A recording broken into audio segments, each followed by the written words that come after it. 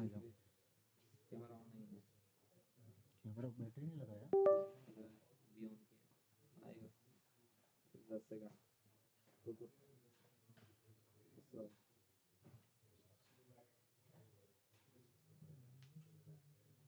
एक बार OBS पे जाओ। Stop, go live. ये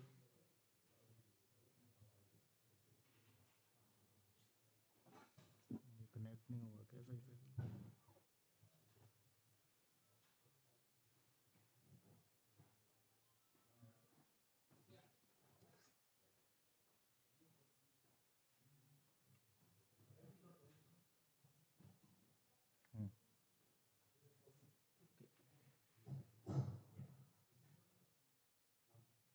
ये है ना,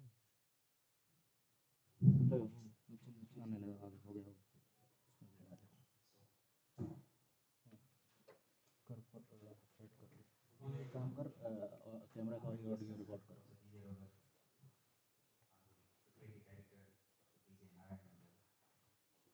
dignitaries, okay, so and then my colleagues, okay, others, keynote speakers, okay, and participants. Good morning to everyone. Start recording or not? I am Professor Satish Rama from University of Hyderabad, General Chief for this 12th International Conference on Big Data and Artificial Intelligence. Okay. I welcome you all to the conference. Okay, to give a little bit information about the conference, we are really submerged, okay, with a lot of data. This data is being generated from different sources, say for example from scientific applications, especially from life sciences, bioinformatics, okay, chemistry, physics, astronomy, okay, a lot of different domains, and also like a lot of entertainment related data. If you really think in terms of social networking applications, okay, say for example Facebook, X, okay, X by Twitter, and of course like a lot of video streams, okay. So we are generating huge amounts of data. Okay, say for example like today we are live streaming our conference program, okay, so on YouTube, and also like if you really think in terms of different applications, say for example healthcare applications, a lot of CT scans, MRIs, okay, and then like we are actually have millions of devices connected through Internet of Things based applications. So we are generating huge amount of data. So these data can actually be defined in terms of multiple ways. Say for example in terms of volume, okay, how much data we are generating in terms of velocity, how quickly it is coming, variety, okay, so whether it is structured, semi-structured, or unstructured data, or like say for example veracity of it, trustworthiness of it, where it is being generated. Ultimately, this data should bring value to the stakeholders. Okay, so that is again another thing. Value to the stakeholders. How do you get value out of this data? Okay, out of this big data? You need to properly analyze it. So that is how like big data analytics basically come into the picture. So that was the original theme of the conference, big data analytics. Okay. So what you will really achieve through this big data? We will have great scientific breakthroughs, okay, and it will basically improve our life standards, okay.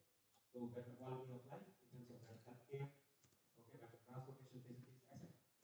So all these things. So you need to have big data analytics. Now with recent advances in terms of artificial intelligence are concerned, okay. So again we are leaning on this big data to basically train our AI models, okay. And also like we are using AI to basically understand the big data. So this is about the conglomeration of both big data and artificial intelligence, the main theme of this conference. So this conference basically gives a forum for both academicians and also industry practitioners to basically present their results, okay, findings, observations, okay, at a common platform. That's the fundamental idea of this BDA conference. Okay. Having said this basic information about the conference, I would like to invite the dignitaries onto the dais. Okay. Professor Atulay garu, okay. So the general chief, and then like the PDC. Professor Krishna Reddy garu, Steve Capitalization.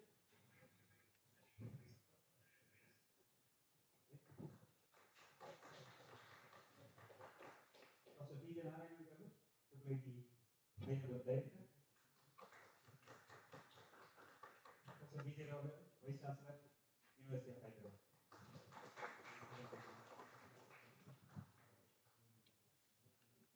So now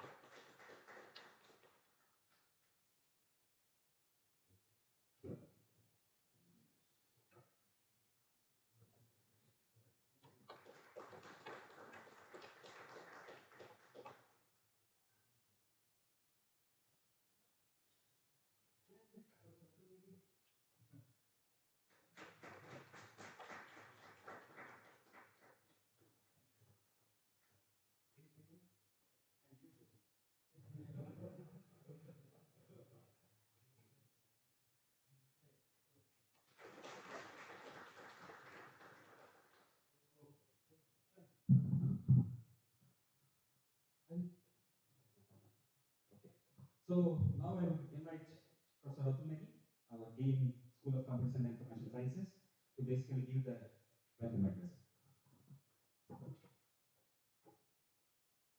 Welcome to everyone here. That is basically, I thank Mr. Vijayarao to encourage us with his presence here in this inaugural program, and will be delivering us the inaugural address soon. And of course, let me give a bit of introduction to the AI part. Like University of Hyderabad has been a forerunner in AI activities, and consequently, in the late 80s, that is from 87 onwards, 1987 onwards, we have been running an MTech in artificial intelligence. And they say not much known fact. And since then, we have been continuing the activities in AI. And in the more recent times, as the convergence of large amounts of training sets is required, so therefore big data aspects have also come in. And we also had faculty, we also have the strength and faculty in the domain of high performance computing. So in this way, this convergence of these activities, and so therefore the BDA conference being hosted here is a very fitting part. Just for a formal introduction for those who would not know, we run master's programs. Of course, we run PhD program, and we run master's programs. And one of the longest running master's programs is the Master of Computer Applications. And this is also one of the few places in the country where this was started in the late 80s. Rather mid 80s, I would say. It was before the MTK program. Afterwards, then we are having master's program in computer science. This is after 4 degrees of engineering education, master's in IT, with this, along with its sister institute of the Institute for Development of Research in Banking Technology. Then we also have the master's in AI, as I described. Further on, then we have, since recent times, started the integrated master's program, in which we take students from the +2 stage and give them 5 years of education to come out with a master's in computer science and engineering. So basically, this is summary for programs. More can be seen from our website. This is a very brief introduction of our school. As I said, details can be had from our website. And I think so we'll carry on with the rest of the program. Right. Thank you very much, Professor. Now regarding this conference, okay, so basically like regarding the report on the conference, yesterday we already started with the workshops. Okay. So we had one very interesting workshop, which was based on generative AI.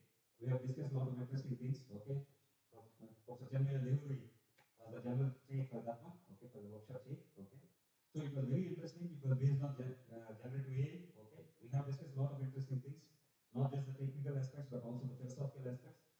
Then we had a panel session which was related to the industry perspective on generative AI. We had a panel discussion from TCS. Okay, so where people from TCS basically expressed their interest using generative AI, and also like they talked about what are the limitations, what would be the restrictions, security issues, aspects, etc.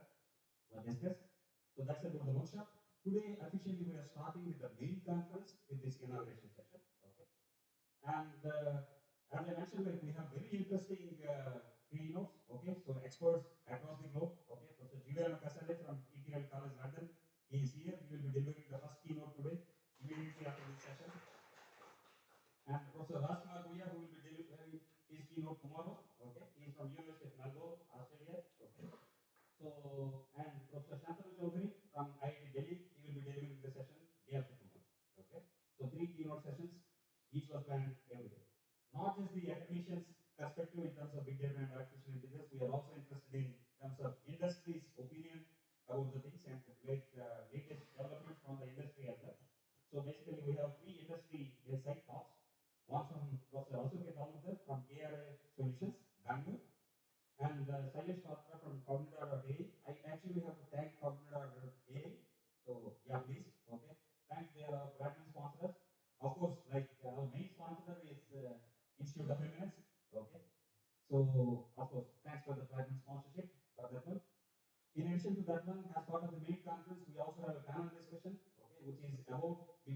artificial intelligence and how it is affecting our lives. Okay, so it will be led by Professor Chakravarti Bhagwati. Okay, and then like we also have 5 hands-on tutorials. Students who would really like to take the benefit, it will be a parallel session. Okay, the main conference will be happening in this hall. The tutorials will be on first floor. Okay, and these things are about self-supervised learning, advanced ETL and data pipelines, data fabric applications, okay, and AI boom implications, etc. So this is about the main different activities in the conference. But the success of any conference basically is measured in terms of the quality of the papers which are presented there. That's the main important thing, isn't it? So a little bit report about that one. We have excellent PCJs. Okay, Professor Anirban Dasgupta from IIT Gandhinagar. Okay, Professor Udaykaran Brage from University of Hyderabad, Japan. Okay, Professor Udaykaran Brage was here yesterday as well. Okay, unfortunately, like currently he is hospitalized. Okay, so he cannot come here. Okay, there are reasons for it. Let's not go into the details. Professor Radwa Al-Sawi, okay, from University of Tartu, Estonia. These were the PCJs. Interestingly, we had excellent submissions. In total, like there were about 126 submissions, out of which like some are removed, okay, but 106 valid submissions, out of which like only 16 full papers are selected. That basically comes to only 15% of acceptance rate. So whatever the main papers, full papers which you are listening to, they are of excellent quality. At least I can guarantee that. Okay. There are also 12 short papers which were selected. Total comes to 28% acceptance rate. Okay. These information PCJs would have given around in namespace as well. Okay. So basically, in terms of your proceedings are concerned, the camera ready versions are already submitted to Springer. Okay. It will take about 2 to 3 months for them to be published. Helping you with these things, I am already putting the PDF online. Okay, you can get the link from the registration chain. If they are password protected, the password can't be given on the live. Okay, so you can basically take it from the registration desk. Okay, so the proceedings are also online. Thank you. So with this one, like this is the report on BDA 2024. Now I request Professor Krishna Reddy Garu, steering committee liaison, who gave us the opportunity to organize the BDA conference at University of Hyderabad, to give his thoughts on BDA and where it is heading. Okay, about its vision.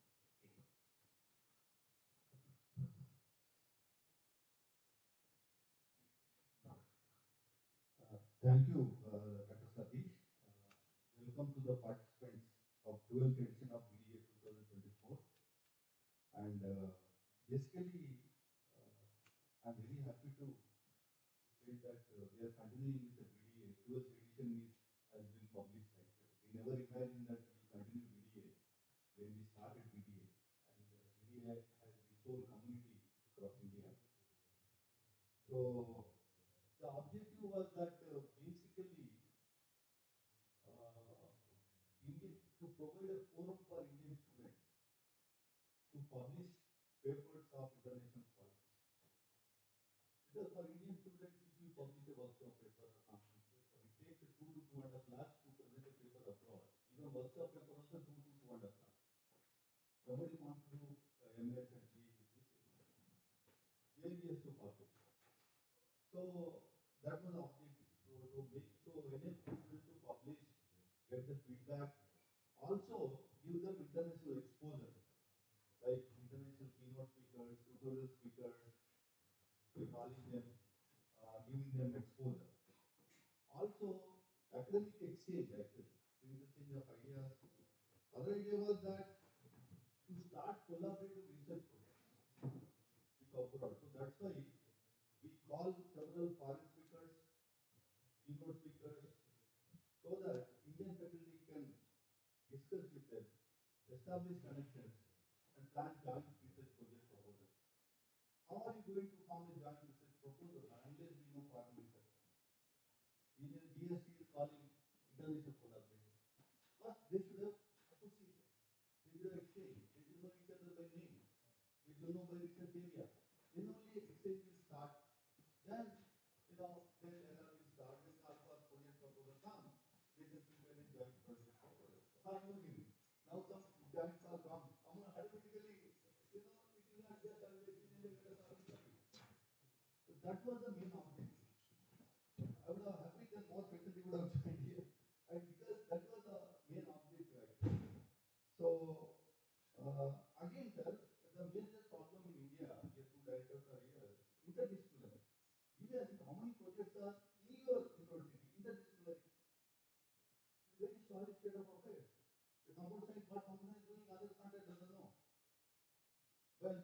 doesn't know, chemistry doesn't know, mathematics doesn't know. So we have to have a joint interdisciplinary project that has to be planned within a university, within India, and across world actually. That was the other my comment on about interdisciplinary. Unless we start interdisciplinary project, we can't solve any real life problem. Forget about India problem, abroad problem, any real life problem. We have to plan for interdisciplinary projects. Also, sir, actually, organizing conference is very difficult, sir. Actually, for faculty to organize conference, you have to say that no teaching load. That's what I feel because it consumes one's entire year, actually, one faculty's entire year, actually. We have to think in that dimension.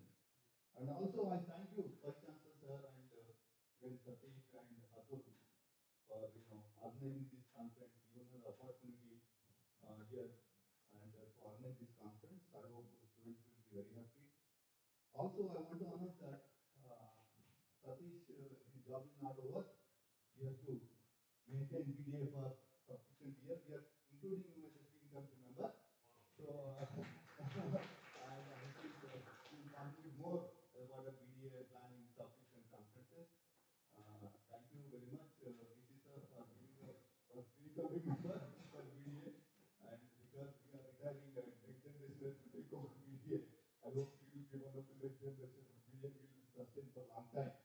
With this, I thank you again for participation. I hope you will enjoy, exploit this, interact among yourself. Even Indian students also, students, University of Hyderabad students, other students, you can exchange yourself and maintain lifelong association. And then listen to every research paper, create new ideas, and raise your level. We are also raising the BDA level every year. This year we received 106 submissions. Normally we used to receive 70 submissions.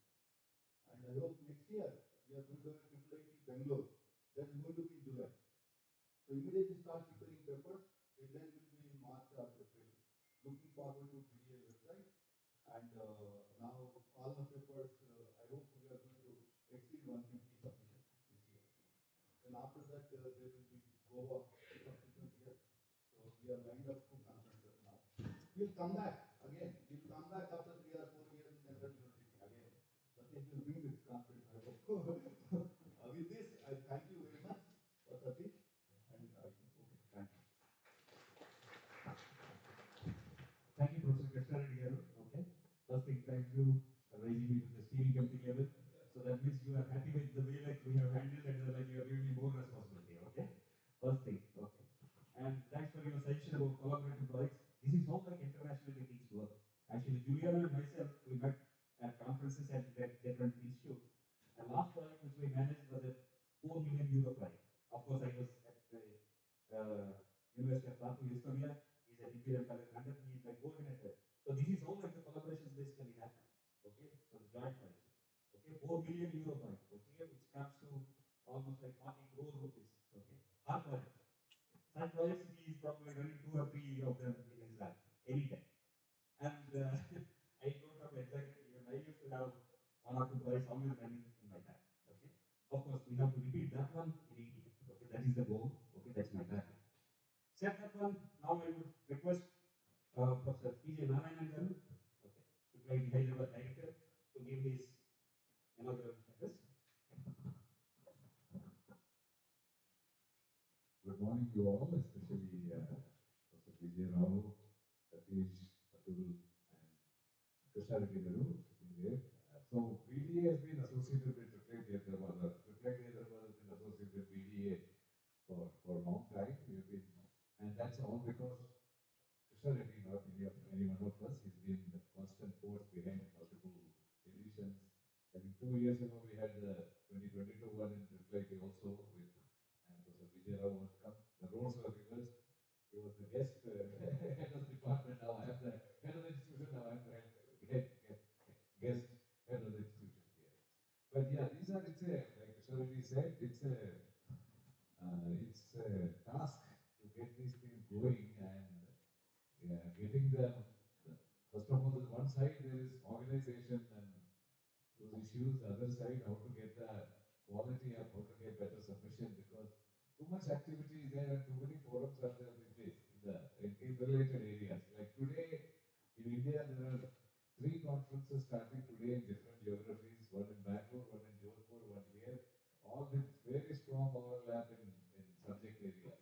And that's usually the case in India because December is the time when we have, for visitors or project for even for paper presentation, people from India and outside find it very convenient to come here in India. So all these happen. So this is so getting a conference going for many years and maintaining the quality in terms of selectivity. Changing with the times is a big task, and I congratulate the steering committee of BDA for doing it for so many years, and I'm sure Satish will add new energy to it. Now, this big data analytics and AI, I mean, I'm sure when this happened 10 years ago, we said this is going to be the future and all that. And now we can say it 100 times more 10 years later because the whole world is now talking about AI, whatever people understand AI to be. Everybody's talking about AI. And number went long. And ChatGPT was hours or minutes or something. To the millionth customer was in a few 1 hour or 2 hours or something. So that's the adoption. And everybody's talking about those in different contexts. Some people fear it, some people think this will solve all the problems, some people think it will replace humans. All kinds of information and disinformations are going on about it. But it is important, it is clear that data-based reasoning based on big data. I mean, people used to call big data the terms I started hearing maybe 15 years ago or around then. Even then, people would have believed what big meant. Today, one of the problems of these is still not settled, and I expect a few lawsuits or other. Lawsuits are already in the courts. There will be action in the next year or so, where you will get more clarity on how to use it, fair use, unfair use, etc. But they ran out of data.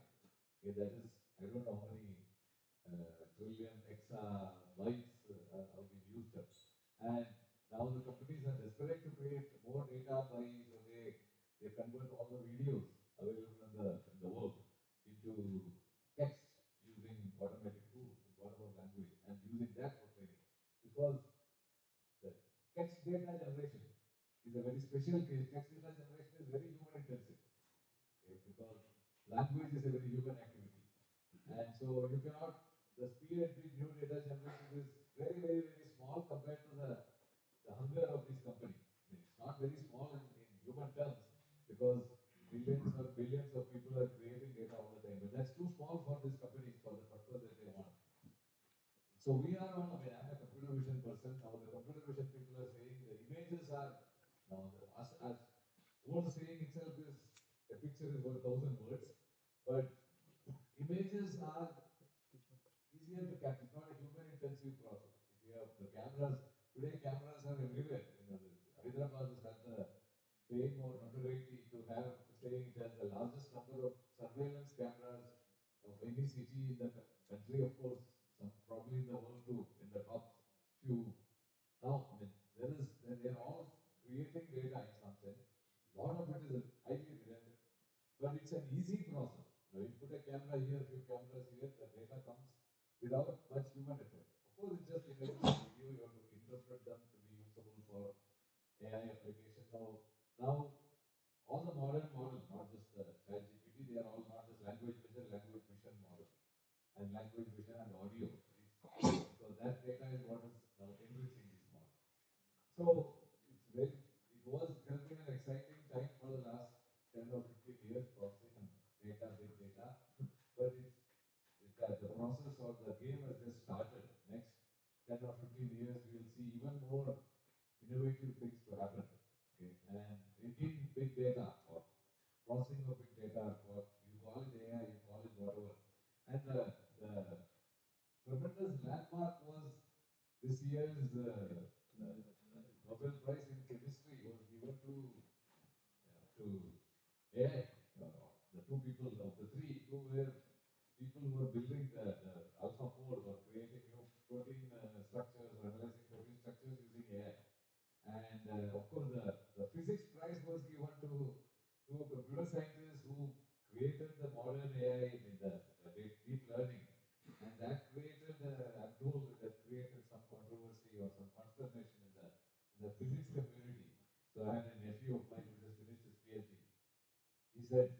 you guys are entering into my territory. I said, I don't know what physics people think, but what these two people did is truly game changing. So as individuals, as scientists, they certainly deserve equivalent of a Nobel Prize, whether it is in physics, whether it is in something else, a different question. You rest assured that this is not some random programmers who are given an award that is not worthy of them. As individuals, and the quality and the impact of the work they did is certainly demanding of what one imagines Nobel Prize to be. So he said, okay, at least I'm glad that it's not somebody else. And the next day, the announcement on chemistry came. So I was checking with the people, but they said AlphaFold, the question was when. It was not this year, 2 years down the line, 5 years down the line. The import, the criticality of it has been recognized. The question was when will they receive the Nobel Prize, not if. Okay, and of course, the John chapter is 30 years old, 32 years old, something very young, one of the young Nobel Prize. In fact, one of my computer vision colleague, I mean, a friend of mine who's much younger guy, he's a graduate of University of NIT Warangal. He went and did his PhD at Oxford, and he's in the Big Mind group. He's a senior, they're a senior researcher. I think he graduated 20 years ago with a BTech. And I was talking to him saying, can I get John Jeffrey or somebody for the conference that we are organizing? Can we get him as a talker, the speaker? He said, I'll check with him, he reports to me. I said, what? He reports to you? Because he's so young. Of course, this was last week, my conference was last week. Unfortunately, John Jeffrey had his Sweden Royal Academy appointment around then, and he couldn't come. But I'm saying, just the point is how young they are getting, right? So impact of AI or data analytics or whatever in multiple areas is now coming through. In social sciences, there's a lot of application, and that's where big potential is there. How to understand our society through techniques, the conventional modeling and simulation techniques are possible, but they are too slow or they are too compute intensive, even more than AI techniques would be, because AI can quickly grasp statistically your level information. That's what the charm of that is. So I think the game has been very, very exciting in the last 10 years, but we have seen nothing yet. The future will be far more bright. So we all have to join together to make sure we are in the game, because it's also a fast game with something that requires so much resources. That India, everybody is worried that we don't have the compute resources. And so, as in the last 10 years, or last at least 5 years, the entire big game has been played only by 3-4 huge corporations. I mean, like Microsoft, OpenAI, Google, Meta, maybe Amazon. I mean, not even the traditional companies like IBM is in the race anymore, because it's just too expensive. And Sam Altman is saying, when he's PR and hyperbole apart, he wanted $7 trillion of compute to generate AGI. Trillion. You can't even imagine these numbers. That's more than the Indian economy, almost double the Indian economy. I mean, that's his demand, that's his hype. Companies have to do the marketing and hype. But it is true that only a handful of corporations is able to afford. And even then, even we talk to colleagues at Microsoft, etc., they say, we don't get any of the compute. Microsoft has used compute, but this is the AI group they have formed. They are the chosen ones. You have to beg to them to get, anything more than ordinary compute, GPUs, etc. So this is a fast changing and exciting time. And the worry is institutions like IIIT or University of Hyderabad or institutions in India worry about not having enough resources. Good or bad, the same worry exists in the MITs and Stanford, because this big companies are leading the rope. Maybe in UCL too, you have some answers to that. Because compute and the top talent, they are able to take away from the top talent.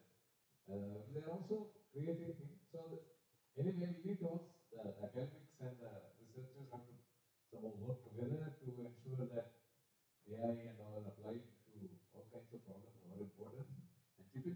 India, I mean, the huge gap, technology gap exists between India and the West in many, many, many areas. In AI, it can be the least because data and people and mechanisms for data is it could be as good or better in India than if you think of data as the coal or the new raw material. India is very rich in that if we know how to exploit it. Okay. So there is a huge focus, and I want all of you and all the students as well as faculty and the researchers industry to exploit this so that our own problems also can be solved, our own solutions for using AI and data can emerge from here. So I wish this conference a very good, very best success, and all of you to engage in the dialogue and enrich yourself from it. Thank you very much. Thanks for calling me here.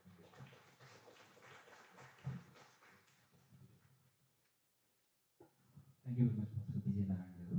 You're very thought-provoking, okay, and then like really instigating. Okay, now we really have to start addressing the challenges which we have, taking advantage of all the data whatever we have. Okay, so he also talked about certain reservations starting from A. One interesting thing which he has mentioned is he reminded us about the Nobels. Okay, so the Nobel prizes, so which have come from core domain of this one. Okay, which basically interests us to work more. Okay, whether we achieve or it's a different matter, but then like we should be targeting those things. Okay, that's actually interesting. With a small comment, like thanks to the physics domain for giving us the Nobels. Okay, but at the same time, like we have taken physics contributions into the computer science. WWW was contribution from them. Okay, we accepted with open heart. Probably they should accept us with the same heart. Okay, thank you. Now I request Professor BJ Rao to give his inaugural address. Thank you.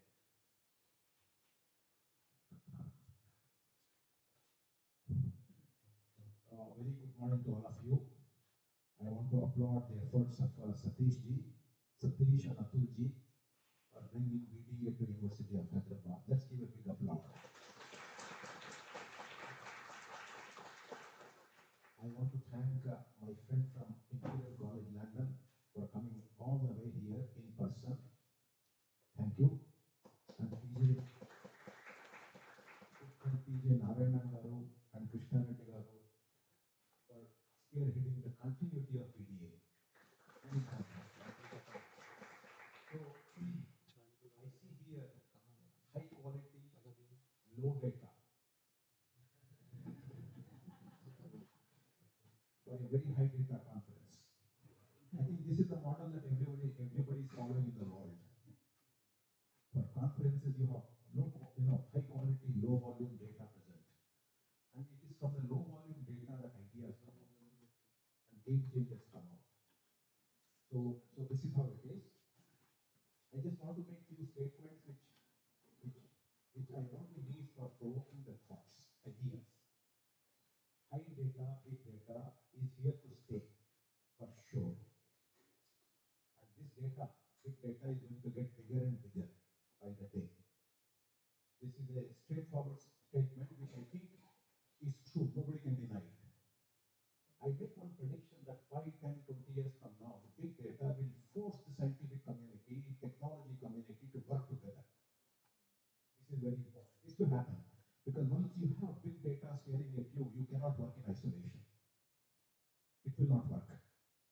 So therefore, this transformation of data getting bigger and bigger will enforce that all of us in different areas of science and technology work together. Because every area of human activity is going to be big data, including social sciences and humanities. So therefore, I think a welcome change would be people will work together, synergize, and try to make sense of what is this big data all about. So trying to make sense out of this big thing will be one changing point for the community in the years to come. That I think is a welcome change. Otherwise, we have done science and technology in silos. All of us are products of silos. We used to quickly come to the institute, go into our room, lock it up and work inside. That was the model we are products of, including our friend from Imperial College, I'm sure. That model is going to change. If you have to survive this business of big data, you have to work together and flavored people. Therefore, Nobel Prizes in chemistry will go to some other flavor. The Nobel Prizes in math, in physics will go to some other flavor. Nobel Prizes in medicine and biology will go to some other flavor because everything is interlinked as big data. I was in DIFR for about 25, 26 years. When the big data was happening, it was not called data science. I'm talking about high energy physics. I'm talking about observational astronomy. I'm talking about genomics. These are guzzlers of data. And we were looking at data to understand where is my signal in it? What do I do with this big data to get to that signal? That was the chase point. It is still the chase point. We never used to call it data science. We used to call it data. And when we are observing the whole world, data became data science. How did the word science come in here? Does it stand the test of Popper? Conian principles? I'm still not sure, but it is very heavily used. I don't have a problem with it, but the true spirit of science requires certain tenets to be fulfilled.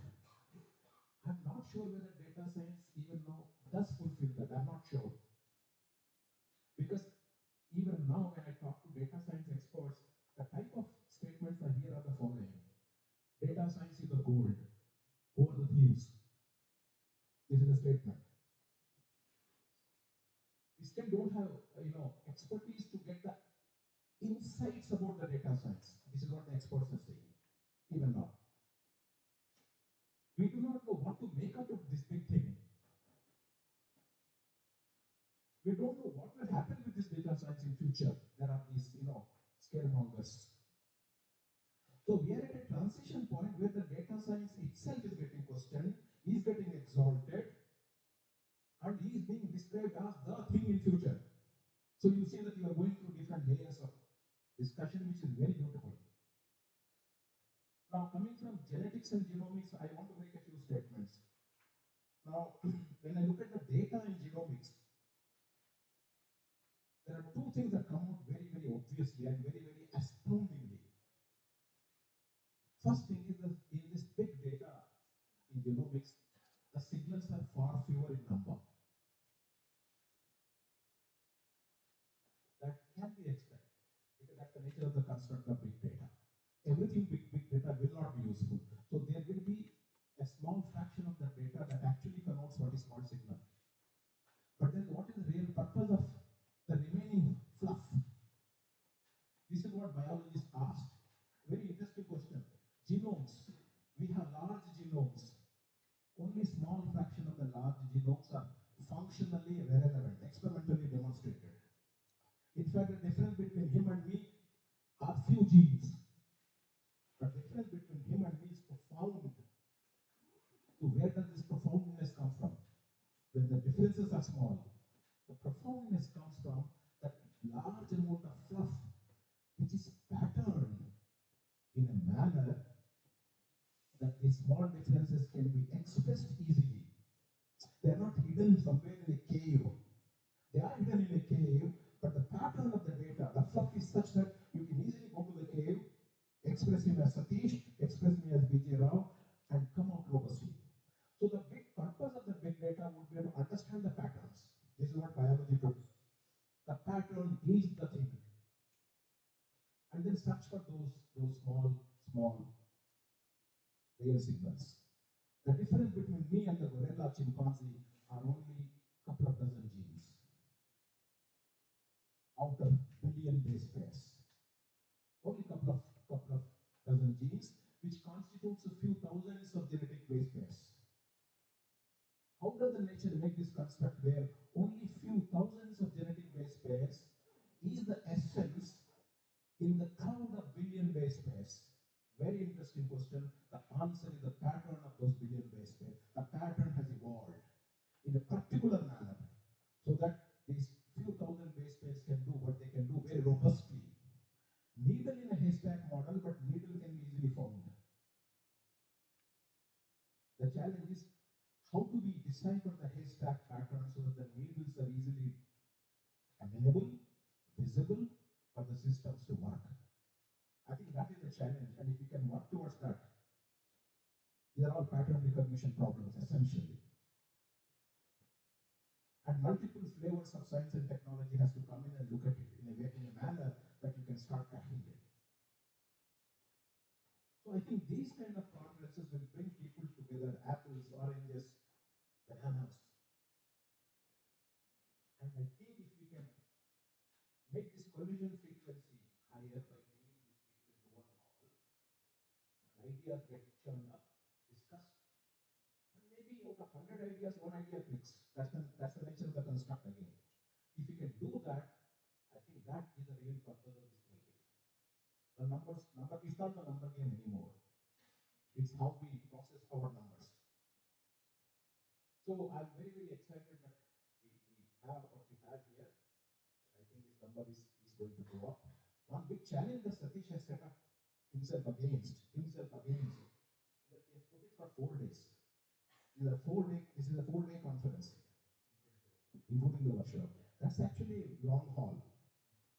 Any workshop that works very well is maybe 1.5 day. Come do the dhamal and go away. Because that is when the attention span is the highest. 4 day, if it works, very good. But that model is actually not working very well in other conferences, 4 day, 5 day. Just as a suggestion I'm making. So that is that. And starting at 9 a.m. is a little tricky thing in the current times. So you could start it at 10 a.m., go a little later. All of us work very late. We don't get up early. I'm sure it is true. So I think these are some of the things that we may have to do. But as Vice Chancellor, I want to ensure that as long as we get these opportunities, as many opportunities as we get, I'm going to grab it. This is my commitment, because I think these are the things that make universities exciting places to learn and discuss. All other classroom teachings will happen in many places in the country, but this is what makes University of Hyderabad different from other universities. Therefore, I want to make sure that this difference persists, and we have important and valuable take homes from these kind of activities. I'm glad that more and more people are coming. I also want to make one more appeal that my youngsters who are sitting here must be 200% alert to what the experts are talking about, and don't take everything that the experts say on its face value. Never do that. Question, challenge, discuss, and if you are convinced, take it in. Otherwise, leave it. Don't take anything inside you if you are not fully convinced. That's the nature of the game, because there's so much data, so many people are talking so many things. You don't have to imbibe everything on its face value. Listen to them carefully, intently, but question everybody. I think questioning everybody has come now. Artificial intelligence, data science, ML is actually opening up a challenge, a chapter where you have to question everybody. Because too many things are being said by too many people, which is good in itself, but if you start taking everything that people say on its face value, then it is bad, because wrong things get in. You already see that happening. And we need to act as very good filters, all of us, and ensure that we understand what they are saying and understand the reason as to behind as to why they are making that kind of statements, etc., etc. So I think this is the time to keep our antenna up and open up our discussions. My youngsters must ask a lot of questions, and I see that in most conferences they do not ask questions. I don't know why. As youngsters, we used to ask questions. We used to sit in the front and ask questions. And that is such a delight to ask questions and learn, because that learning space. So I think all my youngsters should evolve certain methods whereby their learning goes deeper and more stable. Otherwise, most of the things that you hear are volatile. They come and go. You need to grab things in a deeper manner. For that, you have to engage yourself in much more intense manner. This is very important. So these are a couple of appeals. As an elder, I'm making this appeal because these are exciting times to be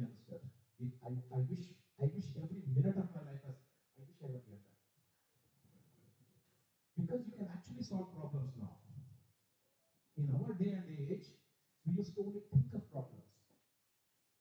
And we used to stop there because we didn't know how to proceed for that. Tools were not there. This is across different sciences. Now tools are there. And tools are there, all pervasive. And they are very effective tools.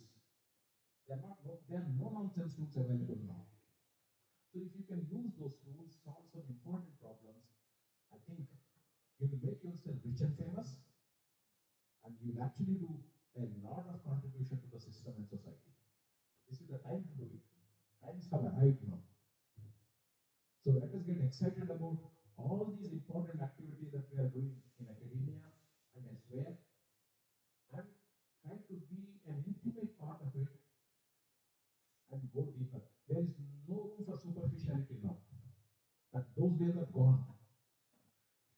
So deep learning, skills, and effectively contributing in the system is the mantra. I'm sorry, I'm repeating points, but I think these points are worth repeating. So thank you very much. Enjoy the conference firstly, and generate insights, and be aggressive, active, and intense participant in these 4-day conferences. Thank you, Satish. All the best. Thank you very much, Professor BDA garu, Honorable Vice Chancellor, University of Hyderabad. Excellent thing, okay? So excellent talk.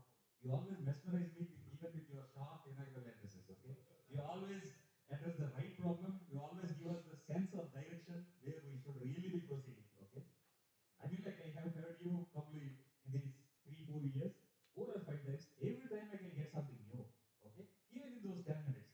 This is really excellent. I'm getting a lot from you actually. And from all your experience, like we have to learn a lot as well. Okay, so the way like we started with science and then like how we should really make our contributions to be really fitting into the domain of science, okay? And how our contributions should really be looking like science, okay? So with all the signals, pointers, so he has given. So we should be actually working hard and try to reach to that level, okay? And we should also follow his sessions, and then like we should be actively participating in the conference, okay, all the youngsters. So he has actually called you to be actively participating in the conference and also make contributions to India and to the society, okay? Thank you very much for all your sessions. From the conference side as well, like we'll take it, okay? So actually 3 days I have taken it to 4 days, thinking like it is becoming bigger and then like better, okay? Of course, we'll take your session with a pinch of salt and re-evaluate it at the end of the conference, okay? To make it actually go into 4 days, like we actually brought in international experts, 3 days, 3 keynote speakers. I mean, if it is 2 days, then the size of the conference will also come down, okay? So that's another way around, okay?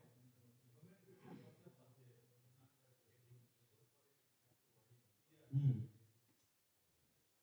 Thank you for the session. I mean, like, this is something like even all the international conferences have to see. I mean, like, whichever conference I have attended is always, especially the international conference, CC grade, 4 days, okay? So Science Congress, okay, 5 days, okay? So including the workshop, it goes into a full week, okay? So that's a more. Right. Thank you. We will be re-evaluating it. Of course, that's fine. As he has actually mentioned, new things, we have to adapt, okay, to the new things which are actually coming in. Thank you very much for all your sessions. With this, I will move towards vote of thanks, okay, for the conference. Thank you very much. Again, Professor B.J. Rao garu, Professor B.J. Narayan garu, okay, so for being here and then like giving your valuable sessions, okay, and then like, I would also like to thank our steering committee, okay, so thanks for giving us the opportunity to organize this conference. In fact, actually, we were supposed to organize in 2022. You actually stole it because like it was your silver jubilee. The good thing happened is like now it is happening with our golden jubilee celebration. Okay.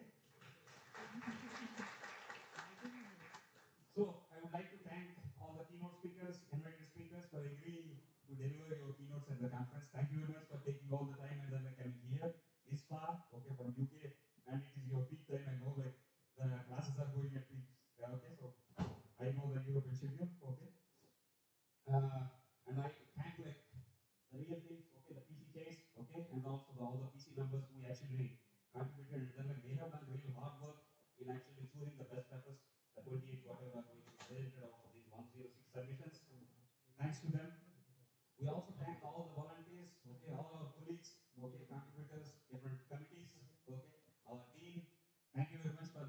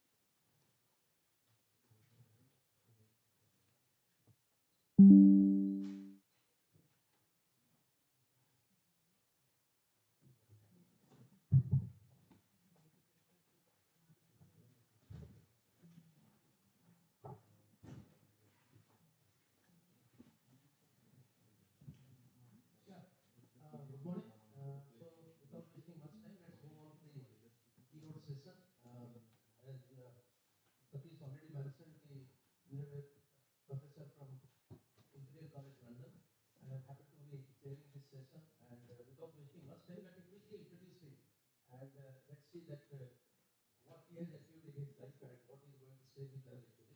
So Dr. So Dr. Giuliano Casale, I hope I'm pronouncing it. Dr. Giuliano Casale is a faculty in Imperial College of London, and then he has been active in various conferences like from chairing, getting best paper awards, and he has published more than 150 research papers in this particular domain.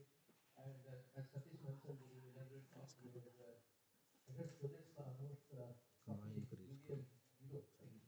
40 million euro US dollar, whatever it is. So it has been quite, quite accomplishment, I think, in any talk actually. And we are happy that he is here with us.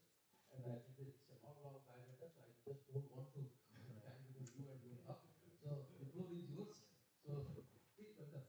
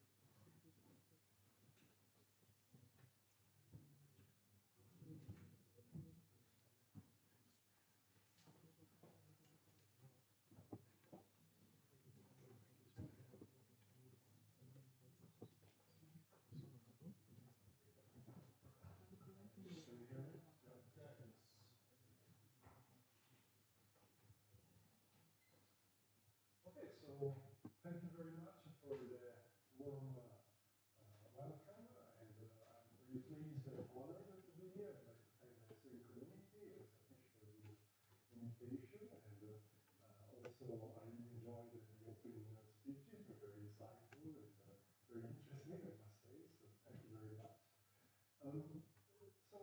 Today I'm going to give a technical keynote. I'd like to discuss with you some developments in research around real-time data processing, and I will in particular emphasize AI-based data processing. So we look in this keynote primarily to issues that are on the quality of service of this data processing, in particular when you have high velocity in the data generation. And we all know about the many applications that are cited nowadays for deep neural models in the context of big data. DNNs, deep neural networks, are used to deliver instant insights in many domains. You can see here some examples. AI is used in traffic monitoring, also on self-driving cars. So LiDAR data can come in very high volumes, so you need instant processing to avoid collisions. In industrial IoT, you have sensors that are used continuously for predictive maintenance to avoid and detect faults in equipment. There are modern stadiums, especially in the US. I don't know if you're aware that SoFi Stadium is one of the most modern stadiums nowadays. They even have augmented reality services. When you go there, you can connect your mobile and have augmented reality services on that. So that requires, of course, digital computing capabilities in real time. Sports analytics is increasingly more important. There are wearable devices that produce continuous data on sport performance. बोल process to apply. And of course, we should also mention मैं एक बार इससे भी check करके देखता हूँ domain where more than you have 200% है यार huge numbers of orders who can वहाँ से कर सकता AI can help predictions about trends of orders or spot prices. So these are some of many examples of how deep neural networks can be used to apply domains. And what I want to emphasize in this keynote is, in particular, the trade-offs that arise in terms of quality of service that these data processing systems can offer. What you see on the left in this slide is an image from literally a couple of years ago. That shows कर दिया उससे you जितना हो see on सकता the है y-axis इतना कर सकता हूँ इतना accuracy manual of different pre-trained deep neural network models for visual computing. Mic का बड़ा So these dots are each one of them is देख रहा हूँ और कितना जा सकता है and you see on the x-axis instead the peak performance in terms of processing speed of these networks. And what you can see is that essentially the most accurate models are also the slowest ones. So this is something you would expect because they have more parameters, they are bigger, and therefore when you run it, you need some more time to process the data. But this therefore introduces a trade-off between performance, peak performance, and accuracy, right? If you want to move faster in processing the data, you might need to compromise on the accuracy of that process. So how do AI engineers go about this type of trade-offs? वो उधर से problem है यार One way they reason is कितना जाएगा one way they reason and this is in terms of looking at the time in between arrivals of jobs. So you have a time window where you need to finish completing the previous job. And therefore, is the audio okay? I have a strange feedback here, sorry. So I was saying, AI engineers look at the time between successive job arrivals, and they aim to size the deep neural network so that it can process the input before the next arrival comes. That's one strategy that works when you have periodic arrival of images. However, in the domains we have seen before,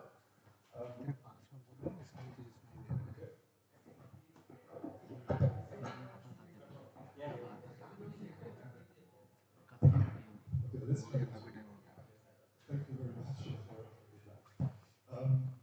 so in the domains we saw in the previous slide, however, there are very many cases where you don't have just periodic data like images that come in at a constant frequency, right? It can be event-driven type of applications. So you might have a given period where a burst of images or other data points and other periods you get less. It is a situation that you need to handle by having in the device that runs these neural networks some sort of waiting buffer for the images that it's left to process. And they can lead also to issues of reliability. Because if the bursts that come in are too fast, too quick, too intense, you may lose some data. So actually, this performance accuracy trade-off you can find very often mentioned in the literature is more complex and it is also reliability. So how can we balance all these dimensions? Very challenging. AI people look at techniques to address this kind of challenges that are rooted in tunings of the deep neural network models.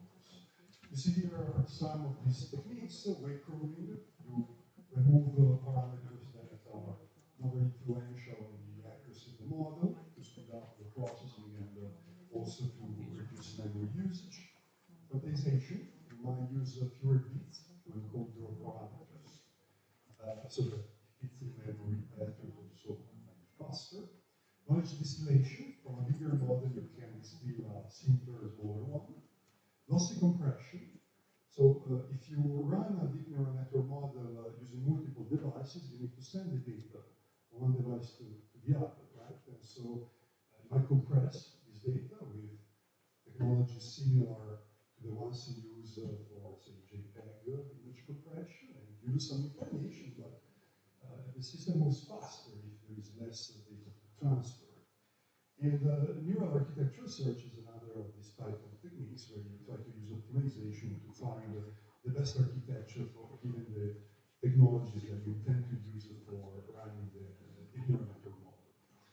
And what I want to discuss in this keynote are more in the space of adaptive deep neural network models. What are these? These are architectures for deep neural networks that can adapt their processing based on the inputs that are presented to the neural network. So you see here some types of adaptive deep neural network models. You have adaptivity in the sense of having some blocks or layers that are not executed on some inputs. The early exit method is a class of techniques to speed up the process where you terminate the processing early, so the job is looked at by the initial layers, but then if it is deemed, say, easy enough to produce the inside, you don't need to keep going with the processing. That would equate to so-called overthinking, so you're spending too much time on the job, you terminate early instead. The computation shortens the times. Channel adaptivity means you don't look at all the dimensions of the input data for some inputs. And in multi-branch processing, you might have certain branches of parallel execution of more complex architectures that don't get executed.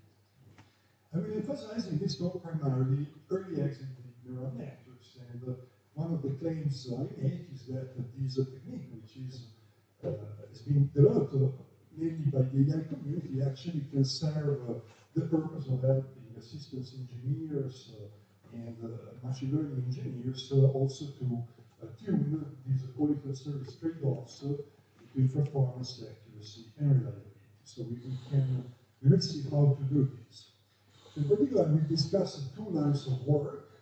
First line of work, we will discuss deep neural networks that run on a single device, and we want to control this QS trade-offs, performance, accuracy, reliability, using early exits. And so we will see how we can schedule the exits of inputs earlier than full computation. And this is work we published recently in IEEE Transactions on Computers. Later, I will extend this type of reasoning to the so-called collaborative DNN inference setting, which is the case where deep neural networks run in a distributed architecture, so there are many devices that exchange data and run portions of the DNN, and so how can we generalize this reasoning to that environment? And I will present the results that we have in certain papers at DSM 2024, and we just got an accept at IFOCOM 2025, and I will be presenting for the first time the results so far. So let's start with the first part. Early exit on single devices is joint work with Colin and Robert from technical So let's try to understand better what early exit is in practice. So imagine you take, for example, convolutional neural network, which is a quite standard type of neural network for visual computing. Imagine that this is a linear structure, so there are capital L layers in this neural network. With early exit, what we can do is that we can put in between each of these layers a new entity, this is called intermediate classifier, which is an entity that can look at the output of the preceding layer and decide whether that layers can generate a classification with early exit. What we can do is that we can put is, how does it do it? Well, it generates a classification prediction that I'm indicating here with y hat IL for input xi after this has been processed by layer small l, and then this intermediate classifier generates a confidence score. This can be done in many ways. It could be, for example, based on entropy matrix. And this confidence score, so when it exceeds a given scalar, a so-called threshold of the intermediate classifier, then we declare that we're confident enough that we can stop the computation because that classification decision is likely to be correct. We don't know for sure, but confidence score gives us a measure to claim that it's probably correct, so we might decide to stop the computation. So just to simplify a bit and visualize this better, if I set these thresholds all to 1, my confidence score is very 1, so you never exceed the 1, therefore run a post-training optimization program to decide how to assign these threshold values. Now, how do we combine this architecture with the problem of reliability? Instead, we have a waiting buffer, in that case, for the input data that comes in for a data processing system. Well, what we want to do is to be able to decide for the next job we're going to process, let's say job xi, the values that we should assign to these thresholds in order to find the right trade-off between the latency, accuracy, and loss. I will say probability of loss, which we call also loss ratio. And so intuitively, for example, if the waiting buffer is quite full, that could be a time where we want to have more jobs exit early, right? Because that will accelerate the processing and flush progressively my waiting buffer. And but the issue is that it's quite difficult with this type of techniques to understand what the accuracy and actually also the processing time will be for arbitrary assignments of the thresholds. It's a very difficult problem because these quantities that we show now depend on the data that the jobs carry.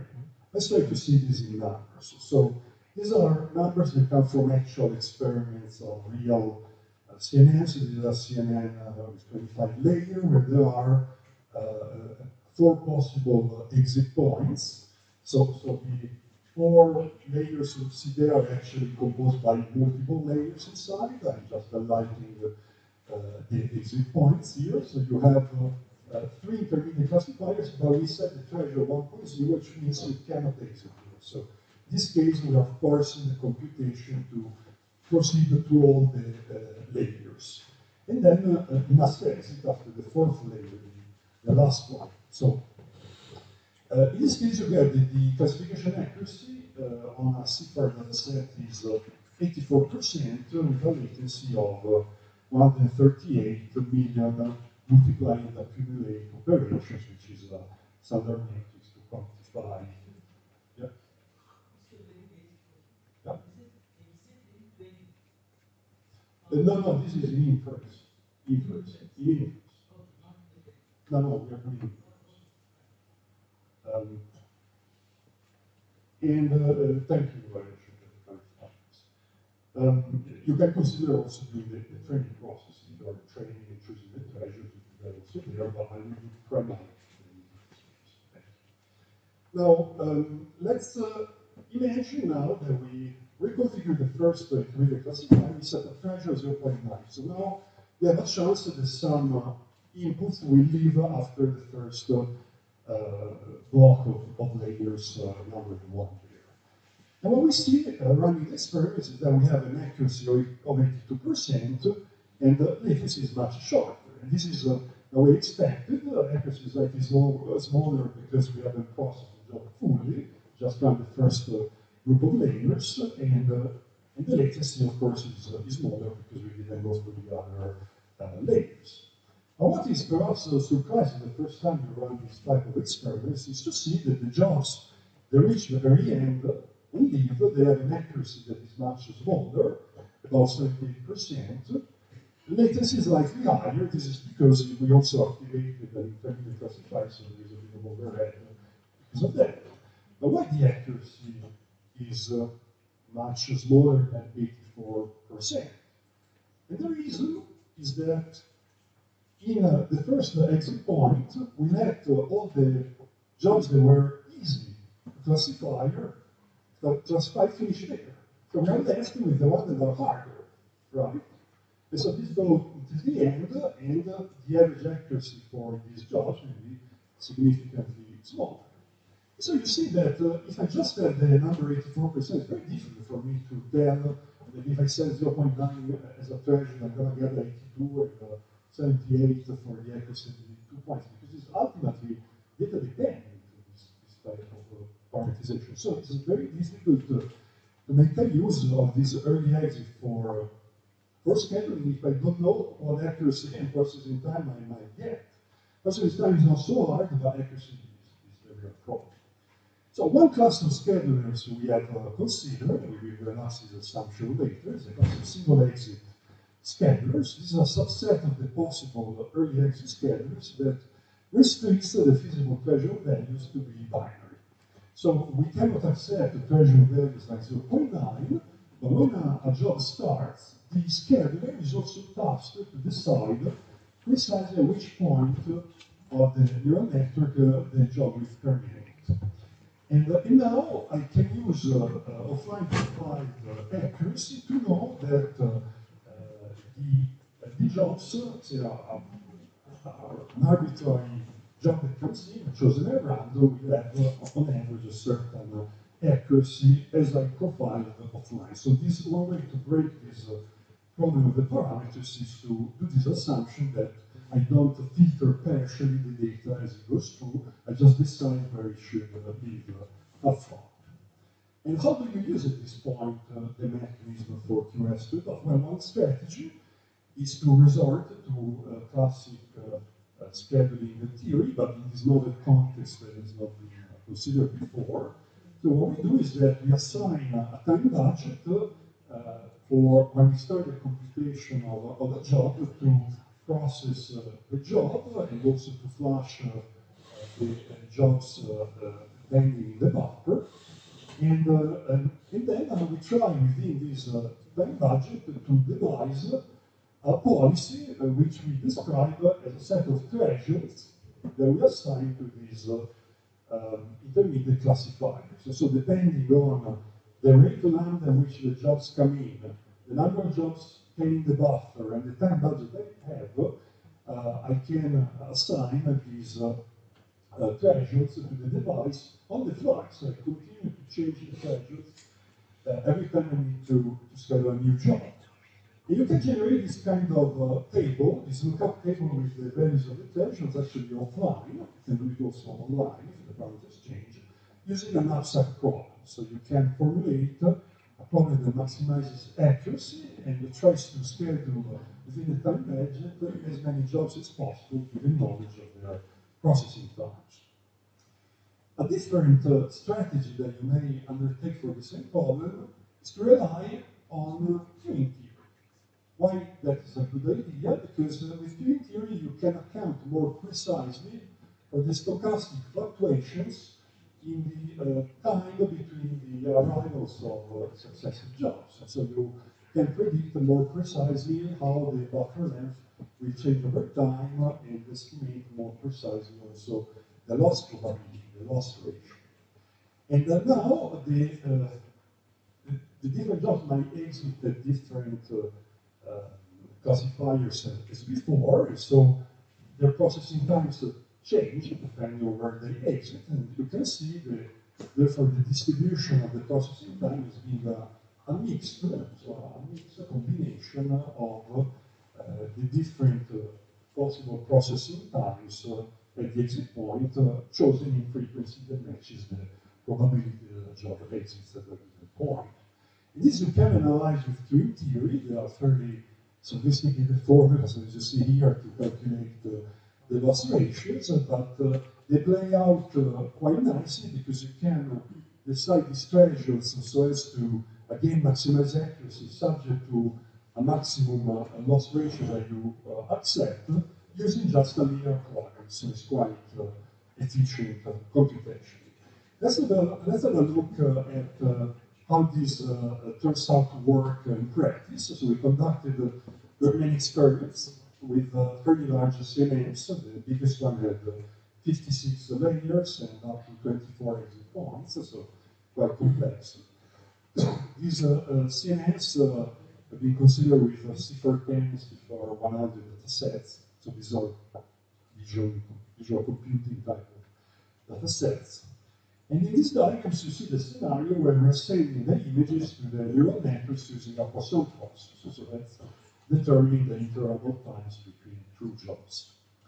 What you see here are two diagrams. On the left, you have a diagram that on the x-axis shows the probability that you lose the input because the buffer is too small.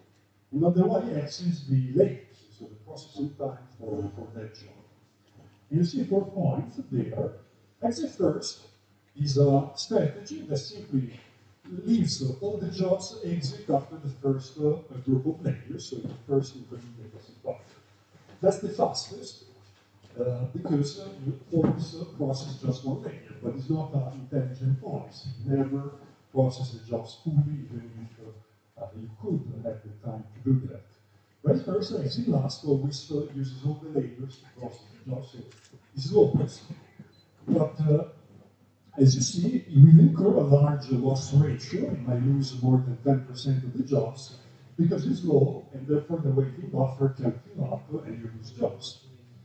And now we see that these policies we have been discussing have a loss ratio that is much lower than using the full computation, with the Q model being very good in terms of minimizing the latency.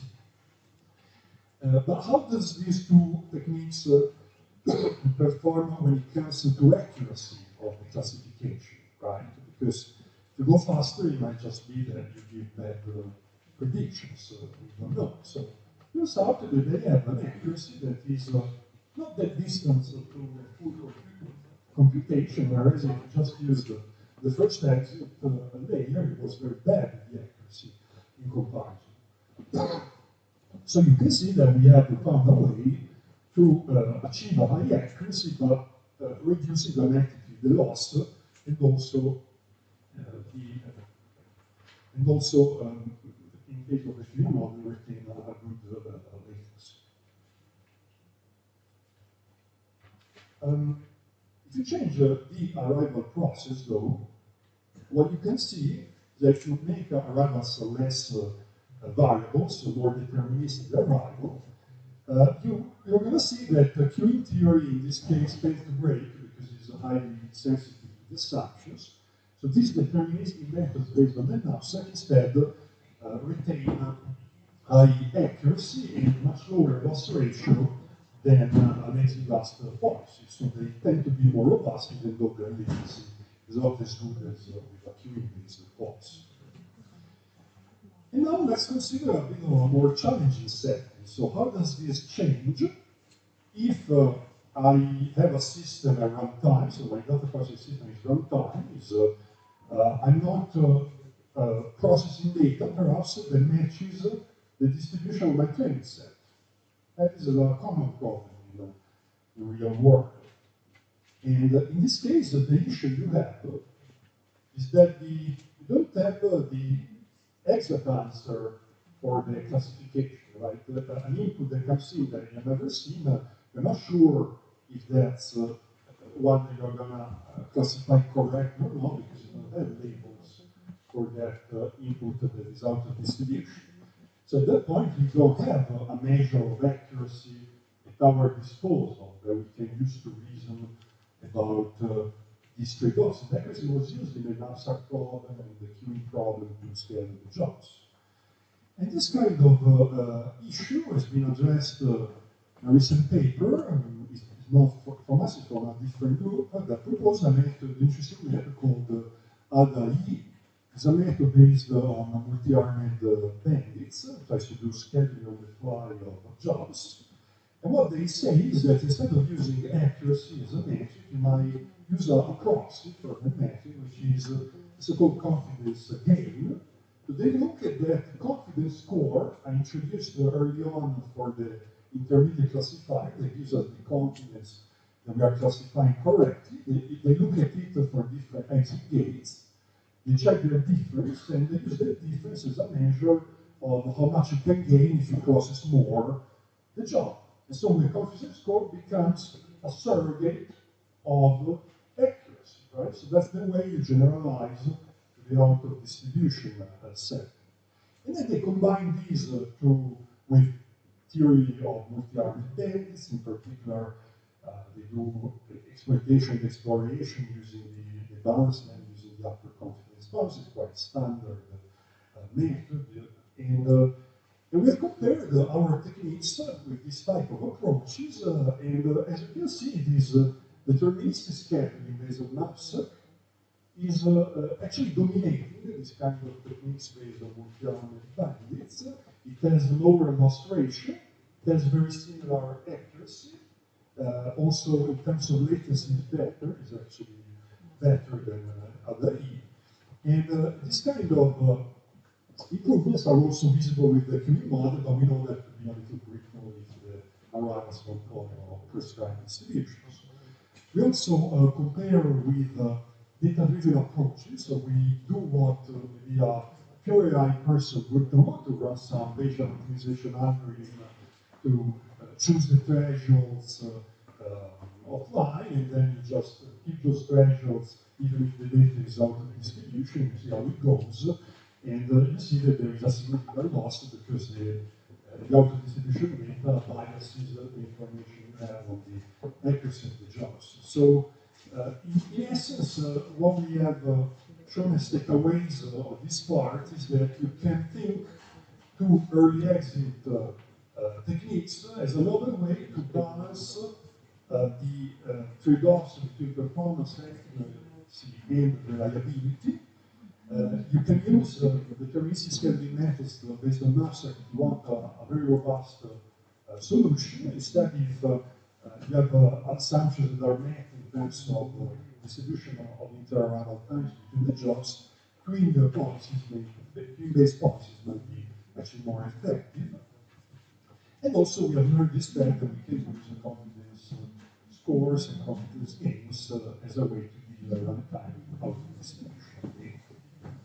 So this concludes the first part of the talk. So we understand now the purpose of these early exit mechanisms. But what I said until here applies to the situation where you have essentially a single device or server that is running your DNN, and you want to locally schedule the job. So what happens if we have a more complex architecture where you place different fragments of your DNN over heterogeneous devices? This is something very common, for example, in edge computing. And we have papers on these together again, Isham and Chen and Van der Rover, and also with my PhD. So I guess most, if not all of you, will have some familiarity with cloud and edge computing, so I will not spend significant time on this slide. I just like to remind you that when you deploy software or deep neural network models, you can consider as deployment environments IoT devices, edge servers, or clusters of machines on cloud data centers. So there are very many alternatives. The network communication technology can be different: 3G, 4G, 5G, Wi-Fi, etc. All of these has an impact on the quality of service for your data processing system, depending on the technologies you can tap into. In general, we want to have an option to process data as close as possible to where it is generated, because we won't need at that point to transfer a lot of data, which is inefficient both in terms of latency and energy. And but of course, the cloud servers and edge servers are more powerful than IoT devices, so you need to tap into that compute capacity to do complex analysis with the DNNs. There's also an aspect that we shouldn't overlook of memory, right? If you have small devices, memory can be exhausted quite fast. These fragments of the DNN can be quite large. And therefore that also provides a bound to the size of your weighting factor impact on reliability. So this kind of trade-offs that we discussed naturally arise in the context of these heterogeneous architectures due to memory and compute constraints. So first of all, how do we split neural networks to run on the edge devices and in this distributed fashion? That's a complex question, right? It's been examined by many, and quite often there are pre-trained models that have a linear topology. And what you can do to decide how to cut these models is to look at the characteristics of the individual layers. You have layers that are convolutional, they tend to generate a lot of output data. It's not a good idea to cut the network after a convolutional layer because then you're gonna have to transfer over the network this large amount of data that the convolutional layer generates. So you might prefer, for example, to cut the network after a polylayer that shrinks the size of the data. Similarly, there are layers that are highly computational, like fully connected layers. Those are layers that you might want to run, if possible, on the different servers of the cloud. And there are techniques published in the literature using, for example, linear regression that help you predict on a certain technology what is going to be the processing time for a particular type of layer, so you can make a determination at that point how you split the network based on those predictions. And once you have different fragments for your network, so you have broken it in parts, you, in order to implement your real-time data processing system based on the DNN, what you do is that you deploy these fragments of the devices, and you see here an example. You have an architecture consisting of edge and IoT devices, and in colors you see fragments of the same neural network. So here we have two data processing pipelines. One is violet, the other is red. And so you might want to use some intelligent way to decide where to deploy these fragments based on your available devices. There are techniques based, for example, integer linear programming to do so. And the problem can get very quickly difficult because you might have the different pipelines share certain portions of the DNS. So certain layers might be reused across multiple DNS. So you don't put two layers that are identical on different devices. You might just use one, but then you have the data processing path collide and you have contention on some devices. So you see there are devices on the right that is split in red and white. Actually, there are two.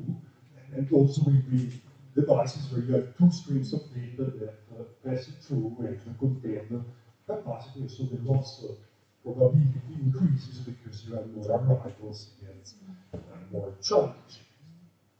And now, this type of techniques, based on integer linear programming, practically they look good. People think, oh, that's a great, simple way to do it, but you should remember that this deterministic way of looking at these problems fundamentally ignores the stochasticity in the arrivals. So when you look at the loss probability, that's a fundamentally stochastic metric. So you need to come up with better ways to predict it. It's very difficult to do deterministic modeling, to analyze reliability. And whether we use the same techniques that we were using before to reason on a single device, well, this is a more complex setting with many devices, many buffers, many memory constraints, different flows recordings, a completely different level of complexity.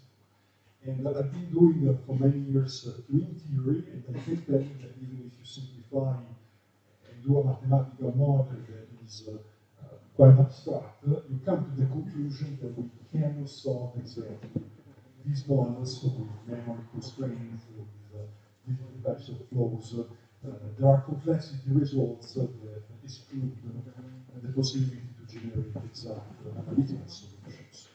And it's also very difficult to simulate this type of systems because loss probabilities may be one packet out of millions, and so it takes long simulation, so it's quite demanded because you need to see many events to estimate probabilities reliably. So what we proposed recently is the first class of graph neural network models that is specifically tailored to understanding these QS metrics, including loss, in this type of systems. So you see here the system has different flows that are marked with different colors. You're given the arrival rates of these flows and the technological characteristics and memory size of the devices, and you want to predict the latency, the data loss. Particularly to predict the data losses, so the probability of the losses, you can look at the throughputs of the device. See if what arrives to the device is bigger than what it goes out, you know something has been lost, right? So predicting throughput and predicting loss is very similar problems, actually. Just a computational way from the throughput to go to the loss ratio. So how can we do this kind of predictions for an arbitrary topology of these metrics, right? Well, we propose, as I said, a method based on graph neural network models, and in graph neural networks, I will say this more in the next slides, but we need to abstract the problem using a graph. Particularly, we look at heterogeneous graphs, which means that there are different types of edges and different types of nodes in your graph. So what are the types we use in this kind of problem? Well, we have essentially the following entities. We have the fragments of the deep neural networks, and those are nodes that you see in blue color, called them fragment nodes. And then we have the physical devices in green, and we have a type of edge, so-called placement edge, that means that you are installing or deploying the fragment on a particular device. So that's one declaration you do on the structure of your system. And then you have the activations that come out of the layers of your DNN need to be transferred from one device to the other device in the data pipeline workflow, right? And that is the workflow edge, the continuous edge in the bottommost diagram, the continuous black line, which is communication transfer. And the whole pipeline, across the pipeline, we call it a service chain. We assume it to be linear, so chain is the terminology they use for a linear sequence, a linear workflow. And it's, you see, is a red node that essentially encompasses logically all the others, so it's connected logically to all the others, denoting a membership of the same workflow. So a type of distributed architecture like the one we saw before, where there were nodes that were sharing some layers, so there were flows that were colliding with the same node, is something we can describe now with these heterogeneous graphs with the different elements I just presented. And you can see that there are two red nodes that indicate two different pipelines in this shared technological architecture, in this shared deployment. At this point, you take this heterogeneous graph and you use it as a basis to define a graph neural network model to predict the quality or service characteristics of the processing system. So many of you will be, of course, very familiar with graph neural networks, but if you are, just to remind you that these are models where you associate latent space representations of embeddings to nodes and possibly to edges in some variants. But say we have them for nodes here. And what you do is that you can update these embeddings, for example, to retraining to a message passing algorithm that takes the embeddings from the neighborhood of your node and then applies some transformation, a linear or fine transformation, to generate an updated embedding for the, say, red node there. And then there are very many variants of these models. For example, if instead of using a linear or fine transformation, you use a nonlinear one, you can have a graph isomorphism network, or graph attention networks introduce the attention mechanism of transformers to these message passing architecture, so you can practically weight to different attention scores the influence of the different embeddings in the neighborhood.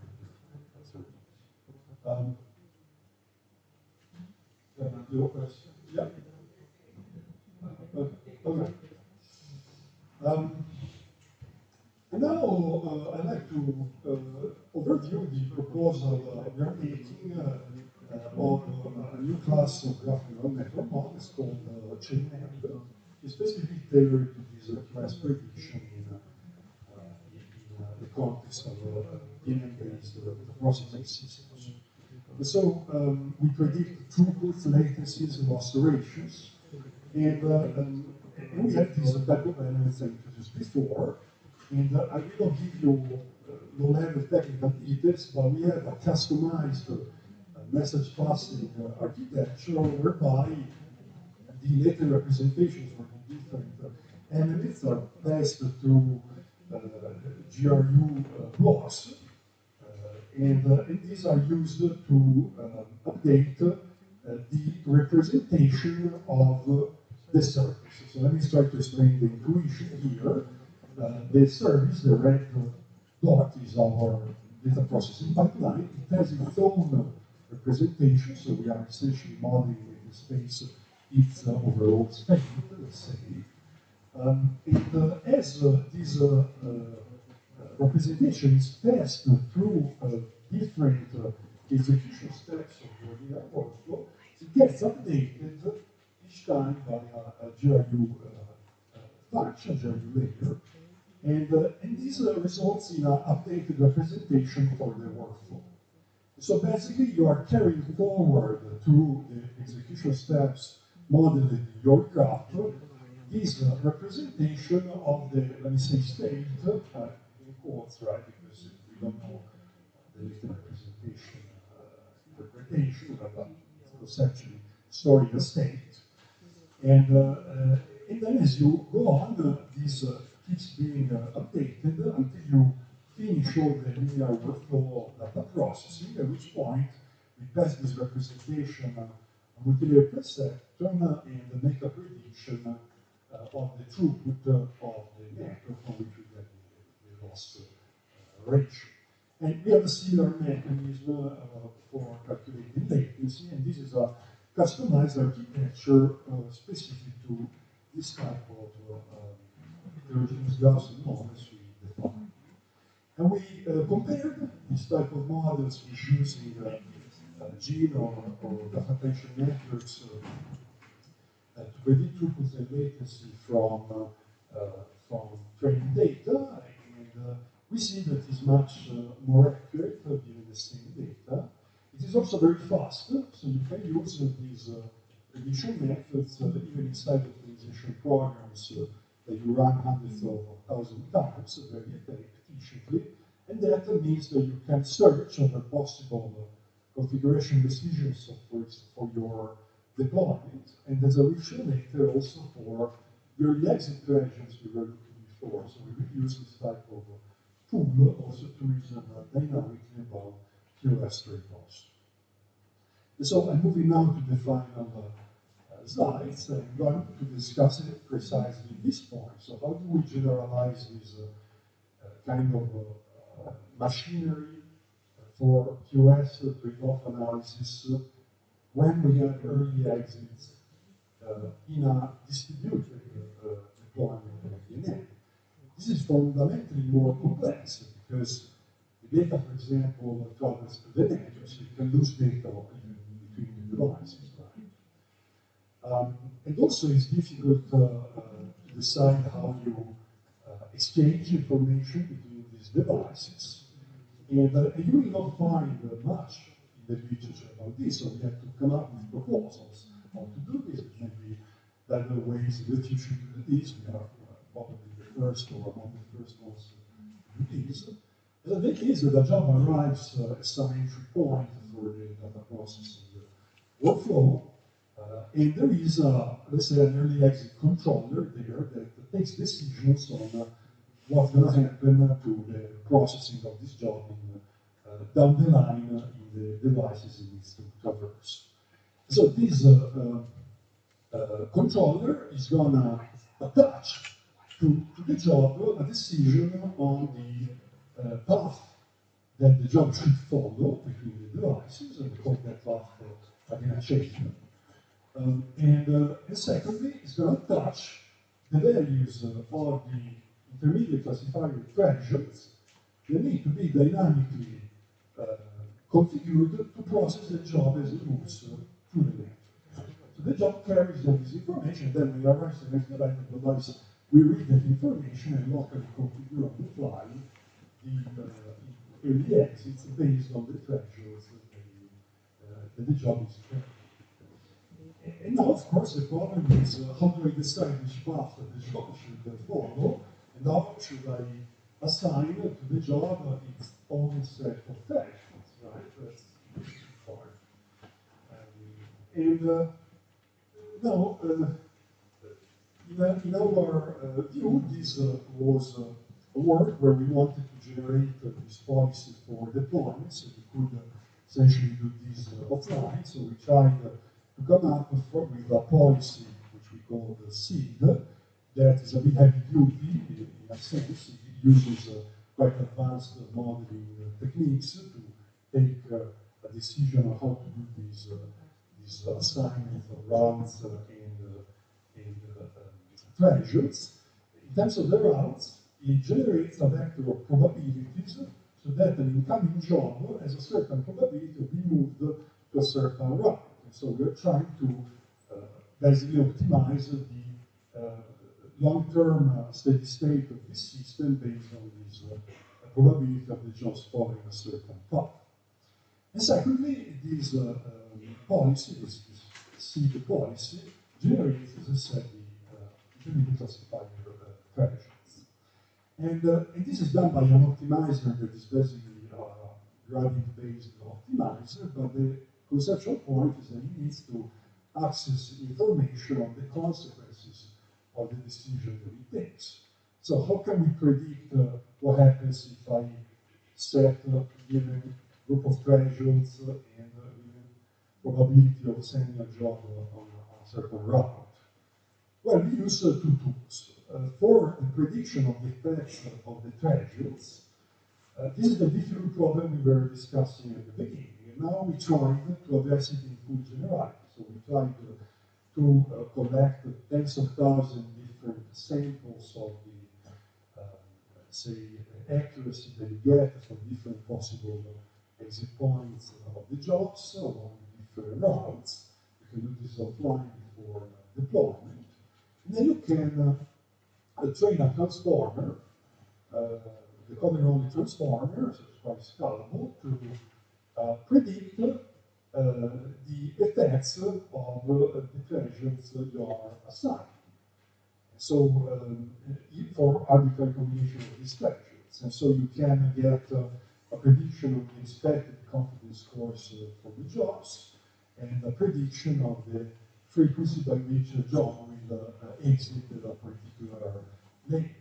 And this, of course, is not appropriate if you're doing on-device scheduling like we were doing before. That's a very lightweight policy that you might ship on a mobile device. Here we are putting data transformers as a much more complex object, right?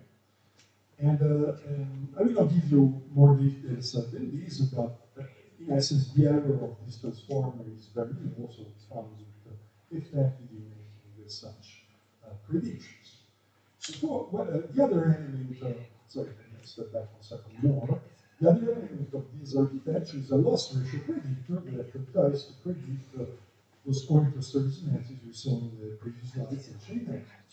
And this is simply a version of the chain net method that is a little bit more sophisticated because it introduced the graph also nodes to describe, for example, communication between devices. There are also some technicalities around blocking of the devices. One complication you have in practice is that on smaller devices you don't have a multi-threading operating system that moves from one thread to the other with ease. So you might have the situation that either you process the job or you send it on the network. You can't do both at the same time. So one activity blocks the other. So in that case, you need to have a way to reason on end-to-end performance, consider also the blocking of the processing that arises from this technological consideration. So all of this we have considered by abstracting the system of a complex three-dimensional model. So we essentially learn through the GNN this stochastic model abstraction of three network that has all these features. And this abstraction can be simulated, and therefore you have simulated data to train your GNN on. And we validated it on real measurements, finding very good approximation accuracy. So putting all these advanced machinery together, it turns out that this seed policy for end-to-end utilization is quite effective in practice. So we compared it with different types of deployments. We were looking at single device deployments or multi-tier deployments with different devices, near edge or far edge, so different distance from where the data is generated.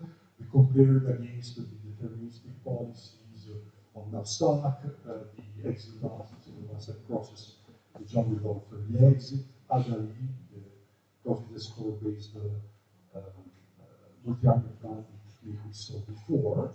And what you see in these diagrams are accuracy and loss ratio. As you increase the load spectrum, what is that? It means that you look at the arrival rate, and the more you push it higher, the more the load spectrum grows. It's defined as the theoretical utilization of the device where you have losses. And so you have, when you look at 6, you have practically an arrival rate that is, say, 6 times bigger than the processing rate from the delivery, so that the high losses, right? And so what you see that in these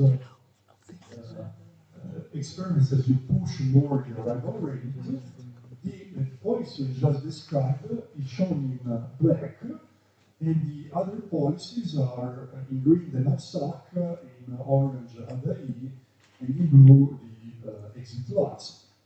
And what you see in essence is that our policy keeps loss ratio practically close to 0 for all the jobs, even though it is decided on the fly, right, before you install the system. So it's, this is in distribution data. We didn't consider yet the out of distribution case. So we see that the training of the model is reflecting, capturing the QS behavior, and our policy can allocate the measures very effectively avoiding losses. But the important fact is that even though you could achieve the same also with the NavStack policy, the accuracy of the C policy is significantly higher, so the black line in the accuracy stands above the green line. So you see that this additional machinery is complex, of course, but it does give you up to almost 20% more accuracy than using the deterministic. So, in conclusion, I hope you have learned through my team a bit more about what are these early exit mechanisms and how we can use them for QS trade-off optimization. We have seen how we can use GNNs as well as predicting QX in complex distributed deployments. If you're interested to play with these models, you can look at GNN in our GitHub repository. Imperial minus core is our group organization at GitHub. And also we have looked at the application of transformers, this early exit scheduling finding that they work very accurately. Just a few words of open challenges. If you're interested in this area and you want to study a bit more or perhaps do research in this, you might want to think how we could generalize this type of work if you consider priorities in jobs. You know, sometimes urgent you don't have this kind of difference between the jobs.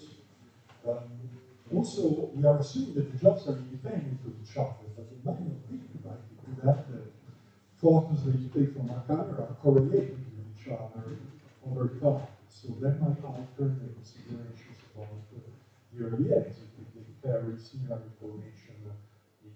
time week. It had bursts, so how we model the level of bursts is another open challenge.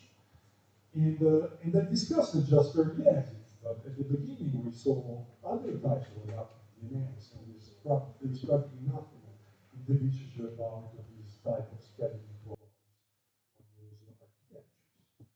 And lastly, there is a wide wide literature on problems of adaptation and placement for software system DNAs. And when it comes to early exit aware versions of these problems, there's still relatively limited. Now they're coming out in the last 1 2 years, but it's still an area where work on purpose service is novel. I stop here. Thank you very much for your attention. And I think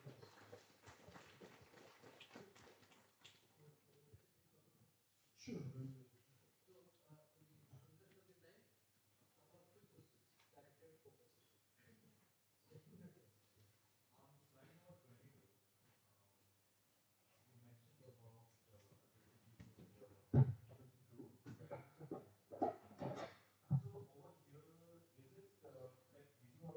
Get a chance to evaluate having a lookup table for all the device computation, and then maybe as the the deep learning network comes in, you know put them in the order of how much every device can accommodate and move to the next one, versus having a graph neural network. I just wanted to make sure because forward in that definition. So looking at the distributed set units, we didn't use baseline like that. It's an interesting point for raising. I can see that it's very difficult to do simple predictions of these QoS metrics in the system because essentially there are interdependencies along the line of the device. If you start to lose, say, jobs in the first device, that's fewer arrivals at the ones after. So it's a situation where you have dependencies in the stochastic flows that are ultra complex. So as I mentioned, I have a background in theory, and these are problems that we studied for decades, and practically there is no answer. It's extremely difficult. So you will always find situations where simple approaches get very inaccurate. Okay, all right. At what layer did we observe the data loss? Was it at the job scheduling layer or at the classification layer or At each device, So the data loss is upon arrival to a device. If that device has the memory that is all full, you cannot accept an additional input. So you record at that point that the input is discarded, and that contributes to the loss of that device. So for the metrics I was showing here, I think it was overall loss. So when I was showing in this, if this is what you make in this diagram, this was the system-wide loss. So we looked at how many we sent in and how many went out, and that's a global loss. But you can, in principle, adapt this system also to look at loss of individual devices, because our graph neural network supports that. Okay, one quick question. Perhaps a good idea if we tag the data for getting processed for each layer in order to reduce the early exit. But this is possible in the current system. You can have that a job at the beginning is put on a path with a vector of treasures that lets the job go until the very end. It's not for me, it's just decided by gradient-based searching. Sure, thanks.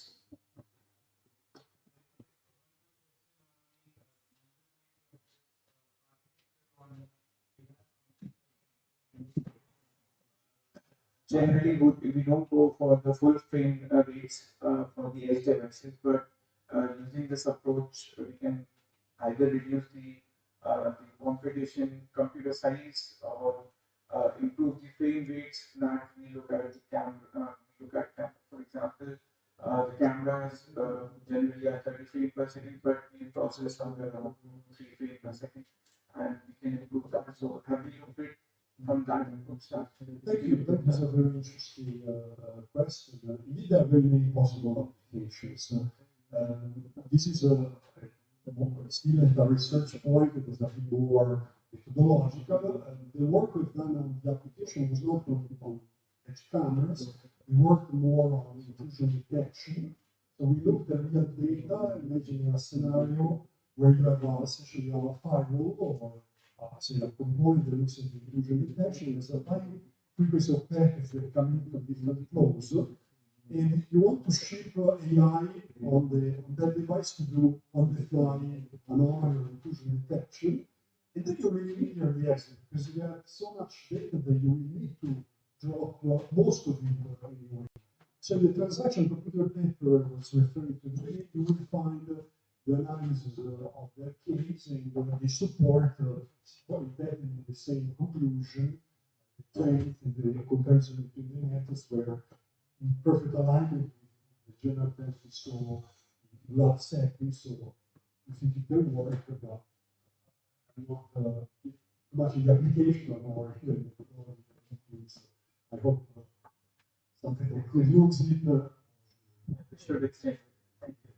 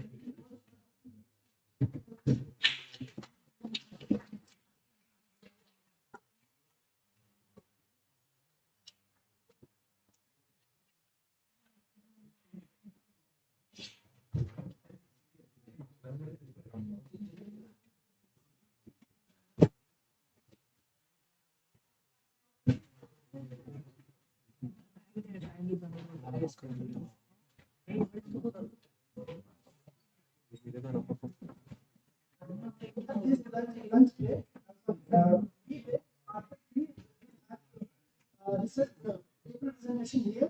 I will go after. After feedback, we'll meet here for paper presentation, and for tutorial, we'll do it in the X6 after.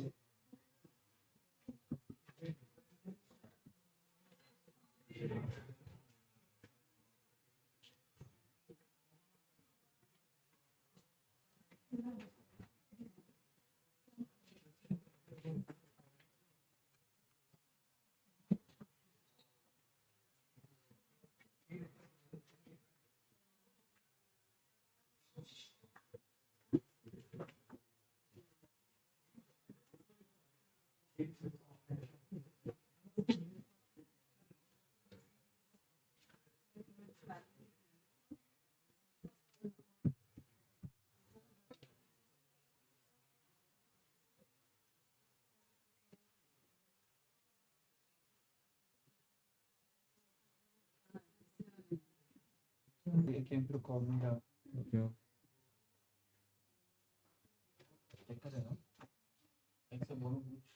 Which number? 944 944 38 38 24 24 704 704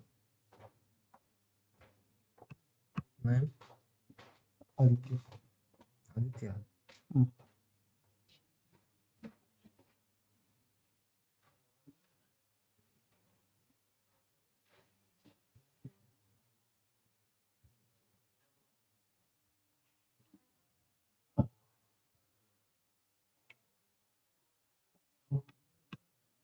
No network here. Wait.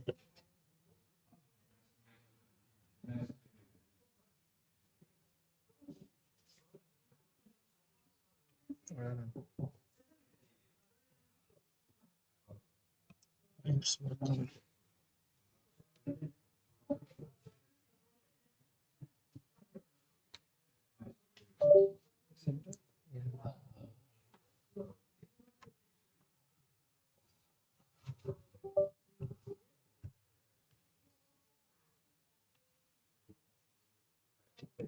if you come outside, the network will come.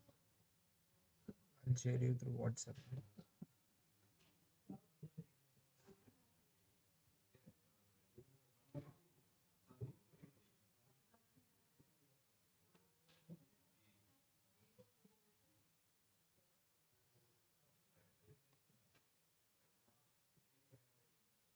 If I go outside, I will get the message.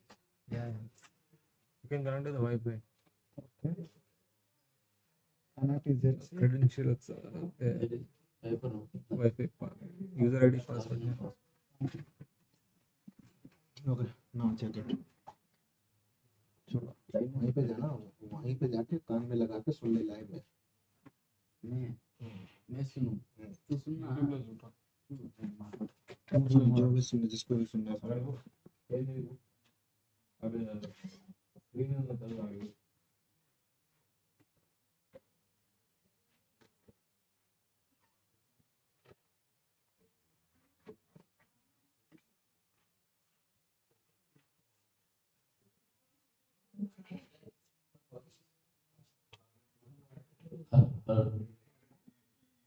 उदय उदय अरे check कर ले भाई वो बाद में कर ले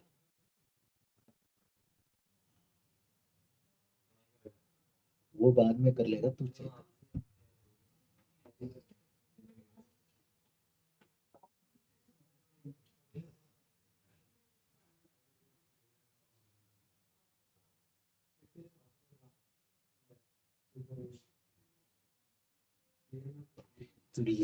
wait मैं करता हूँ hello hello mic testing 1 2 3 check check check this is Jeevan hello hello mic testing 1 2 3 hello hello this is mic Jeevan mic testing 1 2 3 check check check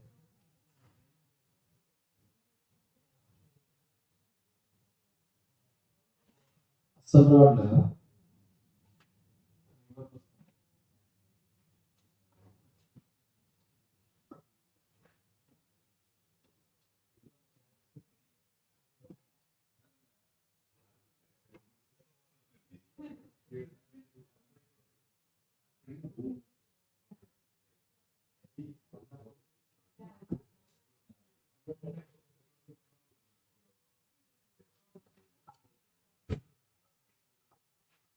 hello hello mic testing 1 2 3 this is Jeevan check check check mic testing 1 2 3 आवाज आ रहा है मेरा ठीक से आ रहा है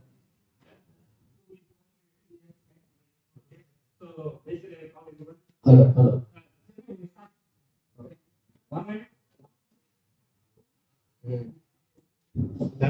hello ऐसे latency नहीं you are live bro represented by monetary anomaly from University of Hyderabad. So each paper presentation will be of 30 minutes, 20 minutes for the presentation and 10 minutes for the question. Okay, that's it. Okay, thank you.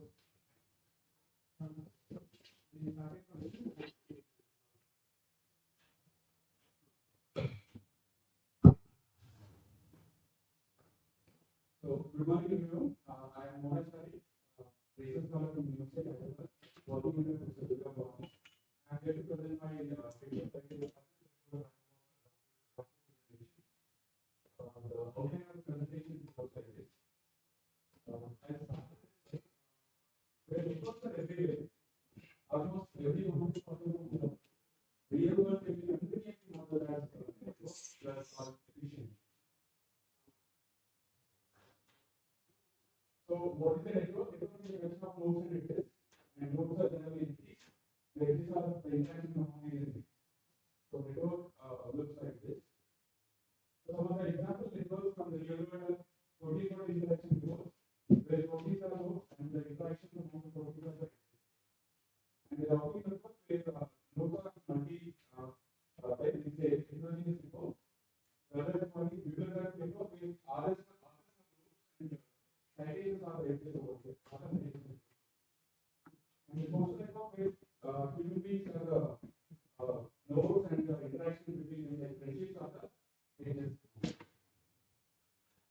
how do we model the network on the data?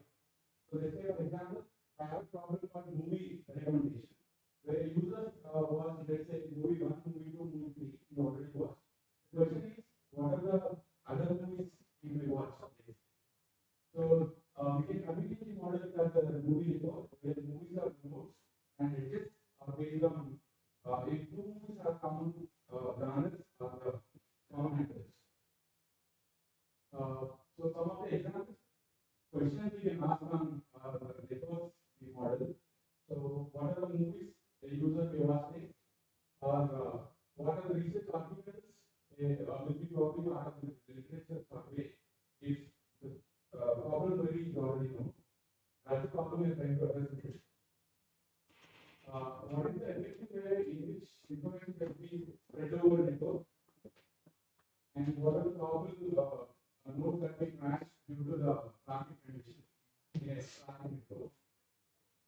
So how are we answering these questions? There are traditional approaches, which are network-based approaches. There are semantic features. This graph will explain you about the semantic features. Degree semantic, highest degree node will have a layer over following. Whereas different semantic features are based on how they define. And there are some communication algorithms like fastest one is dual algorithm and others. Then there are popular algorithms like fits and payment algorithms for recommendation on. So what is the limitations of this traditional algorithm? They require predefined metrics. So to define these metrics, we require domain expertise. Then there are computational intensive. We have to recursively compute the predefined metrics in order to solve the problem. So, for example, calculating the communication may take several hours on a large network. So, the focus is on the local problem, not the hierarchical problem. They are not adaptable to the problem context. We have to define specifically the problem. And heterogeneous and dynamic networks are challenges in this. Then they do not incorporate the node as attributes into the network without efficiency. These are some of the limitations of traditional. What are the modern approaches? Like we know with the advent of high computing power, machine learning approaches are promising, very promising results. So, how it works? Machine learning models are very data.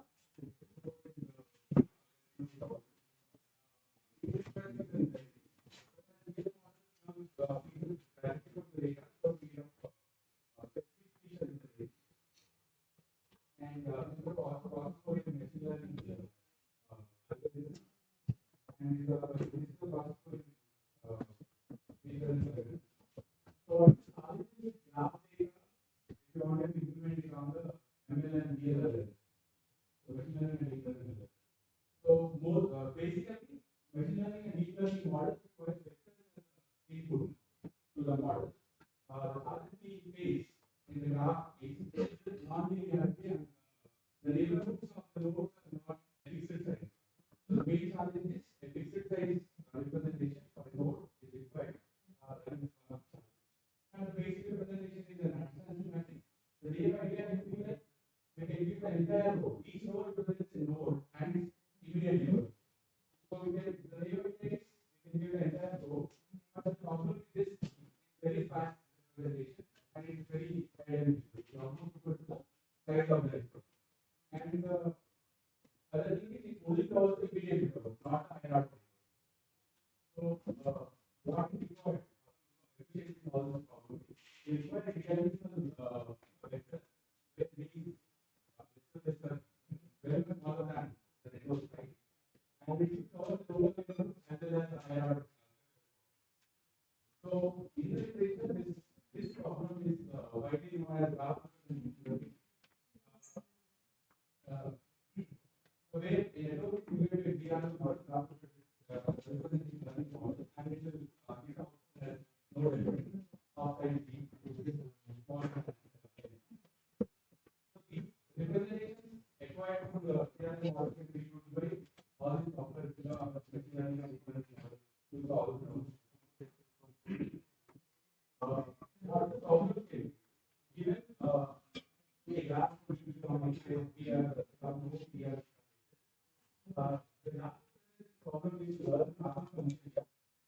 which maps from nodes to event. So it looks like we've given input graph and it has been representing the nodes into the two-dimensional in such a way that the topology of the actual node should be reflected into the data representation. So what is the regression survey case? So early approaches in 2003, they use graph matrix and eigenmaps for solving this problem. The issue with these things is they are completely intensive. Whereas later with a popular model called Work2Way in 2013, that model being adapted into the graphs in such a way that we can solve efficiently and powerfully. So later parts, there are random walk based methods. We can see debug and node2way. I'm going to talk about it since I'm also focusing on random walk based methods. So there are other methods based on DNN graph neural network based methods. Graph convolution networks, graph based networks are popular ones. They work based on message passing and aggregation methods, where from iteratively they are going to aggregate the weights from neighboring nodes and finally get the representation of the nodes. So change is the drastic change comes from this model, which is part of natural language processing actually. Igalo proposed Work2Way model in 2013. When we propose this model, the idea behind this model is to represent the dense vector. For each word, there should be a dense vector representation based on the context in the corpus. You will see they use two main approaches, big-gram approach and a common bag of words approach. So the main idea is to, in the representation as well, they should maintain the semantic relationship, something like king minus man. So we are trying to take out the man from the king thing. It should be equal to the queen when we add one into that. So how does this Work2Way model work? The speed-down model predicts from the context word to where it predicts the context from the target word, whereas common pair of words both with opposite predicts target word from the. So with the idea of Work2Way model, in graph the first model was deep work in Work2Way model from NLP to graph neural. They sentences equal to the paths generated in the network by randomly walked. So they generate random walks around each node in the network and they use nodes neighbors to various big-gram model to get the representation. So on a target node, they try to acquire only some portion around the target node as a random walk.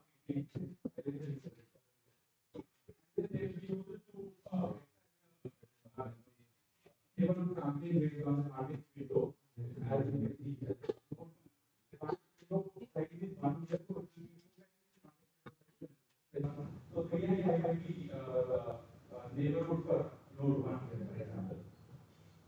And they use these neighborhood sampling for the speed-gram model. Here for each node, random walks are generated with walk length L and context window length is W.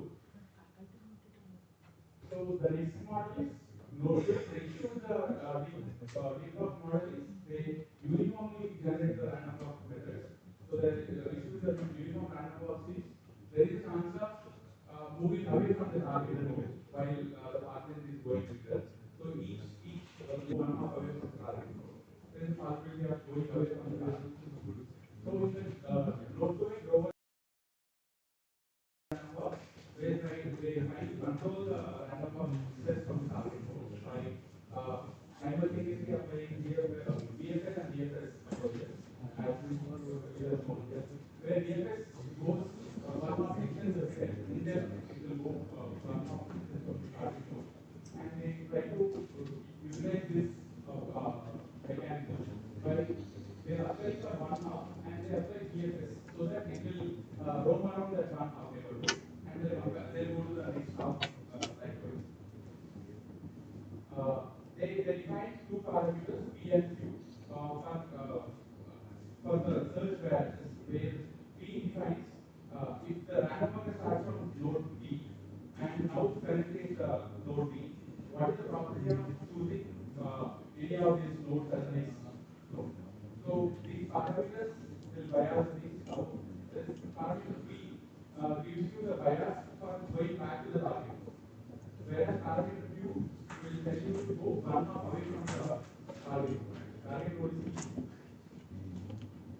So as I said, P and Q are giving you the how it is going backward and farther from the target. So what is the research gap we have over here is these deep-learning and node-to-weight approaches learn node representation by training feature models using network traffic generated by the random walk. In this random walk generation, the selection of the next node is based on mean of problems. So if there are, let's say it has to move farther from the target node, and there are three nodes. So these three nodes are equally probable to be selected. So, but in reality, if you see in the network evolution model, the link formation is defined. So link formation is based on degree as well as some other factors. So for instance,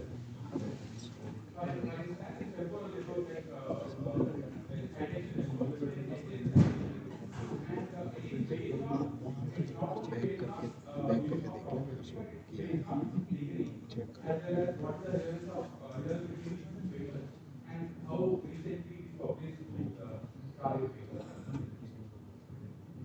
So in the link formation process, the basic model is given by Albert Harvard here. That is called as preferential attachment. What it states is highly connected nodes get more connections compared to the fewer nodes with fewer connections. So highly connected nodes are having higher probability of getting connected to the fewer. And later, few et al. As well as our previous work, we proposed that this power of degree distribution not only follows degree property, it also follows other properties like temporal property. So few et al. Also proposed the same thing. So the importance is that in the link formation, other than degree based preferential attachment, if you can include temporal aspect for degree based preferential attachment, it will be the larger one. So some of the temporal implementations of node-to-weight are TDM-to-weight, which is completed in 2017. It generates this random walk. The property is biased by how recent that next node is. So it's simply biasing based on the recency of the next node. The issue with this model is if the node is older, it gets neglected. But in reality, not only there are some classical nodes where they are older, but they are very popular. So from something like some of the popular models like precision attachment model, still it requires citations today, even though it is 20 years old. So you have to consider the time factor to generate this thing. So what is the proposed approach? We propose TDM-to-weight in such a way that we include degree and temporal based preferential attachment into the random walk strategy, and we employ node-to-weight architecture to learn the node representations of different parameters. It is an objective function, maximum likelihood optimization. So there are some assumptions. These are the general assumptions made by all the existing postgraduates. Network follows homogeneity property, and we assume that network is static while learning the node. Then the proposed approach in step one, what we do is we collect the neighborhood samples based on the proposed temporal random walk mechanism as explained. And then we use all the neighborhoods from each node to train the feedback model with the objective function. This objective function is the maximum log likelihood probability between observing half of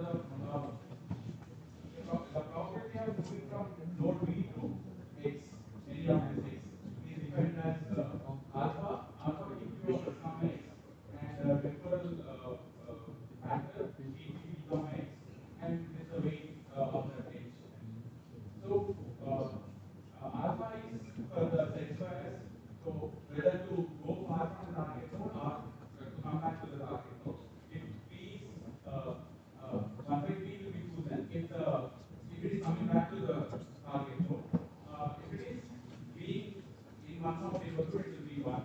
Whereas if it is going farther from the target node, it will that means from the previous node the distance is 2, so it will be 1 by 2.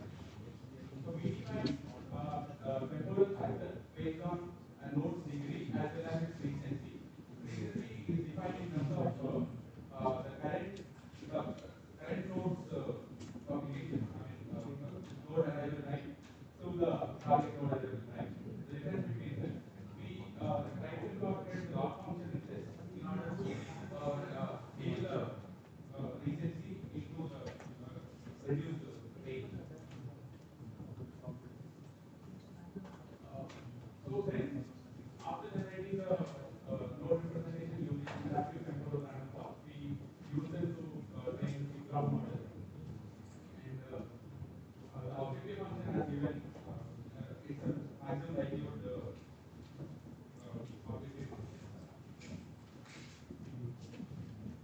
So how to evaluate this graph representation learning models is another part, where in the literature they use downstream tasks to find out what is the accuracy they are getting or other metrics, how they are performing on the downstream tasks based on that the models are validated.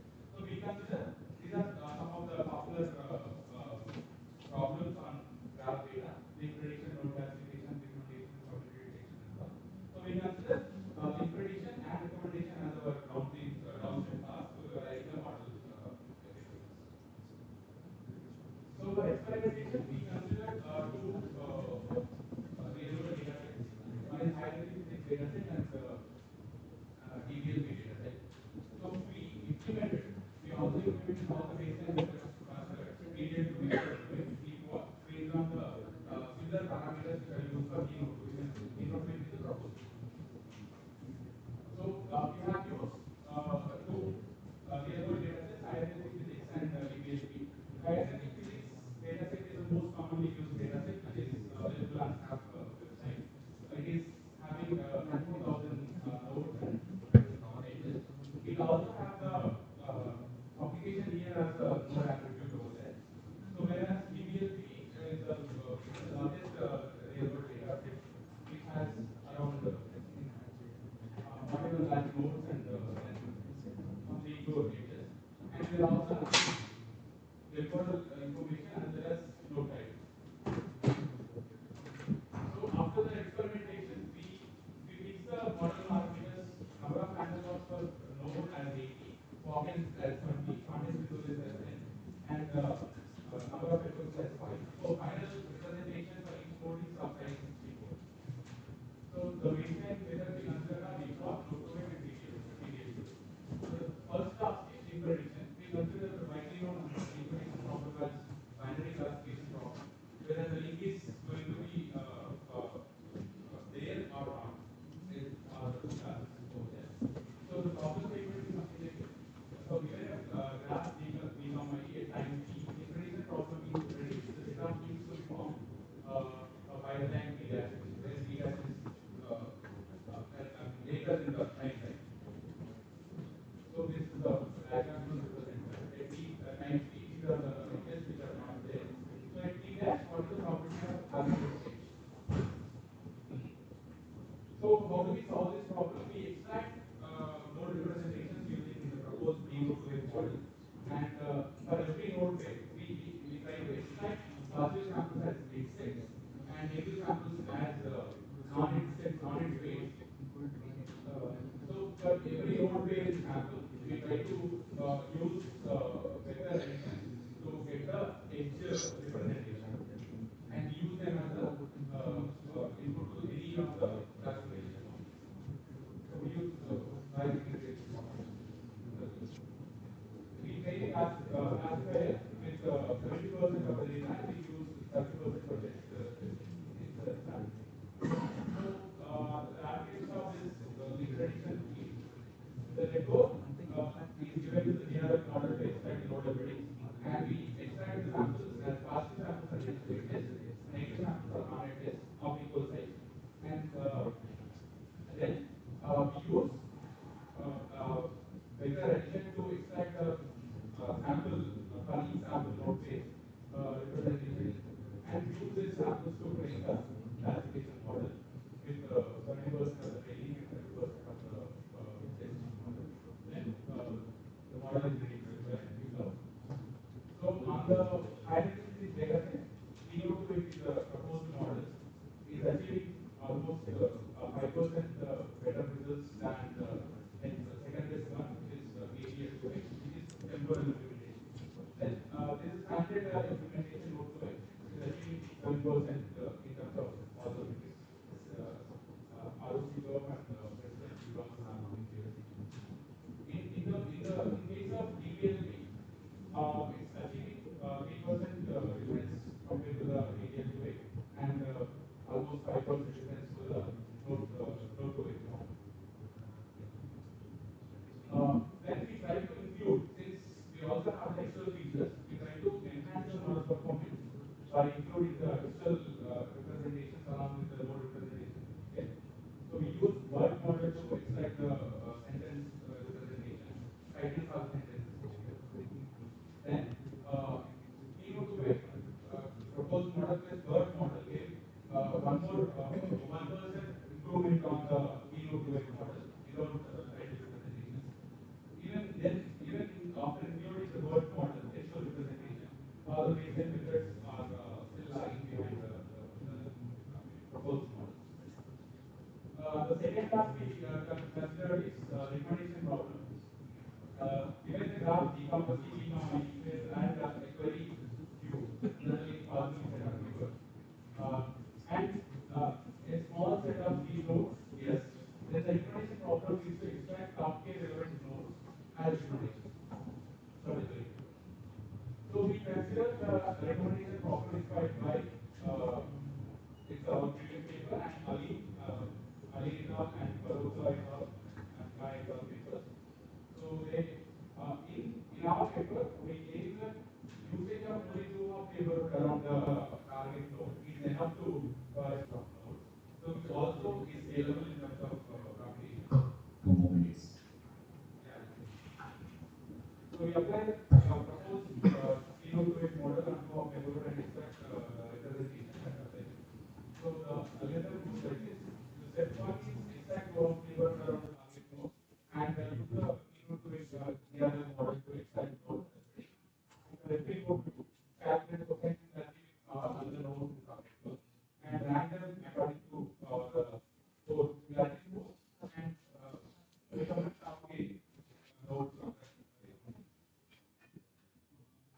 So if we look at analysis this data set, we could achieve considerably improvement on PO2X and interestingly, all the basic methods are performing equally. We try different permutations as well. So rather than detailed data set, it could give sample improvements. We also perform experiments to check whether they are significant or not. In case of liquidation, there was very significant p-value less than 0.05. Whereas in this, it was not too considerable. So the complexity analysis, as we know, node-to-N is very scalable algorithm with the line complexity as the order of PRL is order of KVRL. R is the network size, R is the number of random walls, H is the total. So even with the inclusion of network complexity, we assume that it is known also. We assume that the degree of the network is of order 1. Is going to be constant. In case of DBLP, around 26. In case of this higher density, 100 and 3. So it's a constant when compared to the network. So for extracting R random walks for each node, the time required is R into L. So we have to extract R random walks of length L, and then we have to do it for all the nodes in the network. Where to see the random walks takes order from DR, and whereas each one takes order of TVR, then B is the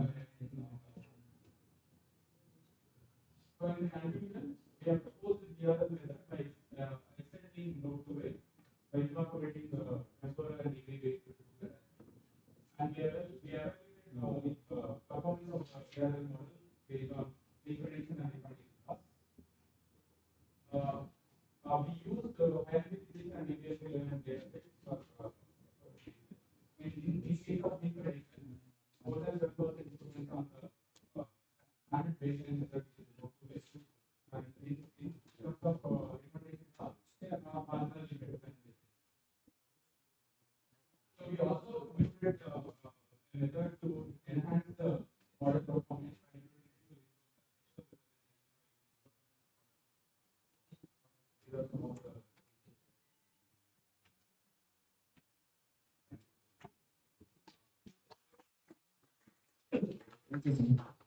Any questions?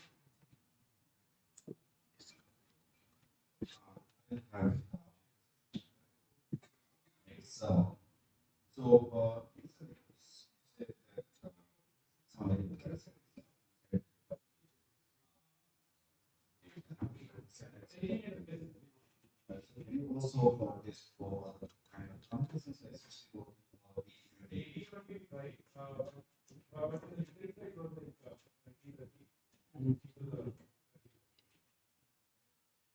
and also some of the previous slide post become more we have some ways and how we decide. Yeah, some of here on the next slide you have the yeah weight factor. So how are you deciding? Two, how are you deciding?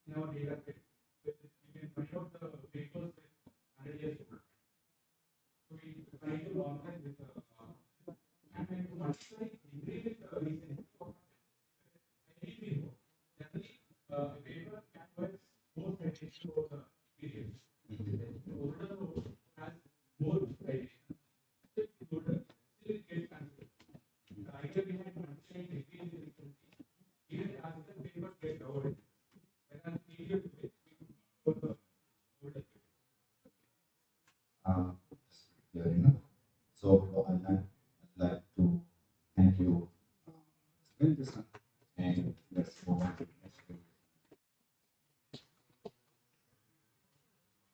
So the next presentation is a video. That's my person for this online social network. And the presenter will be Ali Sigma.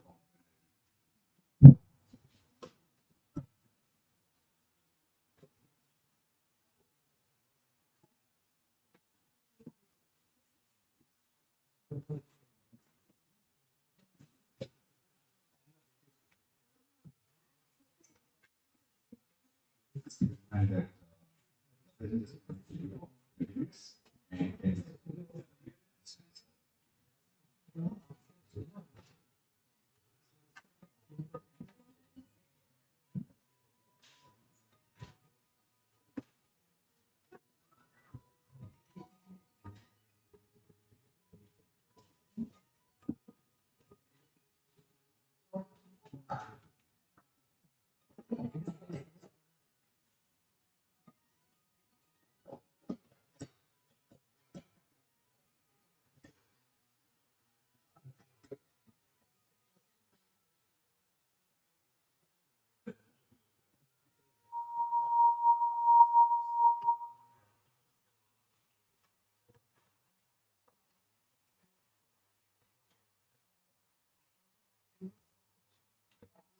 Good morning, everyone. I am Aditi Singha. I am pursuing my PhD from NIT Jaipur, and currently I am working as a PhD intern in Volvo Group, Bangalore, and I am working with the advanced analytics.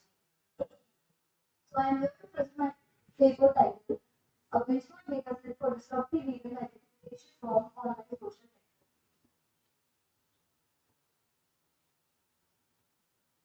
These are the topics that we are going to cover in the future slides. So let's get started with understanding that what is a disruptive event. So a disruptive event is an event that obstructs its own objective. These events were often instructed by unauthorized sources and then will lead to a situation of civil unrest by exploiting laws and order. The time period for such event is uncertain. That is, the event may continue for some days, even for some weeks or some months. And the possibility of success of such events depend upon the size of gathering. For example, it has been noted that 75% of the projects are already planned and organized in order to gather a large number of people. Right? So therefore, to detect such events and anticipate how they evolve with time and situation is very important. As it helps government agencies to monitor and mitigate the situation by taking appropriate action. Now, in the next slide, we'll discuss the motivation of this work. So, platforms like Twitter, Facebook, Instagram. So they provide real-time data on specific events. So the existing data sets primarily focus on social and public events, for example, sports and politics data sets. And there are certain existing data sets, for example, hate motive, event 2012, that cater to a specific category of disruptive event. However, they are unable to cater the wide spectrum of all the categories of disruptive events. And most of the data sets suffer from data scarcity and low network coverage. But the real-time application of such data sets becomes difficult. And also, there is no data set tailored to the Indian performance. So in our way, our benchmark data set, it provides a comprehensive data set of disruptive events in Indian performance. Now let's move forward to the problem statement. So that's how a problem statement is a benchmark data set for disruptive event identification from online data. This is a specification table of our proposed data set. So it tells about the time and the format of the data set, how the data was acquired. So for acquiring the data, we have used social media platform Twitter, and we have used Tweetfire API for extracting the tweets. And tweets were extracted by keeping a time window of 1 day, that is 24-hour time window. And 3 filters were taken into for data collection. So the first filter was all the English language tweets were extracted. Second, all the tweets in the bounding box to India, those were extracted. And the third filter was the tweets whose location services were on, those were extracted. So these are the 3 conditions or the filters for the data extraction. So we started extracting our data from April 22 till January 23, and all the tweets are organized in a directory, where each directory corresponds to a specific month, and each directory contains almost 30 or 31 CSV files, depending upon the days in a month. So in a way, the data set is prepared, and you can find this data set on the GitHub. The link is given here, and it is publicly available also. In the next slide, we will discuss about the comparison of the existing event detection datasets. So this table is arranged in chronological order, right from 2016 till 2024, right?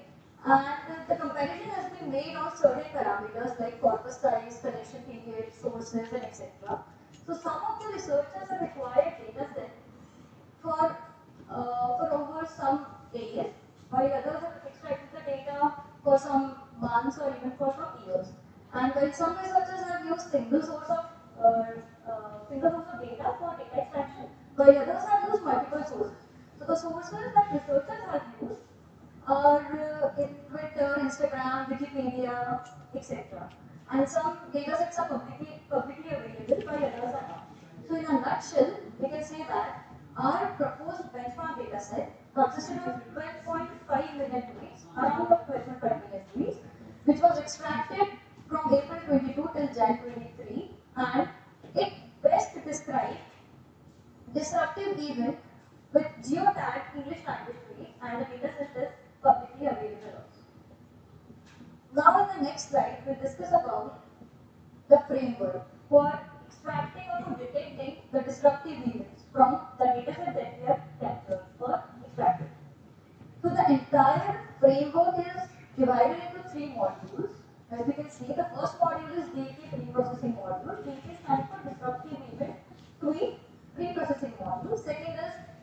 identification module, and third is DET information extraction module. So the first module takes a CSV file as an input, which contains a tweet acquired over 24-hour time window. So this CSV file is given input to the tweet embedding block, which is responsible for generating a sentence embedding for a corresponding tweet using word transformer. Now that sentence embedding is given input to the tweet classifier, which is also a benchmark classifier for classifying the tweets as the disruptive event tweet or a non-disruptive event.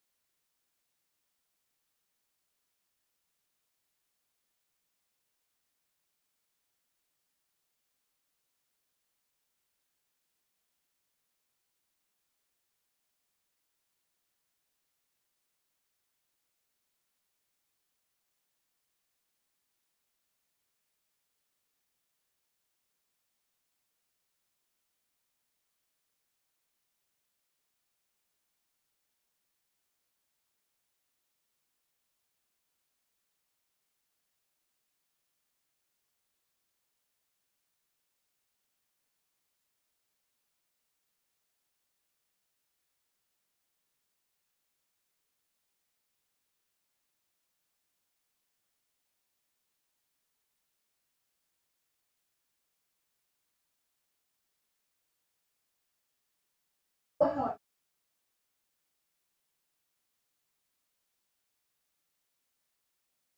have used two data sets for the evaluation of our framework. So the first data set is the DIE that we have already discussed, and the second is DET and non-DET data set. So this data set is also being extracted by our research team.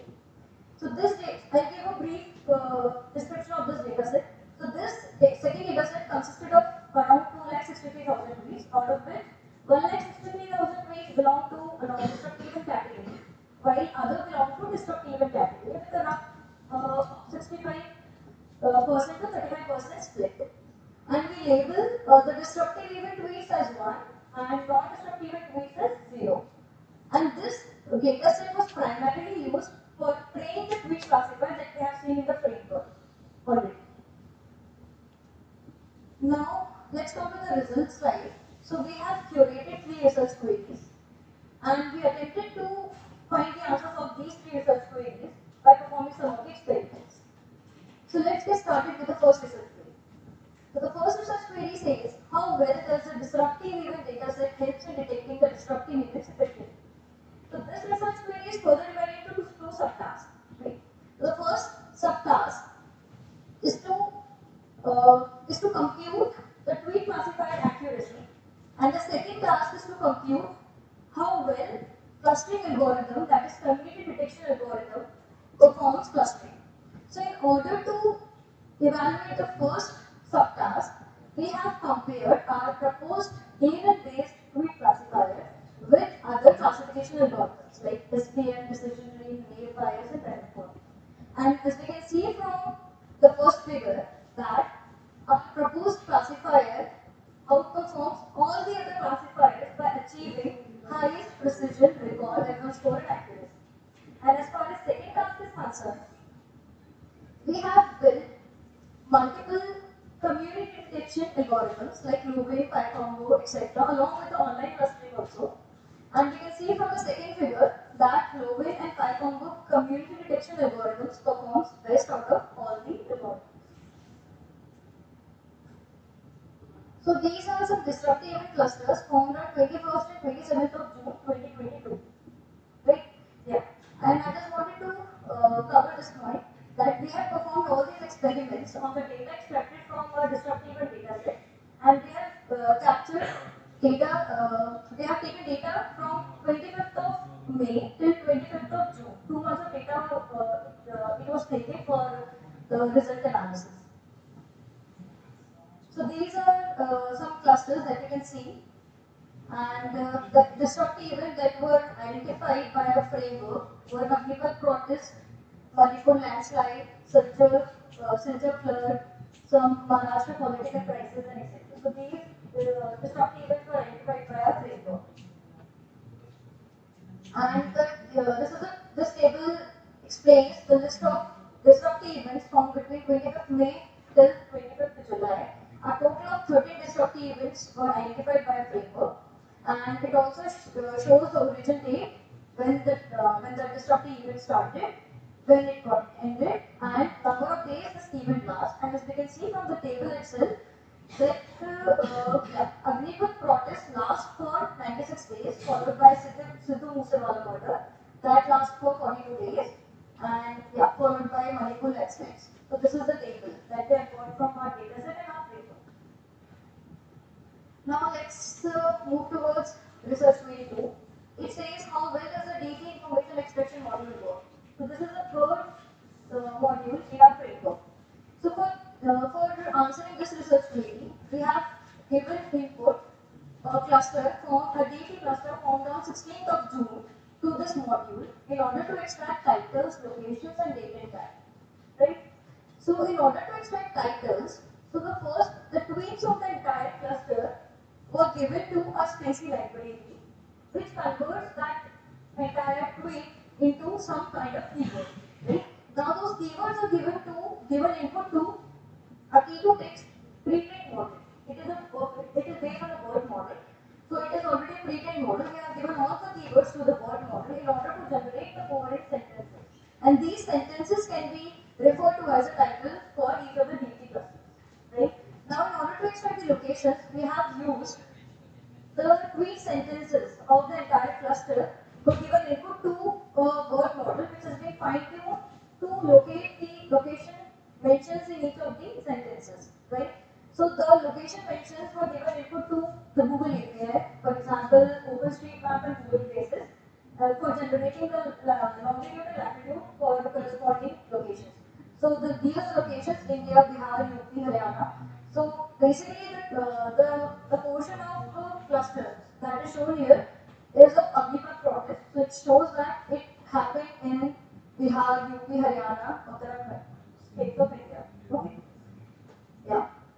So later to extract date and time, we have used time of human API and species library in order to generate to extract the dates corresponding to the tweet sentences given in a DT cluster. So this is how the entire DET information extraction model works. Now let's move towards research query 3. It says how accurate and effective is the proposed disruptive event detection framework in detecting disruptive events. So for this we have calculated two measures. First is precision at the rate K and second is NDCG, which stands for normalized discounted cumulative mean. So as we can see from the figure, the precision at the rate 5, right, the number of clusters, we can see in the x-axis that precision at the rate 5 is 0.8, which states that 80% we are getting precision value, which states that out of 5, 5 by our framework were accurate and effective. And as far as NDCG is concerned, it basically tells the ranking or the order of the disruptive event identified by a framework. So as also we can see from the figure, we are getting the value of NDCG towards 1 only, like 0.8 till 1. And it is calculated by dividing the ranking of the events extracted by our framework divided by the ideal ranking of this framework. Yeah. So this is all about the conclusion. So we have a benchmark dataset for disruptive event. We have a framework, and we have validated that framework using our dataset. So that's all. Thank you. And these are some references. Listen, any question from the audience? We are not able to classify destructive and non-destructive.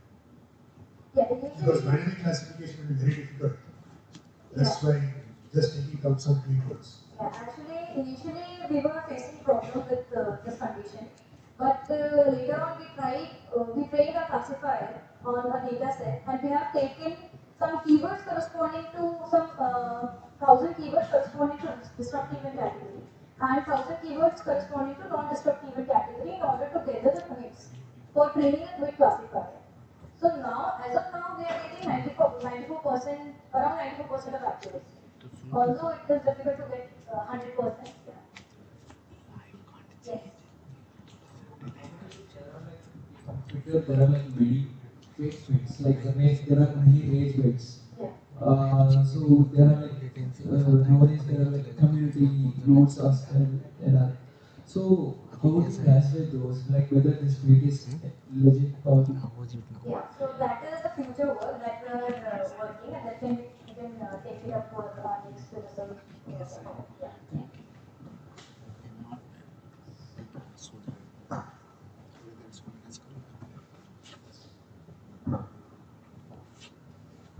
Why do we need to make the tokens for non-destructive events? Because when you take the entire set as set of events, and we choose some tokens as disruptive events, then by default the other part of the set becomes the non-destructive event.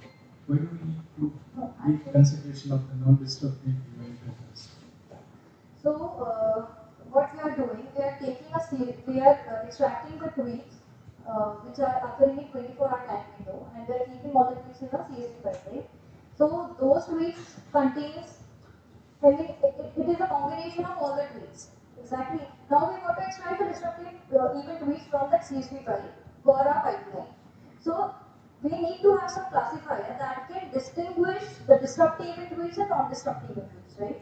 So the classifier should know that how to classify these tweets, right? So that is why we have created that classifier by keeping all the tweets of both the categories like disruptive and non-disruptive. I hope I'm able to answer your question.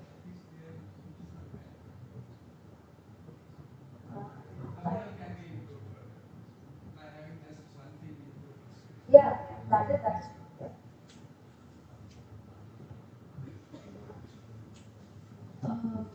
My question is like, do we have any specific language specific or regional specific? Because most of these disruptive events may happen with different languages as well, right? Yeah. So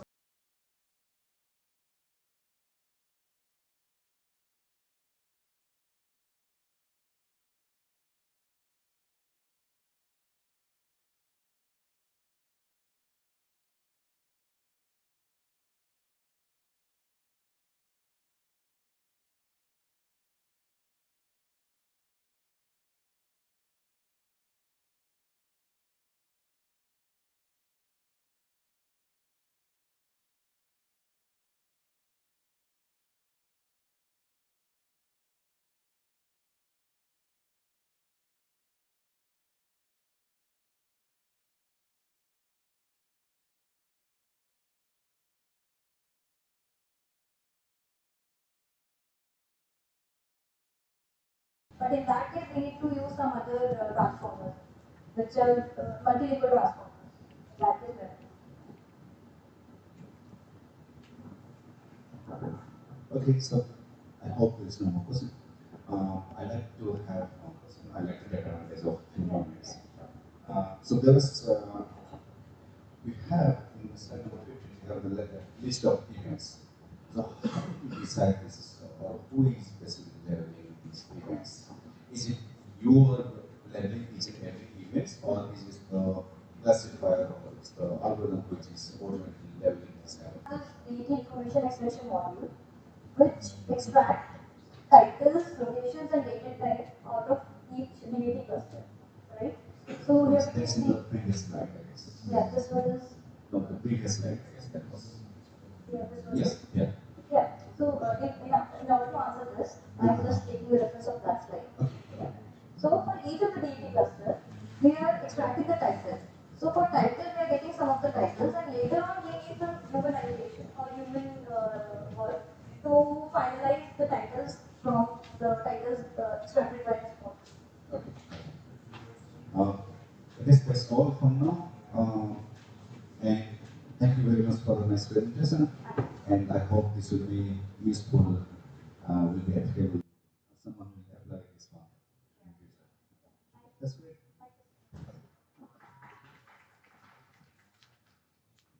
So for this process, for the process,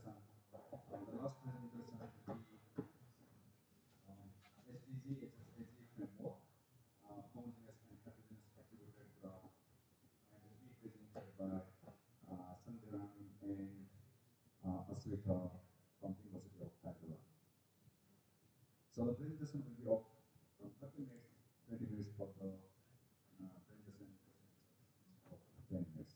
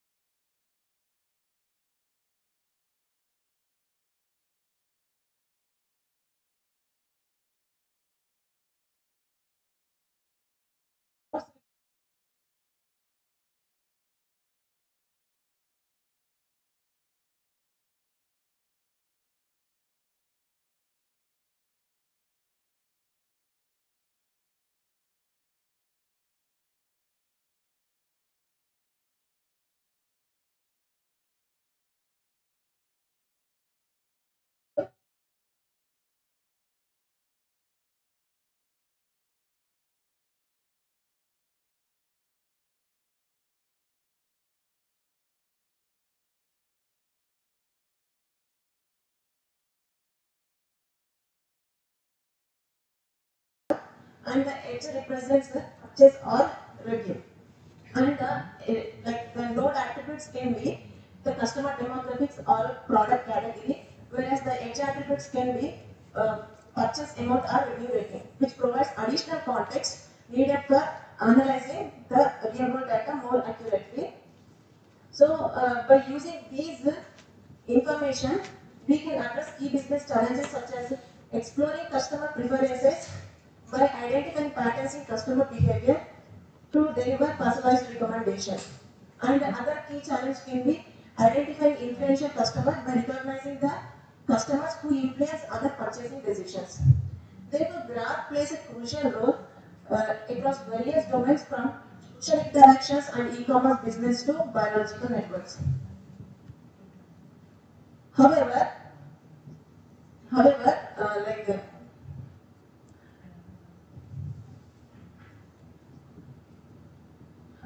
however, to perform meaningful analysis in these fields we required access to high quality graph data sets with detailed structural and attribute information. Unfortunately, the real data comes with challenges such as limited availability of data. Even if data is available, it may be with incomplete structural or attribute information.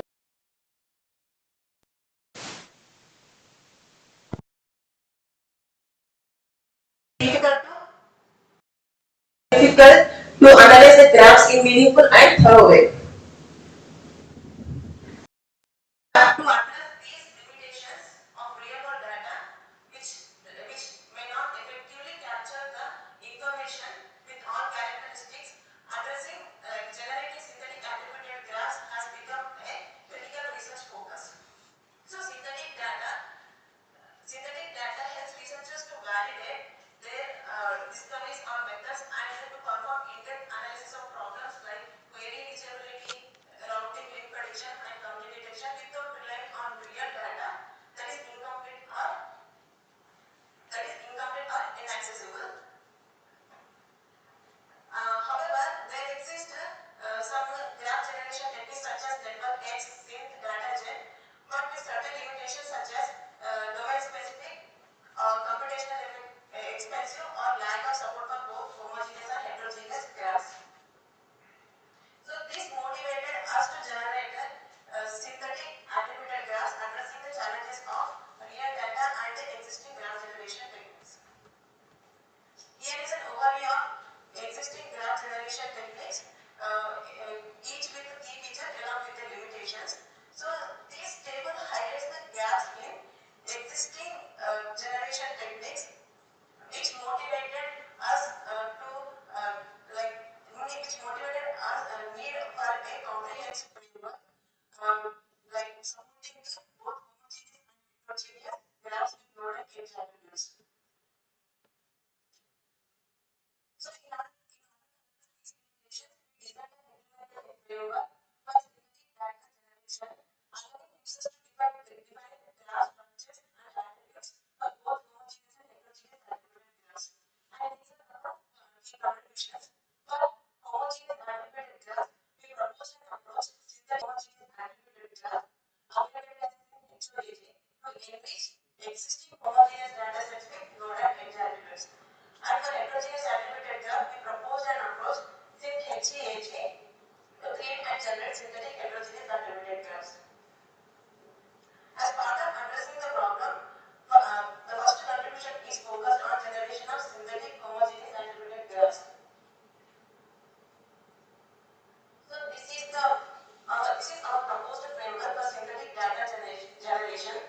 The part of the framework that is highlighted with the green dotted lines indicate the procedure followed for generation of homogeneous attributed graphs.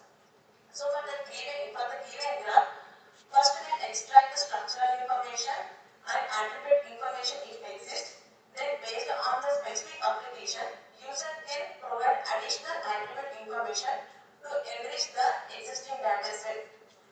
Then by using attribute value generator component, the following statistical measures are used like random range, predefined set, and Gaussian distribution to generate attribute values. Once the attribute values are generated, the existing data set with enriched attributes is provided in the resultant files.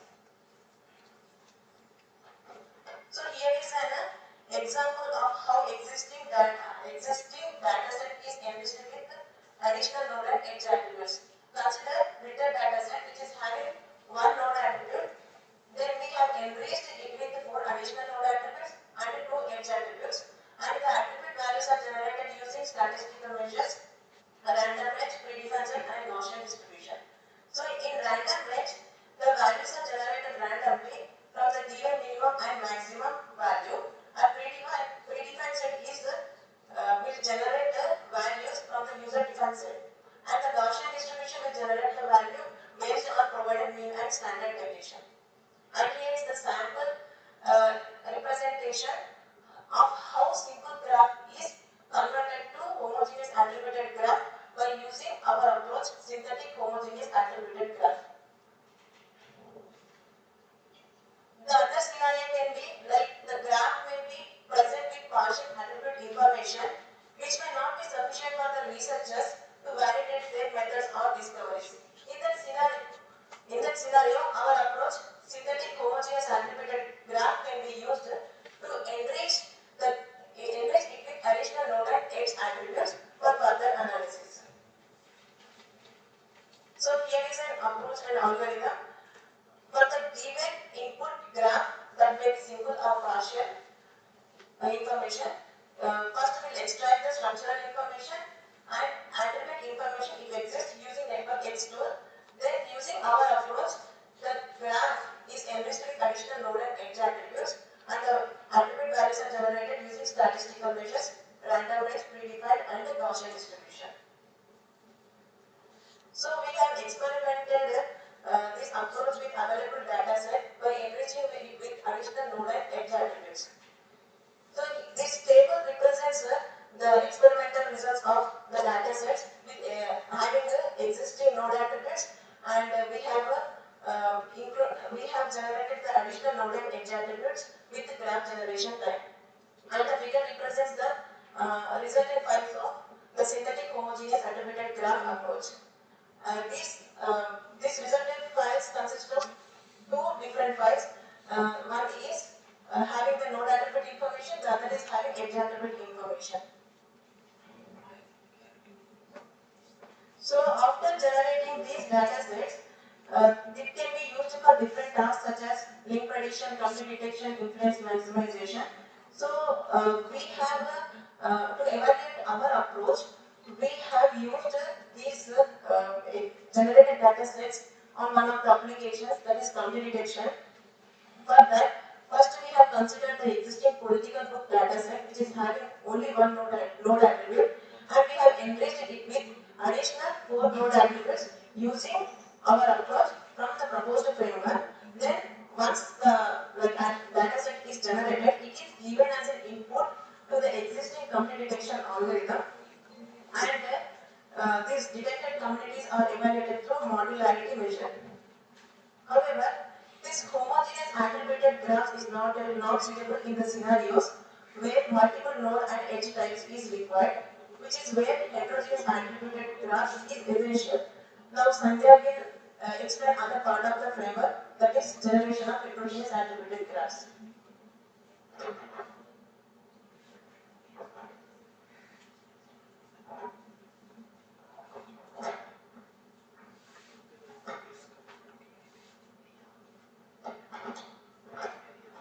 Myself is Sandhya, also in PhD at University of Hyderabad. So, as my author said, where there are the networks consist of the different types of nodes and edges, like bibliographic networks, social networks, and embedded systems. It consists of multiple nodes and edges. If we are taking the bibliographic network, it consists of multiple types of nodes, like R nodes, page nodes, way nodes. These are the different types of nodes, and there exists different types of relationships between other lines of paper published in the way node. Like there are the different types of nodes and edges. So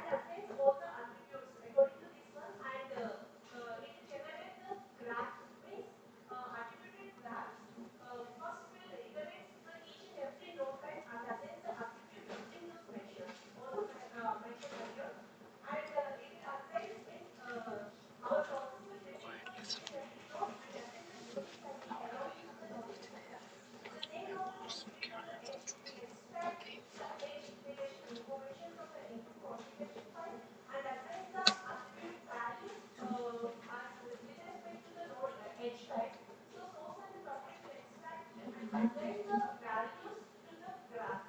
So overall, therefore, the heterogeneous attribute graph with all the characteristics will be generated. Means it consists of the different type of nodes and edges with along with the attribute information.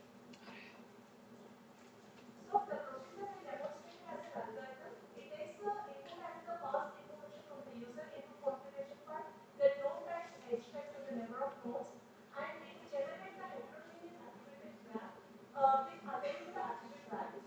After generating the attribute values, the little files will be published as the output files, either in text file or the paper files. In the text file consists of the previously consists of the input configuration file, consists of three sets of nodes. So this shown in as a one file, that is the technology node attribute, consists of the name, device attribute with assigned values, and the edge attribute, that is the relation between the person and technology along with the nodes and the assigned values. So to evaluate our graph construction time, our approach will take with varying the number of nodes linearly and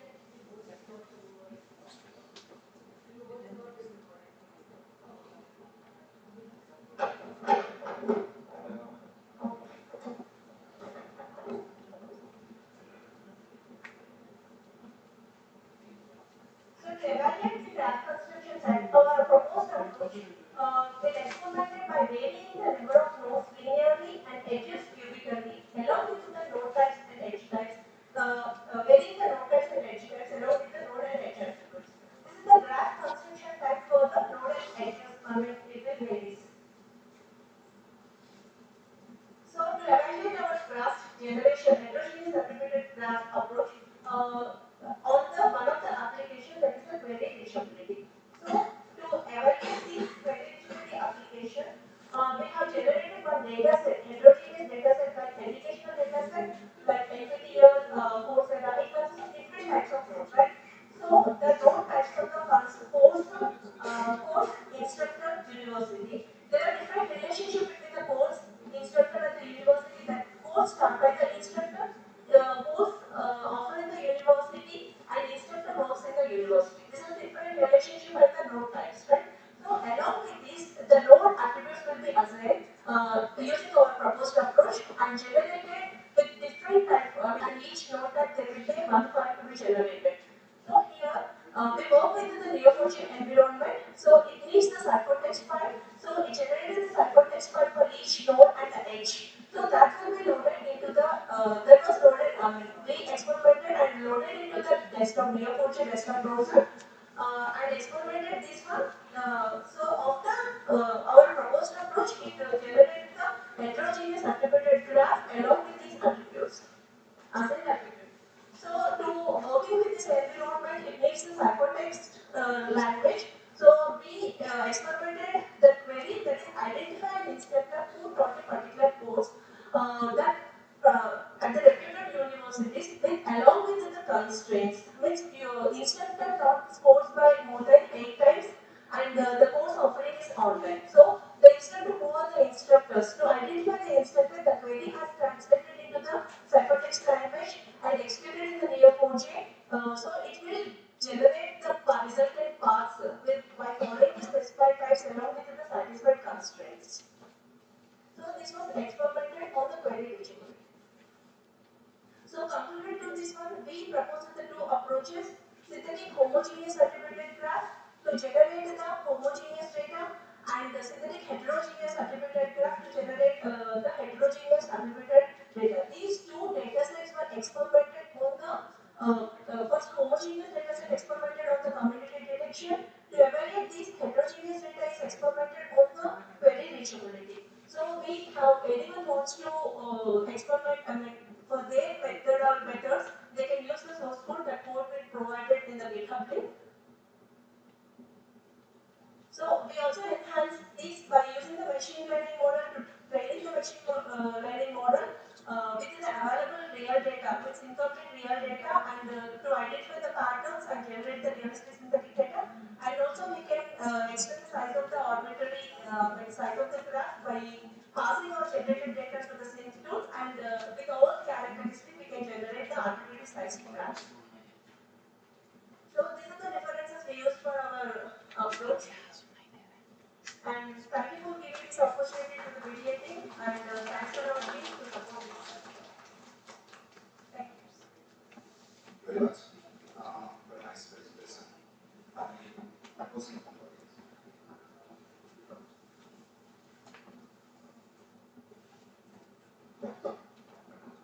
just one question on the complexity of the graphs that I use for example. So have you looked into proteins where the connections are that sparse or the bio proteins or something like that? Where the connections between nodes and edges is sparse and low? Yeah. If this is a different type of nodes that exist, that will be based on the relationship. If it exists the connection, based on the relationship we have provided in the input configuration file, based on that it will generate it. Any other questions?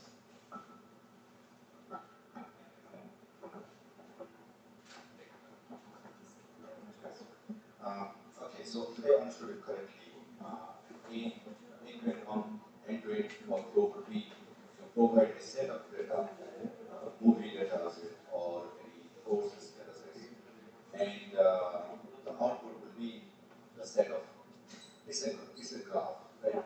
Graph of nodes, and the node represents the course or the instructor or the university. So how do you identify or you need to explicitly mention that these are the nodes, or is your system or your purpose algorithm which will identify which ones should be the node and which ones should be the relationship between the nodes? Or it is something like in the configuration file you need to provide. Yeah. We need to provide the configuration file and as per that it will generate the nodes and the relationship. So you can also experiment using the LLM, like you can provide a set of paragraphs and then it will give you the knowledge graph. And that means your LLM will identify what are the set of nodes, potential nodes, and the relationship between the nodes. And it will give you simply a set of nodes and a set of relationships between those nodes. And you experimented or you tried that one.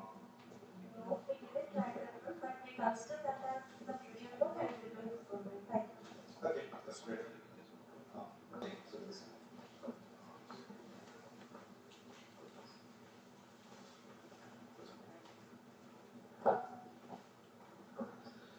A nice presentation. How you are validating the generated data?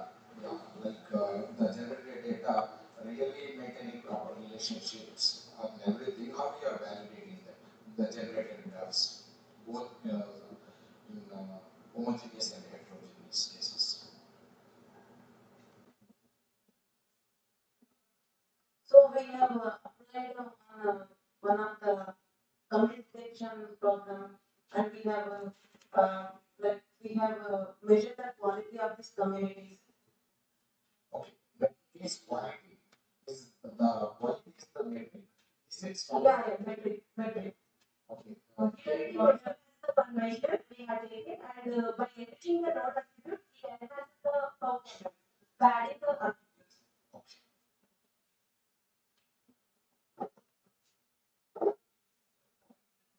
Any other questions?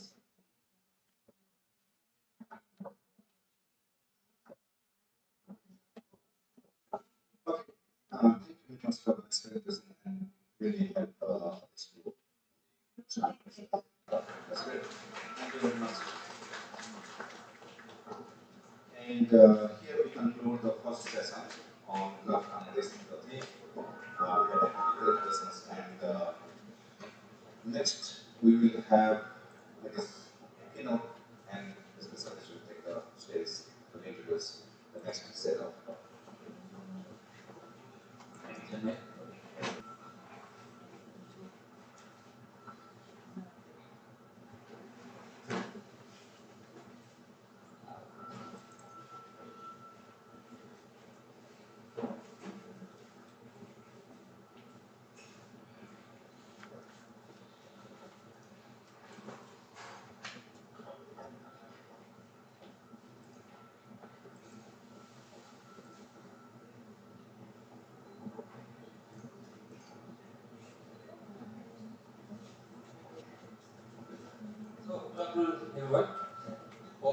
things are nice, and then like things are going fine. Okay.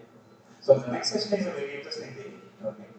So it is from our government sponsor. Okay. So it is from Popular Agree. Okay. And then like yeah, like it's you presenting. Okay. So Zanish Pare is the leading AI team at Popular Agree. He has vast experience in solving different problems. Okay. So he will basically share his knowledge about automation and using AI for that. Okay. Uh, Actually, just to inform you, like yesterday we had a very interesting keynote as part of the workshops. Okay. So the persons from ARA Solutions, I'm sorry, Aeroway Solutions, they actually talked about hyper automation. Okay, which is actually related to automation plus AI plus also a little bit of generative AI and all the things. Okay, so basically like there are also interesting audience. Okay, I'm actually giving you a link between different companies as well. Okay, the Aeroway Solutions. Okay, so with that one, like I will ask our team to basically give a little bit of concept. You can already come to the next, please. And you know, everything is set up. Okay, thank you. So give them a big hand. They are make a support for the conference, and our team will come to us. So this was a very good outcome. I'm so happy to see our prime sponsors here giving the talk. So this was started off once the BDA call for papers and other things was circulated, and I have circulated it to our alumni. So when I joined this university, we had some very good set of the MCA students, and once they came around, they met me, and out of which one of them is Mr. Gopal Krishna, and through his link with that, he's a co-founder. Yeah, he's a co-founder and our chief innovation officer. So he's a co-founder and chief innovation officer. Okay, so it would be really, it would have been magnificent if he's also there, but anyway, he's represented through and the people attending the program here. Okay, so it's so satisfying to see that your students are now supporting you in this kind of a great manner. Okay, so over to you.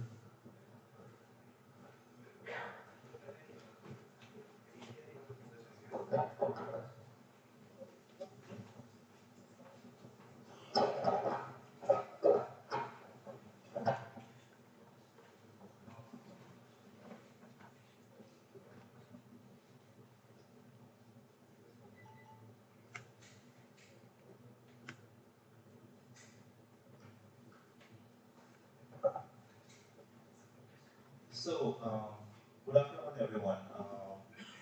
My name is Shailesh. I'm from Cognita.ai. We are a company headquartered in Chicago, and we have our offshore offices here in Hyderabad, India. And we are the AI first, data first company, you can say. And our sole purpose, or you can say the holy grail of our purpose, is to solve industry problem either through automation or augmentation, right? So exciting times to be in this particular phase of the entire world. The industry as it goes through, you guys are working on creating, solving the problem from an algorithm level.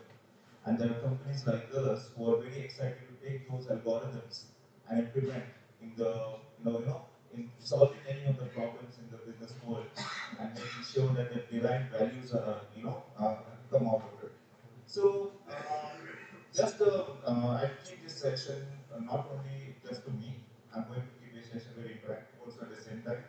A show of hands, I'll start with a very easy. How many of you guys actively use AI platforms like ChatGPT in your day-to-day activities, be it a student or researcher, anyone? Fantastic. Now, a very interesting case here. How many of you guys are aware about the computer use application that was released by Anthropic? Yeah, right. So these are yeah, right. So this is a very exciting thing, but the thing is that the use case of this particular exciting innovation is limited till now. That's why you see not many people are raising their hand over here. So that is where our entire derivative of our business value comes into picture, right? We at Cognita, we believe that there are business values when you apply AI to any of the business processes, and those values can be exponential in nature when it comes to either increasing the efficiency or increasing the revenue of the organization. So again, there are three areas where any organization in the world is interested in. First, can you increase my top line revenue? That's one. What can you give me to increase my revenue? Second, if you're not doing that, what can you help? How can you help me to optimize my current process? Either to save time or save any kind of manpower or money or effort or infra cost or whatever. And the third one is what kind of AI technology or solution can you help me build or provide, which is going to be an innovation accelerator for me, right? So these are the three areas where any organization in the world is going to be interested in, and there are multiple business processes around that. So if you see that we generally segregate our applications of AI into two parts, right? So we talk about automation, we talk about augmentation. So automation use cases are pretty much the middleware, right? Most of the time. In an existing process in the business, there are processes like, for example, you can see here invoice processing or inventory management or purchase order to sales order creation, right? So, and these are the words that you hear more often whenever you're dealing with companies like Amazon, right? You buy everything and get an invoice, right? The same thing applies to any B2B business. If you're dealing with sometimes, let's say you are a company who are in need of steel, right? Steel rolls or something, you're going to place a purchase order to a company who manufactures steel. And against that, the company raises an invoice. And we being here in India, what I've seen here is not only in India, but a major part of Asia Pacific, we deal with invoices and documents which are scanned, right? And dealing with documents which are scanned is a nightmare, trust me, because sometimes it is having some kind of ink mark, it is filtered, the clarity is not that great, the scanner quality is not that great. Nowadays, people take the scan using a photograph, photograph. You have different applications on a mobile phone and you take it as you wish. And that also really, that's a big challenge right now for document processing systems. So there was a time in the industry when we had tools like UiPath. How many of you guys have heard about UiPath? Right? Yeah. So they tried to deal with this situation by saying that, okay, you give me a particular format of invoice or purchase order, right? And depending upon the format, I'm going to use OCR, optical character recognition, to extract certain information from certain location only. But now here is the challenge. UiPath won't work, our tools like UiPath won't work if the format changes dynamically, right? You cannot be employing more people to empower your AI. It's counterintuitive, right? Why do you bring AI in the first place? To optimize the system. You cannot have twice the amount of manpower to maintain your AI, right? So to counter that this counterintuitive argument, now we have again that's the reason why I say we are in an amazing era where we have now many algorithms and models available at our disposal that can deal with this kind of dynamic systems, right? So, and one of them we'll see today, and for showcasing the application of one of them, I'm going to pick up one particular use case, which is going to be order automation, right? So let me talk about a little bit about this particular use case. So maybe we can understand what is order submission process. So this, whatever you see here in the screen, is the existing process of order automation. Uh, in a nutshell, I'd like to say what this process is. This process is about whenever let's say you are in a business, right? And you're receiving orders from your customers. You can be B2C or B2B, right? So whenever you receive orders from a customer, there are two kinds of order that take place. You receive order either in form of a mail that, hey, I want this and this, or you receive order in the form of a purchase order attachment. So there are ERPs like SAP, Oracle, or Salesforce who can create purchase order for you, and you send this to your vendor who wants to supply this. And when you receive this particular purchase somebody manually verifies that, okay, this is from the right customer, first of all, whatever items or commodities mentioned in the purchase order, they are having those inventory is there in my stock, right? So I have enough inventory to fulfill this particular order. And the third thing is, what's the price of it? Okay, it's not like I receive a purchase order of 5 laptops at $50,000, but the price of each laptop is $100,000 at my end, right? So the price matching has to happen. And this is a big deal where many of the deals don't go through, right? So somebody manually verifies all of these details in the ERP. These are all the information that stay in the ERP, right? And the next check is, after all of these are validated, somebody creates a sales order entry.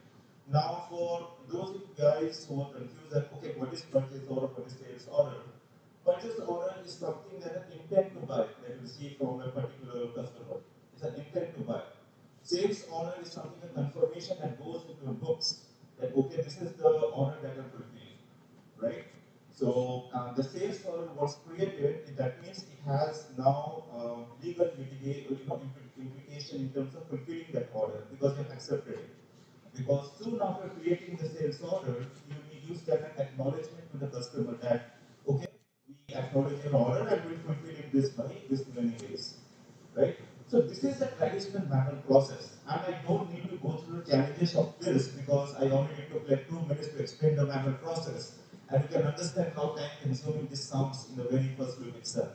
It is time-consuming, and for businesses who are into bulk of manufacturing, they have to employ more number of people just to upkeep with the number of orders that they keep receiving, right? Not everyone is like Amazon, right? Now somebody might say, hey, what about Amazon? They receive 100,000 every day. They have warehouses.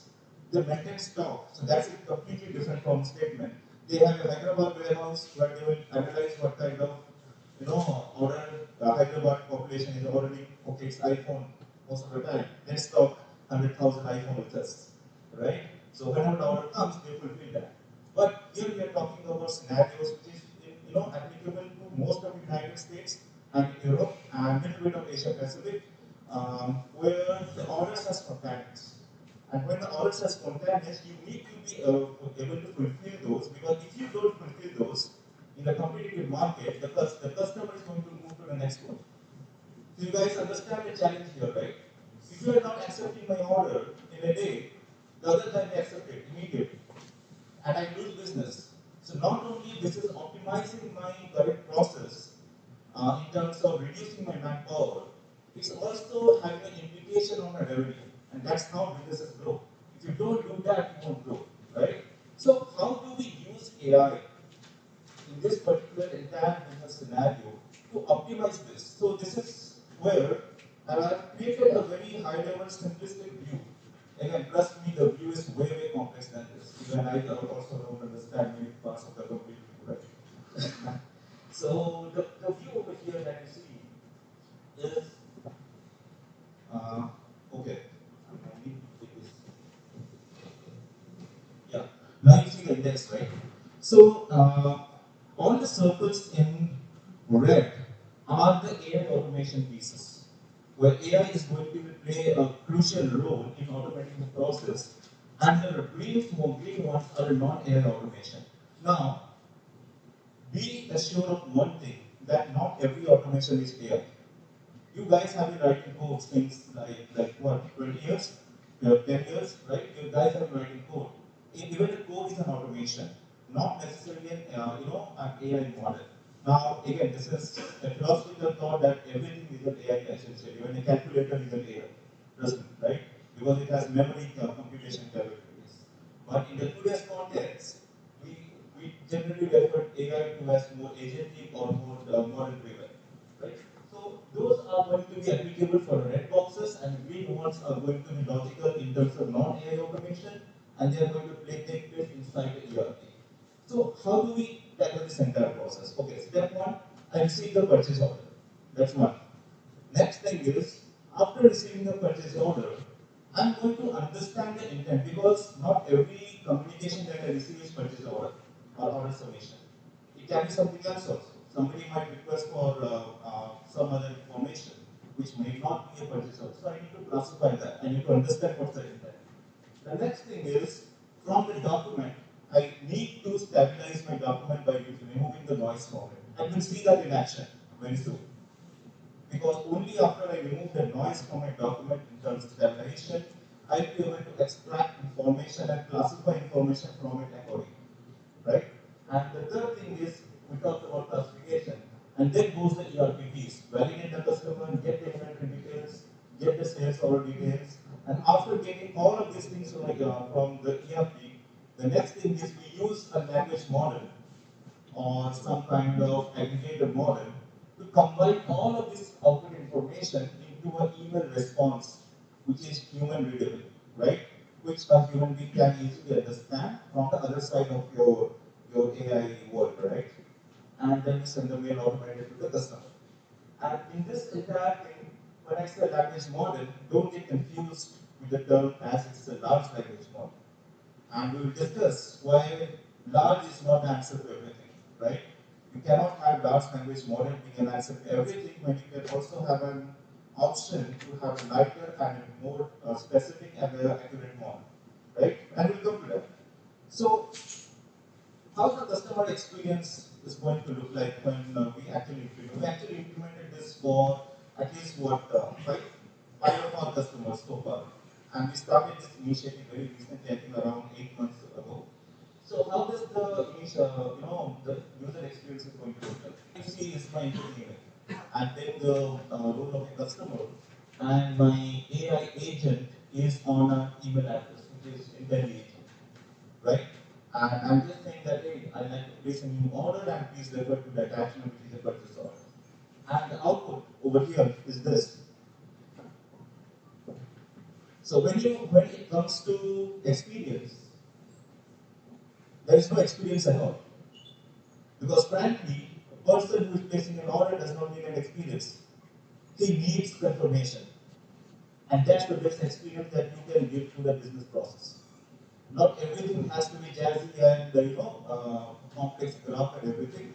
Sometimes simplicity and straightforward answer is the answer to a particular problem statement.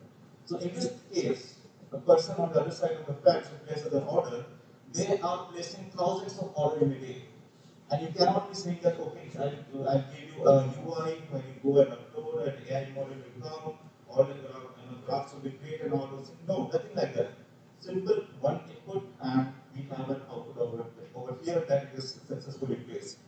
If there is any missing information, the agent is capable of reverting back on the mail that maybe you missed an information like you forgot to specify a quantity. How much the quantity you need, right? Or maybe you forgot to specify the shipping address.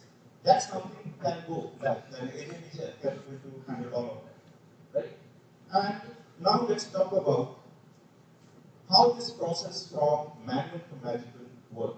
Like what's the technology behind it that makes it appear as if nothing for a user it is nothing. User thinks that it's a very simple system, but there's a great deal of series of AI models acting together as agents to make this work, and we'll see that.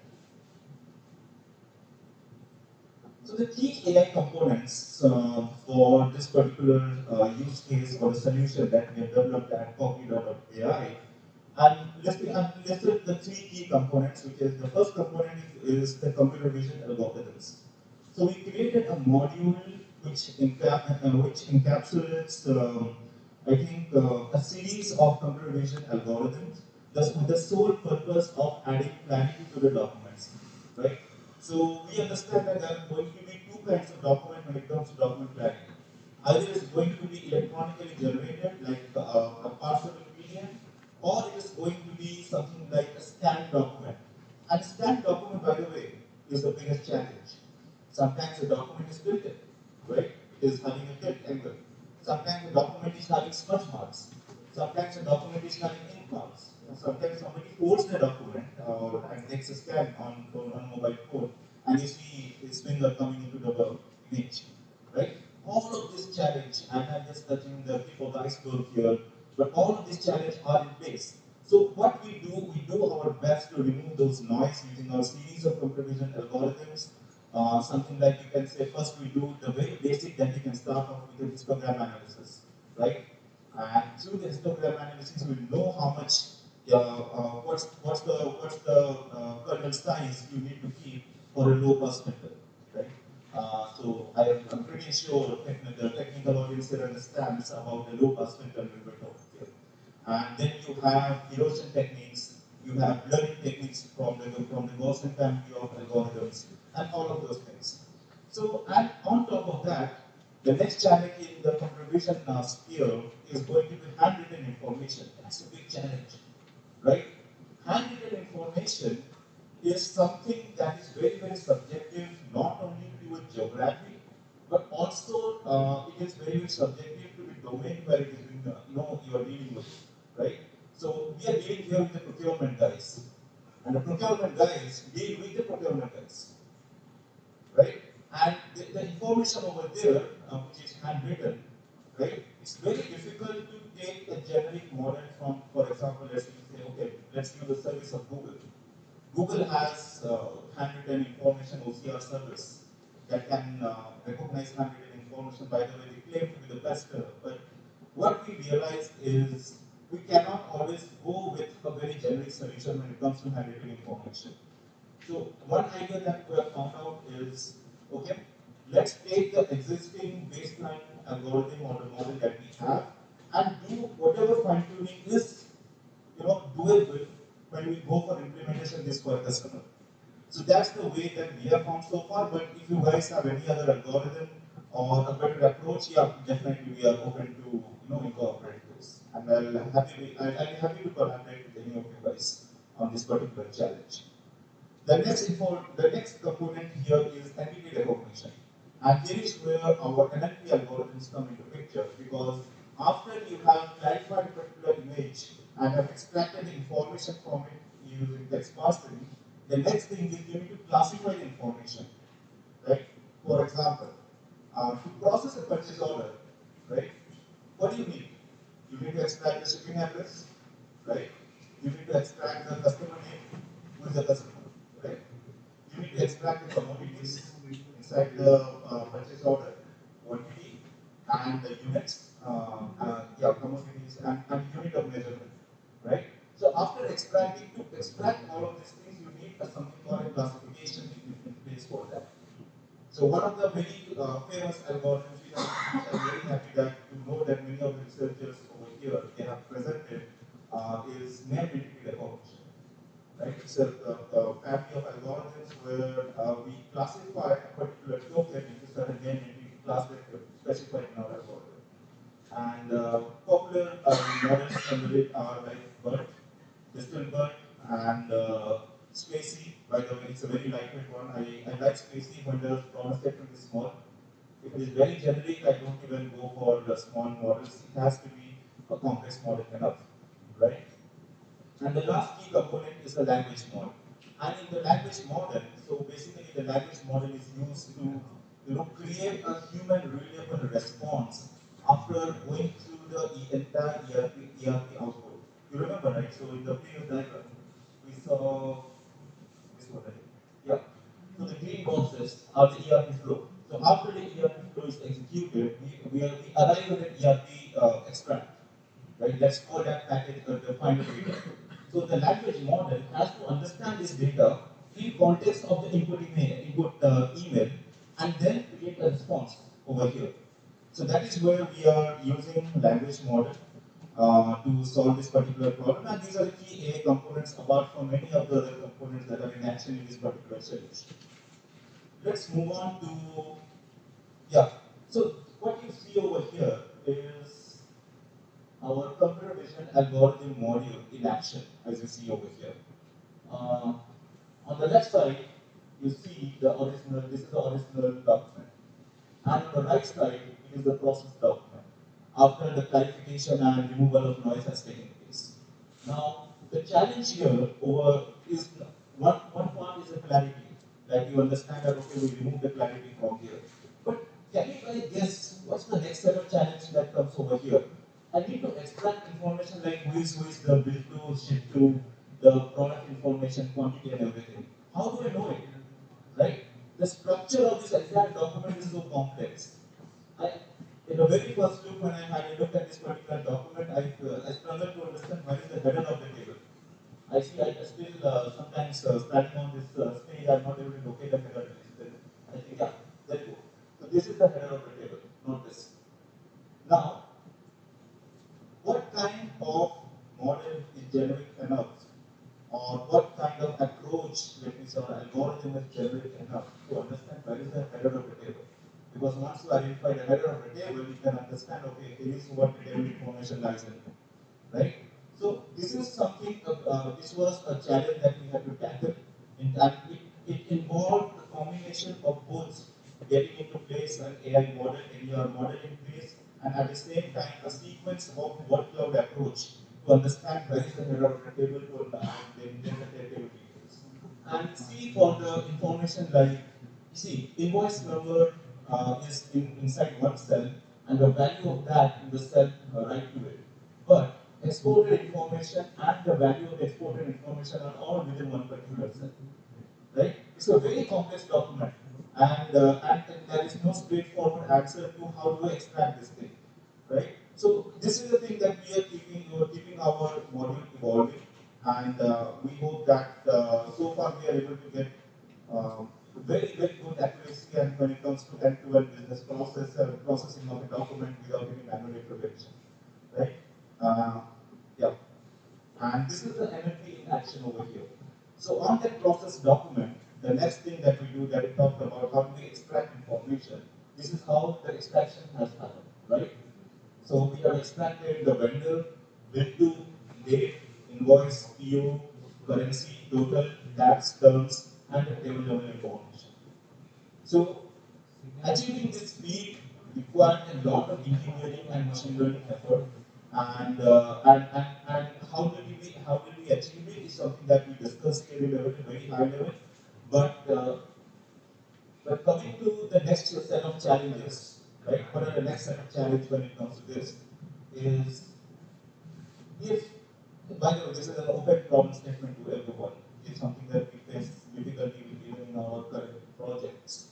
Is if any part of the header of any of the cell is right now colored, right? Is having a background of blue color or green color, or somehow if the text is overlapping with one of the grid lines, right? That is where we are facing difficulty in tackling the extraction of information. And when I say difficulty, it's like somebody has to manually come and revise this information extracted and then make manually and edit it. So that's the open challenge thing, and we hope that we really get some good answers or algorithms from a very great university and the professors and the scholars who solve this. But I'll move on to the next one. Is let's discuss about what's the road ahead, right? So we have since there was a time when steam engines were built, right? And when steam engines were built, everyone said, okay, we don't need the bullock carts or the horses, we can have vehicles. And after that, we had a lot of series of inventions after a decade or a 20-year decade, twice a decade, or 20 years, 30 years. But just take an example of all the AI advancement that has happened since 2020. The advancements are happening every 6 months. So, and we have been talking about artificial language models since 2000, at least since I was a student, since 2008, right? And we have been able to practically apply the AI models into the industry since 2016. I'm pretty sure somebody might have applied this earlier, but 2016 was the peak when the businesses were doing great using AI models. But now, we are moving ahead in the roadmap, and we're moving towards AI models autonomously working among themselves, pretty much behaving like agents, right? Who understand your enterprise system, who understand that the dynamic changes in the environment, and work together, collaborate together to achieve a particular output. The output could be an automation, or it could be an augmentation, right? Irrespective of that, the road forward is two things. We need agentic models or agentic platforms in place. Second thing, businesses are now more and more inclined towards having smaller, faster, and accurate models in place in-house, right? So because you see all kinds of data privacy laws coming into picture, and everyone is interested to use or post an OpenAI ChatGPT model inside their own environment, right? And that's double-edged sword, right? Because running an AI model will have a cost of resource in terms of running the infra, you know. So that's the way forward. That's why they are more inclined towards smaller, faster, and accurate models, and the models who can learn from the dynamic changes automatically without having much of the manual intervention. So that's the road ahead forward, and at Cogita, we are pretty excited with the road ahead. I think my colleagues are here. So things that we were using 6 months ago, I think we should have the dustbin. Yeah, it's collected by the faculty. So facilities. So it's out. So things are evolving so fast. The language models that we created a year ago is no longer relevant, and we have to augment it with more GAN layers in order to keep up to space with the existing advancement that is happening around OpenAI, Anthropic, etc. Right? So yeah, and very happy to interact with every one of you, and I'd really like to understand if you guys have any clarification or questions or any thoughts or any ideas that you want to share. Yeah. Thank you very much for the very interesting session. Okay. So you actually define your problem and then how you are actually solving it. It's a real-time case study for all the people who we ever have. So any questions? So, you can look at my Google Scholar profile. I have actually worked in the domain of document image analysis. Okay, and I worked for making the practical Telugu OCR for our country. So, I used to in fact teach a course on the document image analysis. And many things which you have mentioned is something which I used to highlight and say that now, of course, I can maybe listen to your tough cases and then you can maybe pass them on to us. We'll try to see what we can do with respect to that.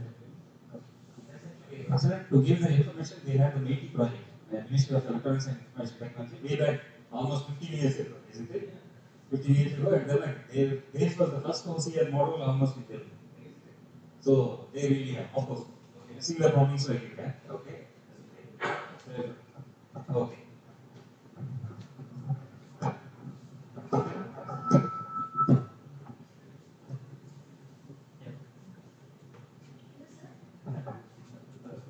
Hello, my name is Tejashree, and my question is coming from an experience with HP Supply Chain IT, where I work for e-invoicing team. So where we have been generating e-invoices using different tools like OpenStack Extreme or Apache FOB. So how can we leverage the knowledge of where they generate the PDFs out of XMLs, where the layout of the PDF is encoded in the XML. So how can we leverage the XML layout information to extract the layout in the PDF while reading a manual invoice or a scanned invoice? So how can we extract the layout using this XML? Can something be possible in that way?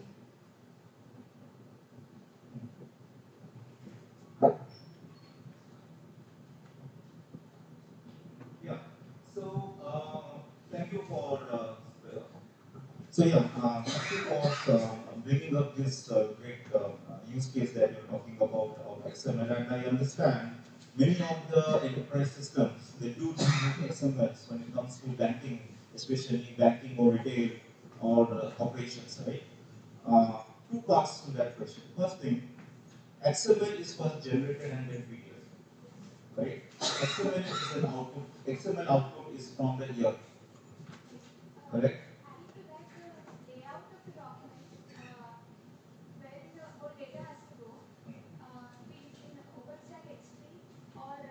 Apache FOP, we define the layouts in the XSLTs and all that.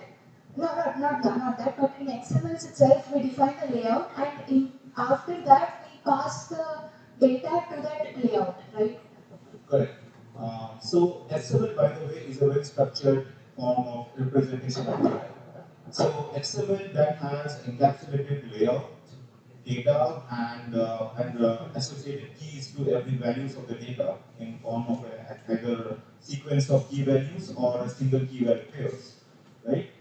You can generate PDFs out of it. That's one way, and then process the PDF using whatever the solution that we talked about. The other side of it, that for scan documents, I don't think scan document to XML is possible ideally, because scan documents will need a solution like this to generate an XML file. Correct? So in order to generate an XML out of scan document, you need to have a solution like this and look it up into an XML format. But I think you must be following some kind of XML standard, right? You need to hook up to that standard and to generate a particular XML file. But in either of the case, if you have to directly bypass this entire solution and say that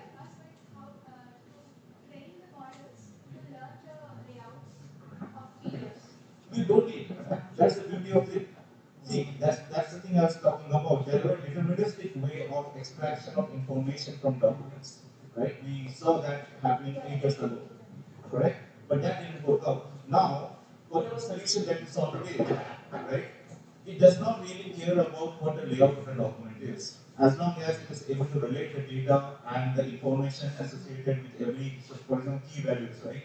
As long as I'm able to establish an associative relation or a direct relation, I'm good. That's how we human beings also see into a particular document, right? Yeah, thanks. Interesting session. And this is a day-to-day challenge in the organization because you receive multiple orders per day, and resolving that in a quick time is a very big challenging task. Vijay can explain more on that because he's dealing with this. And I have one question that because each companies have their own payment terms and conditions, right? So in the purchase order, do you have any integration towards that? Like because if it goes to the finance team and they spend a lot of time on understanding their finance conditions, so is there any integration with other system which can evaluate the terms and conditions and automatically, like it goes into a further activate some further process? Fantastic question. And I'd like to take up this, answer this question in a stepwise manner. Currently, the business process that we look at is only to the way of order acknowledgement. But what comes after order acknowledgement? Payment. Yeah. I fulfill the order and I receive the money. So that is where the finance things comes into the picture, and that's the continuation, the second leg of this particular journey. Right? Yeah.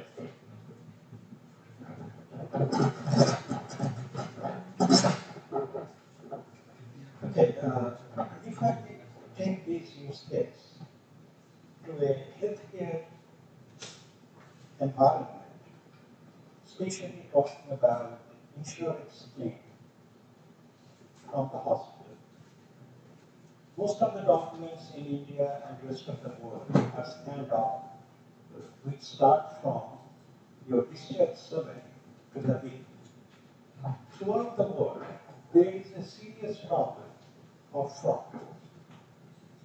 In India, the fraud goes to up to 35% of all the healthcare expenses. In the US, it is about 25%, which is close to $1 trillion. $1 trillion. So how can these technologies be used in such cases, if at all? If at all. Because there you have some few thousand drugs given to the patient. Neither the doctor nor the insurance company knows whether it is a over treatment or it is an abuse. How do you find those animals?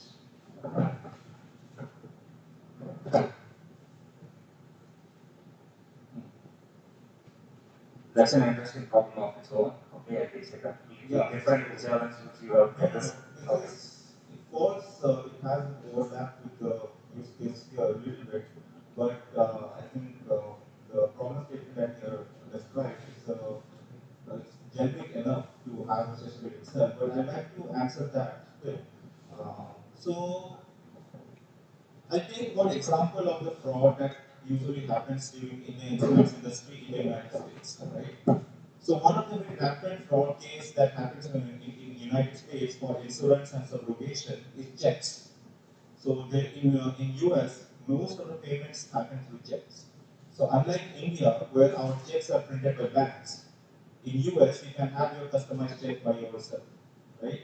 So today, me as a person going into having stayed in California, I can have a check. 2 months down the line for Kentucky, I can have a different check. And somebody can be an imposter, having created my own check, and they to clear a particular amount.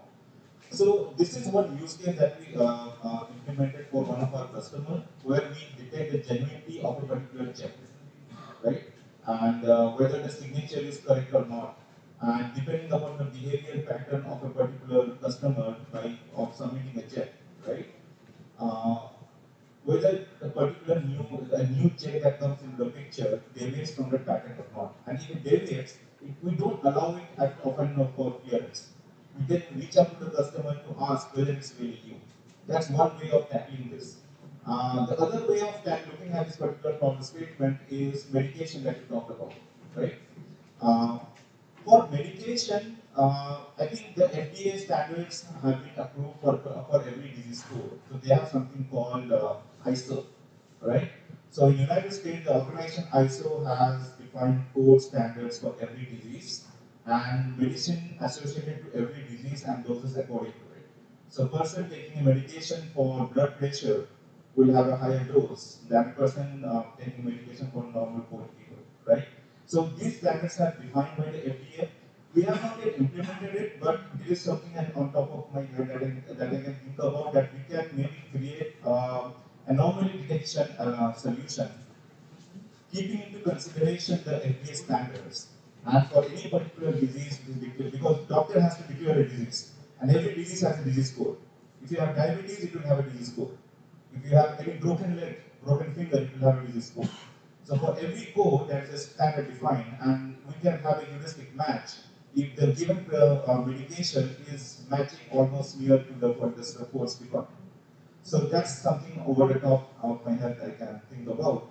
But this is a vast area of problem in itself, and I'll be happy to discuss this in detail. Maybe in our, if you are staying in Hyderabad, maybe we can have it in our corporate office. We'll be happy to host it.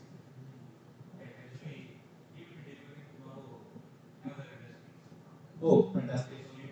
Yeah. Yeah. Okay, thank you. Thank you very much for a very interesting session.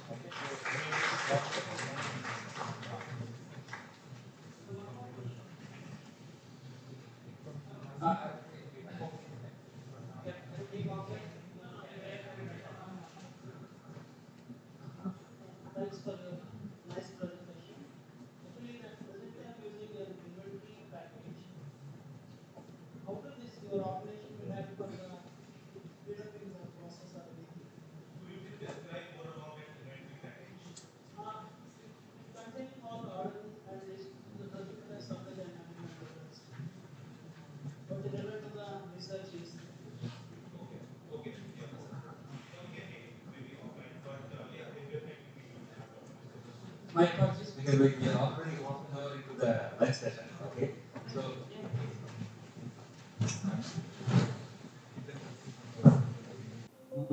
your name please? Okay, right.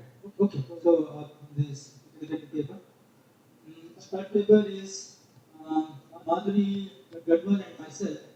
So I can see Madhuri is here. So as all the paper presenters are here in this thing, I request that we start off with the first paper. So we will have roughly about 15 to 20 minutes for the paper presentation with a few quick questions and clarifications. All right? Right? So please, I request the first paper, that is from the America Vishwa paper. to please come and present.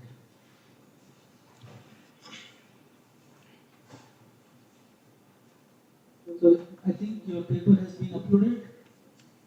Yeah. So we are just going to download that. So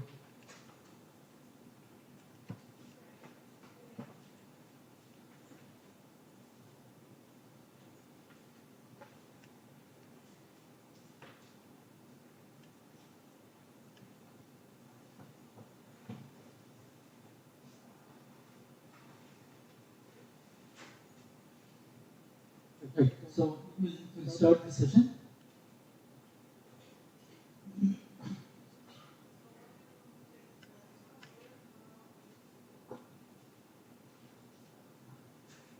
We can begin this one.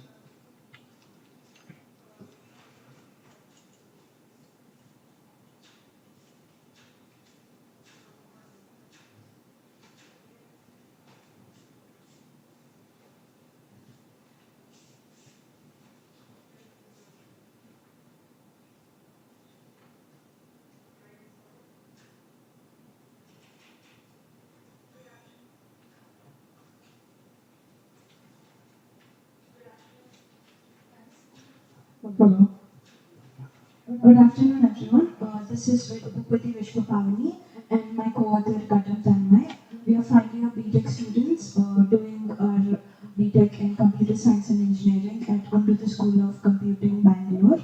And we are here to present our paper titled Efficient Detection of Acute Lymphoblastic Leukemia in Microscopic Blood Cell Images. So coming to the brief introduction of our problem statement. Acute lymphoblastic leukemia, commonly known as ALL, is a type of cancer which affects the white blood cell count in our body. So it leads to the dysfunction of our immune system, and unfortunate situations would lead to death as well. So it is the genesis of this cancer is in the bone marrow, and it is commonly found in children.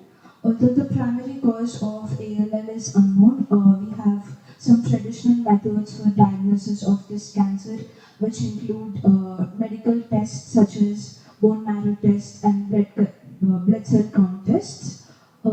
These are the traditional methods, but due to the development of artificial intelligence in the medical field, we have deep learning convolutional neural networks, which lead to earlier diagnosis and treatment for these types of cancers, and that is what we have tried to implement in our paper. We have fine-tuned the basic efficientness model with self-attention mechanism and heart switch activation function to classify microscopic blood cell images into whether they are having cancer or not. Next, coming to the literature summary and research gap. At total, we have done a literature survey of 23 journal and conference papers, which were mainly focused on the benchmark datasets related to our problem statement. And we have also done a few research on attention mechanism as well. The main focus of all the methodologies in these papers include concepts such as machine learning, pre-processing, visualization, transfer learning, deep learning, and ensemble methods. The previous works have significantly performed well work, but they do have a drawback of using advanced technologies such as attention mechanism, which improves the interpretability of the model. That is the research gap we have found. And coming to the data description, we have used a data set called CMMC 2019, which is provided by the National Cancer Institute. So this data set has over 15,000 images from 100 different persons, and it was organized into 3 folds. So each fold contains the blood cell images of different persons, and they are not repeated in the additional folds. Okay, so the test data was not labeled at first. So we have removed the test data and we have combined the train and validation to create a data set of 12,528 images. And this data we have given it into a split of 3:1:1, and that led to the train data set of having 7,516 images, validation data set of 2507 images, and test data set of 2505 images. The class labels of this dataset was ALL and normal. So we are trying to classify these images into those two classes. These are some sample images from the 2019 dataset. So, coming to the proposed methodology, we have taken the blood cell images from the CNMC 2019 dataset, and we have resized all those images into the configuration of 2 to 4 cross 2 to 4 cross 3, so that it would maintain uniformity. And we have performed the split where 60% of the data was trained and the remaining 40% was divided into equal halves for validation and test. So after the split, we have sent the input images into 6 base CNN models such as MobileNet, EfficientNet B0, DenseNet, NASNet, Inception V3, and Exception. We have removed the top classification layer for each of these models, and we have added 3 additional dense layers with 1024, 512, and 128 neurons each. So after training all these models, we have selected the best model based on accuracy, and it has come to that efficient and B0 was the best one. To the base efficient B0, we have added self-attention mechanism and perform different experiments with the attention mechanism. And after that, we have also tried to experiment with the activation functions, where initially we have used Relu, but then we later switched it to hard switch, switch, mesh, and hard switch, switch, and mesh. And after all these models were evaluated using metrics such as accuracy, precision, recall, F-score, and specificity. So coming to EfficientNet B0, it has over 5.3 million parameters and 237 layers, such as pooling layers and convolution layers. EfficientNet B0 is usually known for its unique feature called compound scaling, where it calculates the depth, width, and resolution of the networks using a compound coefficient called phi and with fixed consonants such as alpha, beta, and gamma. The backbone of EfficientNet B0 is from the MobileNet V2 architecture, from where it's heavily inspired from. And another few more additional features of EfficientNet include squeeze and excitation blocks, where these blocks focus on the most relevant parts of the images. And there are also inverted residual blocks with a bottleneck, where it makes the model, the network lightweight and efficient by processing it in a compressed manner. Next, coming to self-attention mechanism. Self-attention mechanism is used to capture the long-range dependencies and global context in the network. It is used for focusing mainly on the relevant features of the feature map by calculating attention scores. These attention scores are calculated using the softmax operation. And this mechanism will help in reducing the noisy and irrelevant data in the image by focusing only on the important parts. And as I told before, we have used activation functions to introduce non-linearity to the model. We have experimented with Relu, switch, hard switch, and mesh. And the next part will be continued with time. I'll be explaining the experimental setup, results, and the proposed model. So coming to the experimental setup, we have trained 6 different convolutional neural networks, which includes DenseNet, MobileNet, EfficientNet, NASNet, Inception V3, and Exception. The specialty of DenseNet is that all the layers in DenseNet are directly connected with each other, and MobileNet's specialty is that it makes use of depth-wise separable convolution, and it can be used in case of low resources. And EfficientNet can be used with compound scaling and squeeze and excitation blocks. NASNet is used with reinforcement learning, and Inception V3 specialty is that it makes use of filters with different sizes on the same input feature map, and Exception can be also used in lower resource systems. So we have tried all these 6 models by customizing them with 3 dense layers by removing the classification layer from the last layer and then adding this 3 dense layers with 1024 neurons, 512 and 128 neurons. We have trained all these 6 models for 50 epochs with loss function as categorical cross entropy, with Adam optimizer, and with a learning rate of 0.001. So among these, the best model is chosen. The best model was efficient net, and self-attention is added to the best model in 3 different phases. The first variant is adding one self-attention layer between the dense layer with 1024 neurons and 512 neurons. The second variant has one self-attention layer added between the dense layer with 512 neurons and 128 neurons. And the third variant has two self-attention layers added between 1024 and 512 neurons, the one self-attention layer. And the second self-attention layer is added at between 512 and 128 dense layer. So among these, the best variant is selected and is experimented with new activation functions, which are switch, hard switch, and mesh. Activation function is used in order to add nonlinearity into the model in order to capture complex patterns. So these three new activation functions are introduced in order to counter the disadvantages of a ReLU, such as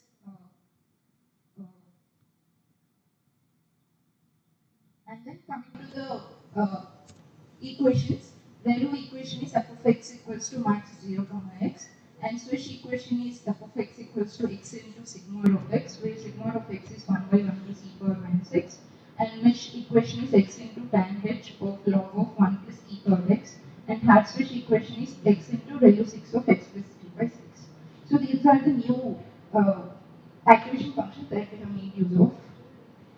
So among these, the best model is selected, and this will be the architecture of the proposed model. The proposed model has backbone of efficient B0 and takes input size of 224 cross 224 with 3 input channels R, G, and B, followed by a global average pooling layer, followed by a dense layer with 1024 neurons and hard switch activation function, followed by another dense layer of 512 neurons and hard switch activation function, followed by a self-attention layer of 512 neurons, followed by a dense layer of 128 neurons and hard switch neurons, and followed by a classification layer with sigmoid activation function. The efficient net B0 is customized by adding these 3 dense layers at the last and the self-attention layer in order to get the best performance metrics. Coming to the results, these are the results for the base CNNs. Here we can clearly see that efficient net is the best model with accuracy of 82.85%, loss of 0.39, and precision of 83, recall of 83, and F-score of 82. So efficient net is selected in order to experiment with self-attention layers placed at different places. So these are the results of self-attention layer placed at different places.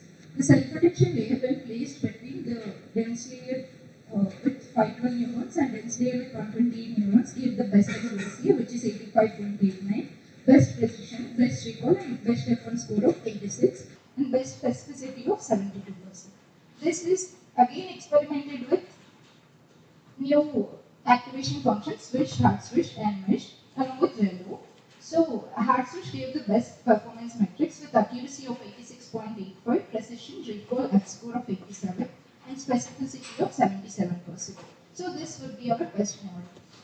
Coming to the loss plots, from all these loss plots, we can observe that there's no overfitting for most of the models, but for the second variant of self-attention, we have some overfitting, but all the models are able to converge within 50 epochs. So to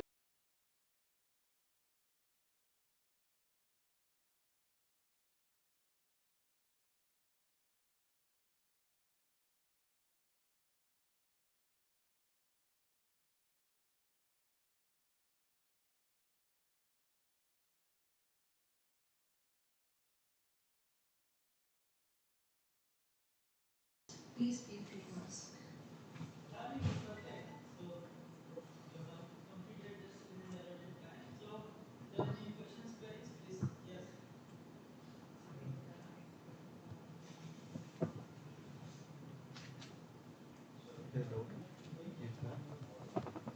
No, sir, we didn't try. Sir has asked if we tried any real-life image on our model. Yes, sir.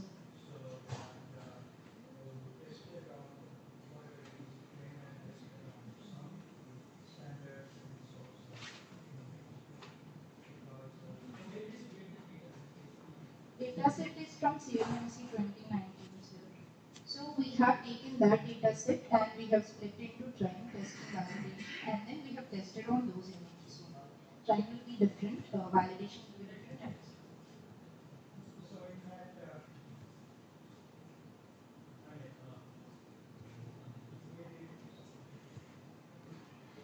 instead of using any other stuff, if you have any other image, we expect similar results.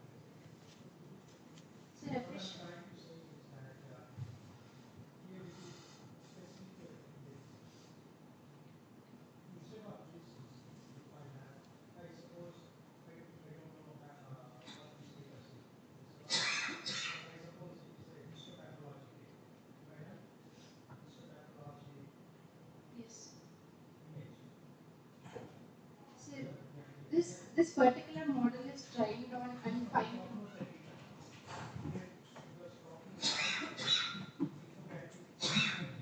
Yes, sir, lymphoblastic leukemia. That is a variant of.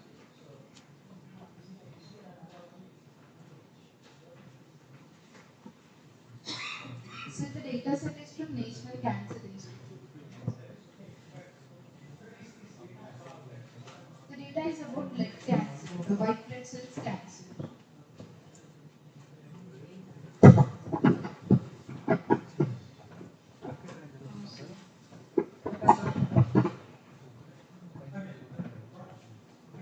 Yes, that is exactly what I was trying to understand. Is that what type of data it is? I mean, on X-ray, you can have in normal chest X-ray, you can have MRI, you can have CT scan, all are on the X-ray. So I'm just trying to understand what was the experiment or what was the test done? What type of image it is?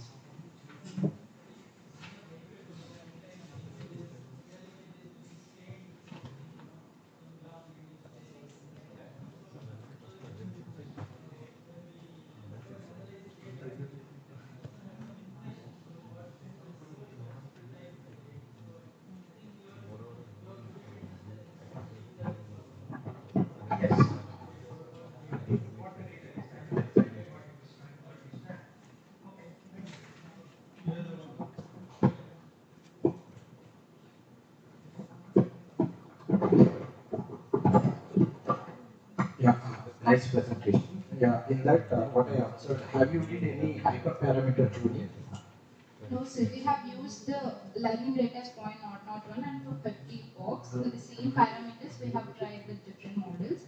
Hyperparameter is to be done and it will be, it is presented as a future. Because according to your accuracy point of view, nowadays we are getting huge, like 95 plus accuracies. If you perform that hyperparameter tuning, you will get better result, what I understand, okay? Yes. So do that, and otherwise neural architecture, that's also we can do it for better model architecture. Yes. Okay, thank you. Thank you, sir. Thank you for the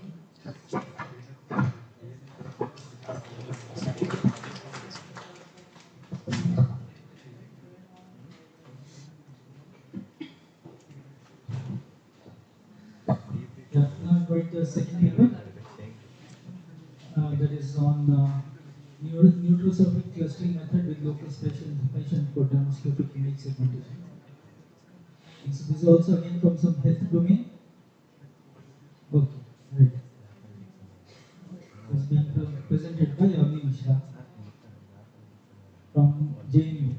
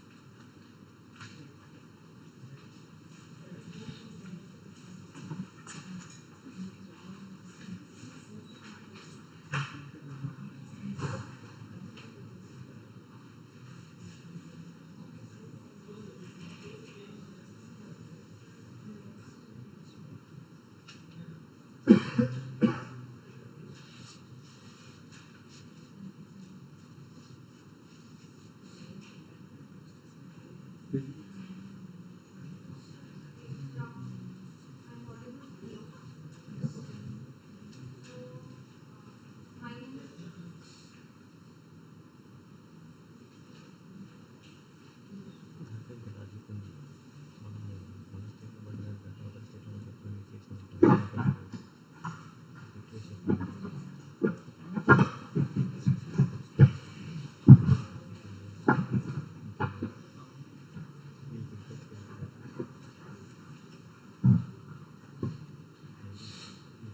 good afternoon everyone. My name is Abhi Mishra and I am an MTech student from Jawaharlal University, and I have done my dissertation under the supervision of Professor R.P. Agrawal, and this is my dissertation work that I have presented today as the lecture here.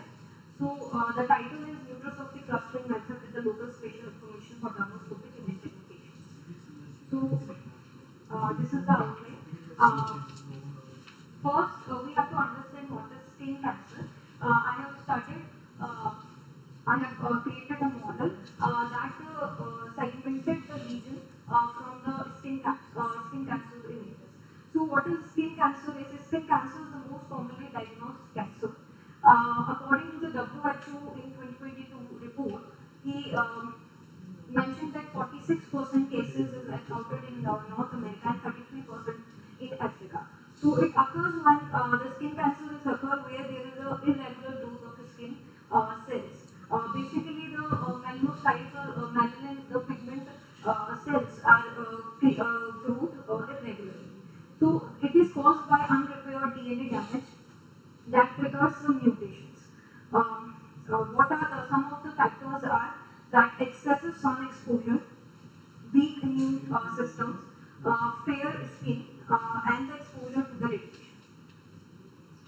Next is the types of skin cancers. There are two types of skin cancers. First is melanoma and the second is non-melanoma. If we talk about melanoma, it is caused by the melanocyte cells. And if we talk about it's the deadliest skin cancer, but and it's also the highly aggressive because it growth other parts of the body very quickly.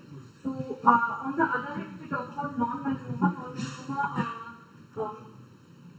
growth is in the two cells, squamous cells and the basal cells.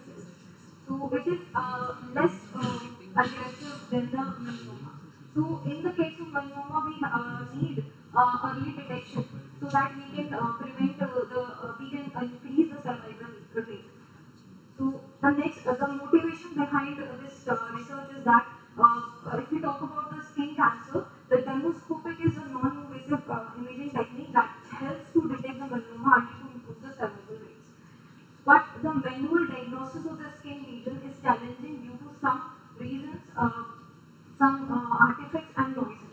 Some of the artifacts present in the dermoscopic images are the artifacts like unclear boundary, hairs, skin lines, air bubbles. So it complicates the diagnosis. So there is a motivation behind this that we need a computer-aided diagnostic system that improves the skin cancer detection. So if we talk about CAD system, one of the major and crucial phase of the CAD system is image segmentation. What is image segmentation is? Segmentation is the process of partitioning the image into the subregions depending on the similarity between the pixels. So it is classified into 5 categories. The first is thresholding based.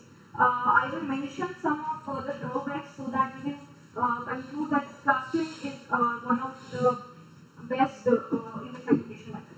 So if we talk about thresholding based method, it is where we choose a thresholding value of the pixel where the below and the above that pixel categorized into two categories, the background and the foreground. But the case in the thresholding, it is noise sensitive, and the choice of thresholding where the wavelengths are present in the image, it is not efficient. Next is region based. In the region based, we choose the seed value. So in the seed value, if we choose a seed value, initializing seed value is a big problem. And the second is it encounters the regions and it creates the over-segmented images, regions in the image. So that is why the over-segmentation is one of the problem of region-based method. If we talk about age-based and model-based, in both the cases, we actually need the parameters. So these are some drawbacks of other methods. If we talk about clustering method, in the clustering, what we done is that we cluster, we created the cluster according to the similarities. So clustering is a simple method among all of them. So this is the next slide is for that's a more effective than traditional method like these because due to its simplicity. So it is further classified into two, hard clustering and the soft and fuzzy clustering. What is that is that if we want to, in the hard clustering, the point is belongs to only one cluster. It cannot belong to the other cluster. So there is no partial membership of that point. But soft and fuzzy clustering, what we have the partial membership function, which having the values varying between 0 to 1. So we can classify a point, and the point is can belong to one or more clusters. So basically, if we talk about in the case of a medical applications, we have some data like CT or thermoscopic images and MRIs. So in these images, the inherent variants are there in the boundaries of the lesions. So we need some specific clustering method which can handle this variance and uncertainty present in it. So fuzzy-based clustering methods are more efficient because it captures the subtle tissues transitions, means that healthy and unhealthy tissues having some similarities, so that vagueness can be handled by fuzzy set. But in the fuzzy set, the traditional fuzzy set that they introduced, it is named as type 1 fuzzy set because it utilizes the partial membership function, which is actually proportional to the distance of the point of the center. That means if we are giving the membership to the function, it is actually calculated by the reciprocal of the distance. So the choice of a distance having the decision making in this. So for that, they extends this type 1 fuzzy set into the type 2 fuzzy set, in which we grade the already existing type 1 fuzzy set so that it can handle the vagueness in it.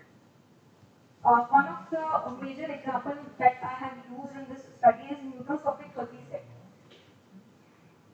It's a type 2 fuzzy set. So the literature review that I have done is I have classified into two, that are non-fuzzy based and the fuzzy based. So first I want to talk about the non-fuzzy based clustering method, in which the first is adaptive automatic thresholding, where we are using the two combinations of. Okay. I just want to mention one of the literature review is that the fuzzy semen is the very common type 1 fuzzy set based clustering method. It handles the vagueness because it's using the partial membership function, but it is sensitive to the noise and initialization. Why it is sensitive? Because using the type 1 fuzzy set. So we need something that penalizes the noisy pixel. For that, the extension of the FCM is FCM with the local spatial information. What is done is consider the spatial information of the pixel, which means that the noisy pixel penalized according to its neighboring pixel.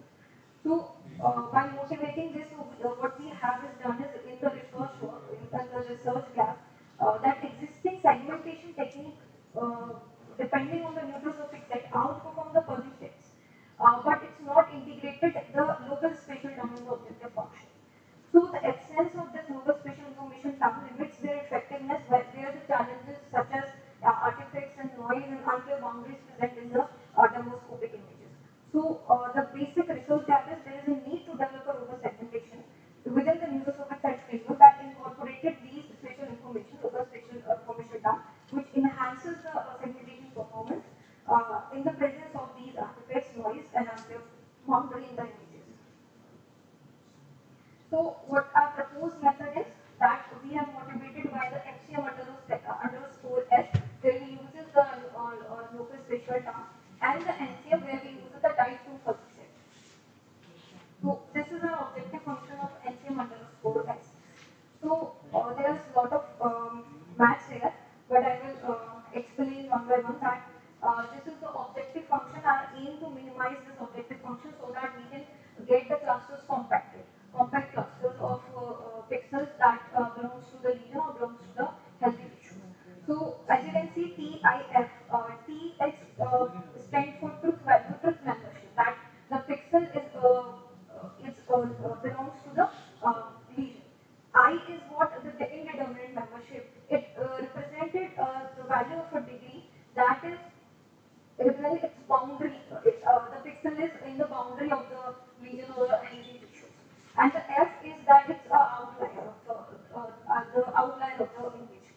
So as you can see that the we are calculating the distance of each point with each cluster so that we can minimize it.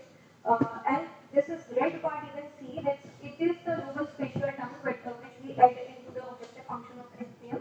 It's actually penalizing the noisy data by using the simple idea that we will give the membership of the noisy function according to the neighboring pixel of it. So that is how. And we impose the condition that their sum of P and L and F will be equals to 1. So by using and by Lagrange method, we minimize the objective function and we will have the updation formulas of centroid and membership. So VK is a centroid, we can update our centroid according to this formula, based on this formula. There are two values, I value, indeterminate value and paucity, and we can find this K value by the last formula.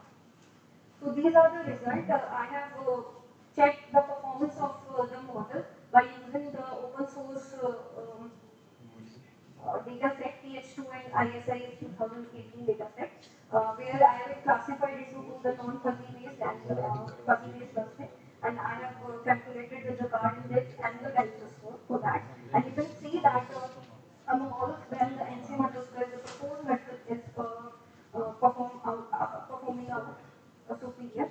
So this is, you can see that the dice score of PH2 is 0.83 and 48, and for the dice score for ISIC is 0.9194. These are the segmented images. It's a qualitative comparison only with the fuzzy based clustering method.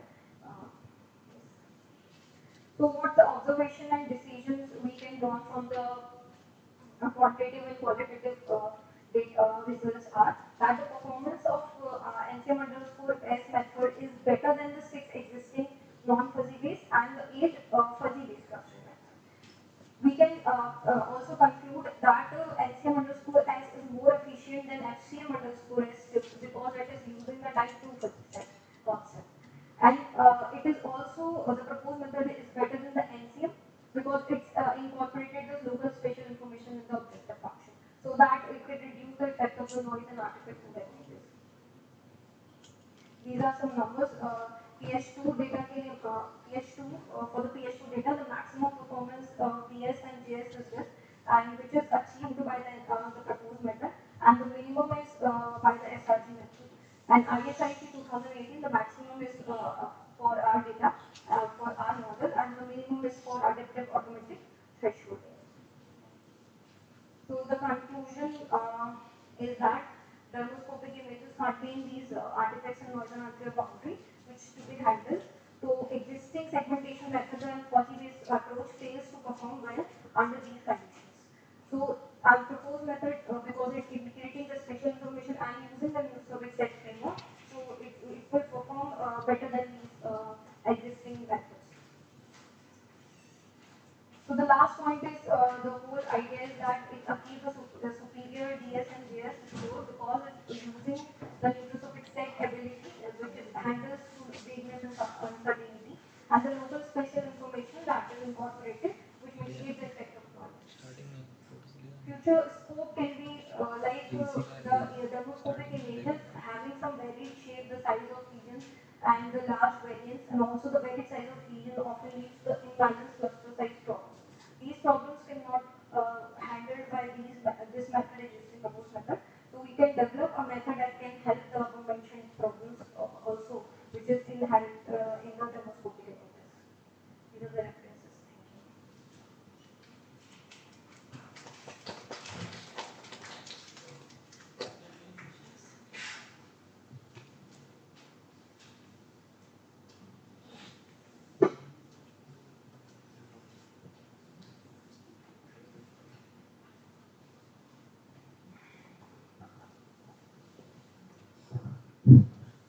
Nice presentation. In clustering, especially if you talk, there are cluster validation measures. You didn't specify any cluster validation measures for internal clustering and external clustering. There are some measures. Have you explored those? Performance measure you're talking yes, about? metrics. Actually, the class imbalance and some other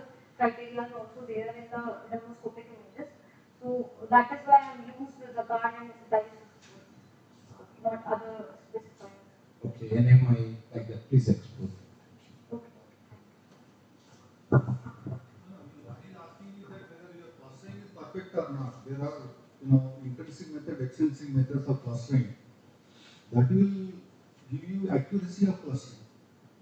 How far your clusters are accurate. Validation. Validation is indeed giving a good cluster. Right. So, you can compute those and that will reinforce your clustering method. Okay.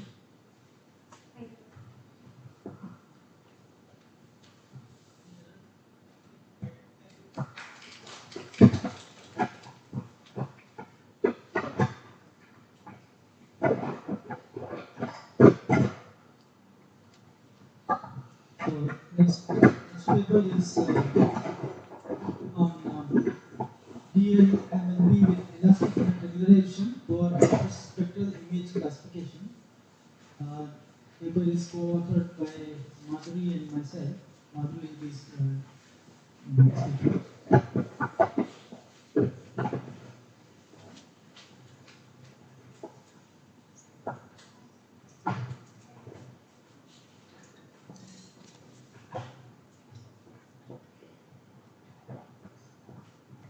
Good afternoon, everyone. I'm Madhuri, student of Professor Atul, working under his supervision. My area of work is parts representation modeling. Today, I'm here to present my work on hyperspectral image classification with the proposed DLMLP. DLMLP is dictionary learning and multi-layer perceptron with elastic image regularization. So this is the outline of my work. What are HSI images, hyperspectral images? What are the challenges in hyperspectral image classification? And here we are using sparse representation to model this problem. So just a small introduction to sparse representation and why sparse representation. What are the existing dictionary learning methods that have been already done for HSA classification? And what are we doing? DLMLP with elastic net regularization, what is its importance? Results and discussion, conclusions and future work. So you might have already observed that satellites have been sent to the orbits with spectral sensors installed on them to capture images of, for example, land cover, water cover. Recently we have seen in Hyderabad the famous Hydra exploring the lake encroachments and demolishing the buildings encroached. So all this is possible through spectral sensors. Again, there are two types of spectral sensors, multispectral sensors and hyperspectral sensors. The difference is multispectral sensors capture data in predefined bands, for example RGB, whereas hyperspectral bands, they have narrow width and so they are able to capture huge number of spectral bands. So the data volume captured is also very huge. So how do we classify hyperspectral data? First look at the type of hyperspectral images here. So these are the example images, hyperspectral. Here the number of rows, number of columns and the bands. In image processing terms, the number of rows are nothing but the height of the image, number of columns is the width of an image, and we have these number of bands here. So this is in a sense depth of the image. Okay. So these are hypercubes, also called tensors. So our data set that we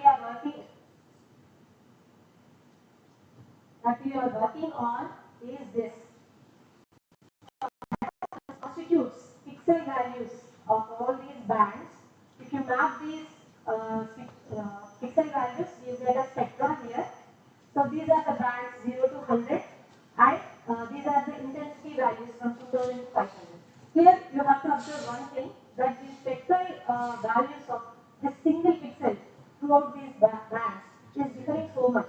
It's varying from 2000 to 5000, again coming back. Okay. So for the same region, for the same pixel, you have varying intensities of spectral values, right? So this is one of the challenges. And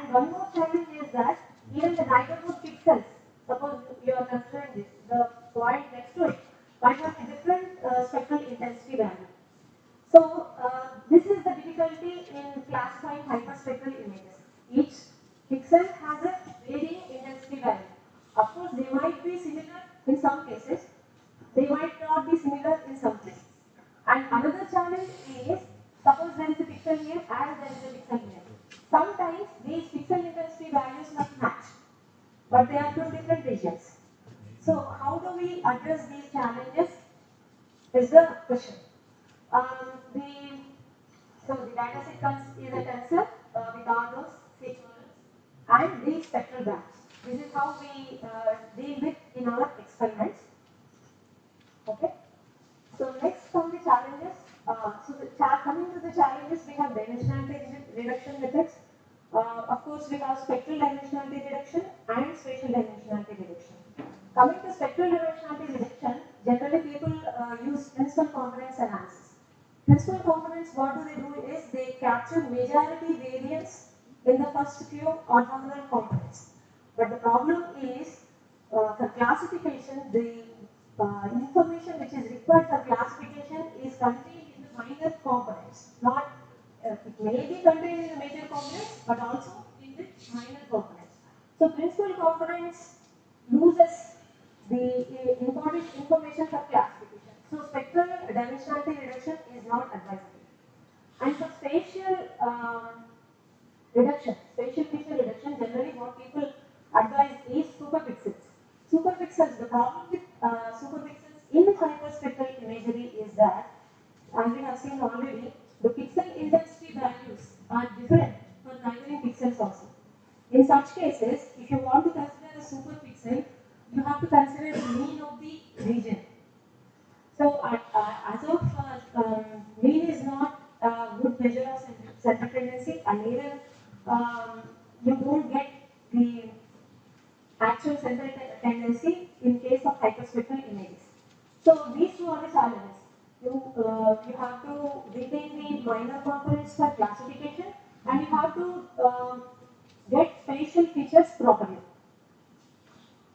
And the hyperspectral images are inherently nonlinear.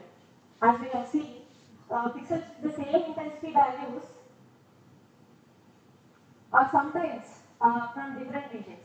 And those with the same labels have different intensity values. We have already looked at this. And data imbalance. For example, in Indian PIE's dataset, if you observe this class 9, it has only 20 samples.